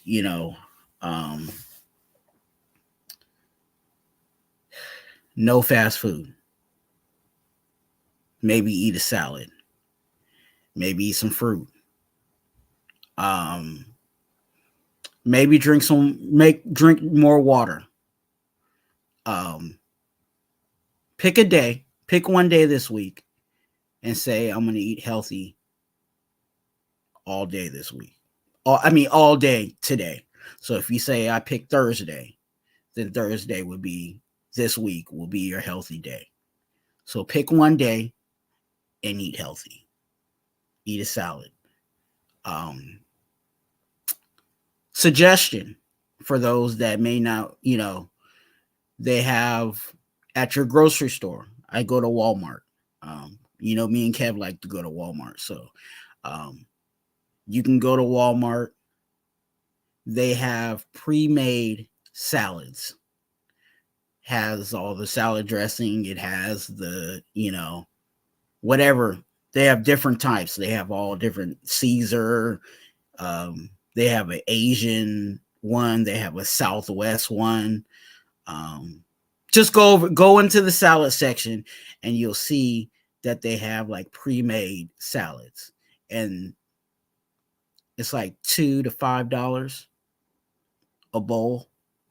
So that could be like a lunch, or that could be a dinner, or you could package it together. So select a day and eat healthy that day. That's my good word and my positive phrase for you. Encouragement on today is pick a day and eat healthy. And I just gave you an idea for something to eat healthy. Go to Walmart or go to your grocery store, because all grocery stores have them. And you can go into the salad section and they have those pre-made salads that you can get. Eat healthy. Remember, you're a blessing. Be a blessing to someone else. And let's go, Raiders. What up, Lo?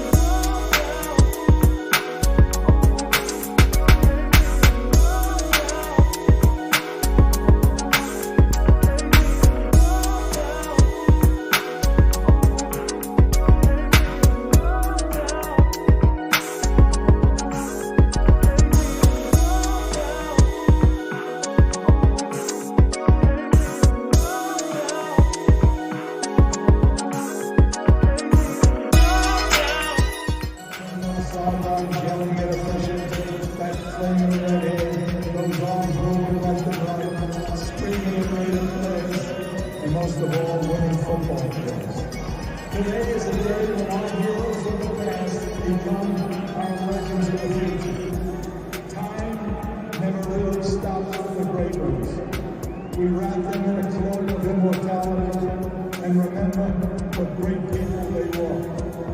We recognize you, Virginia Madden, his sons Mike and Joey. They were a football family, so that John can pursue his dreams.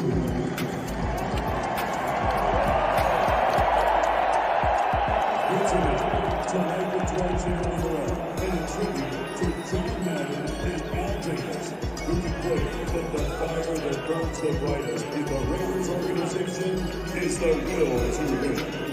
Ladies and gentlemen, the Madden family.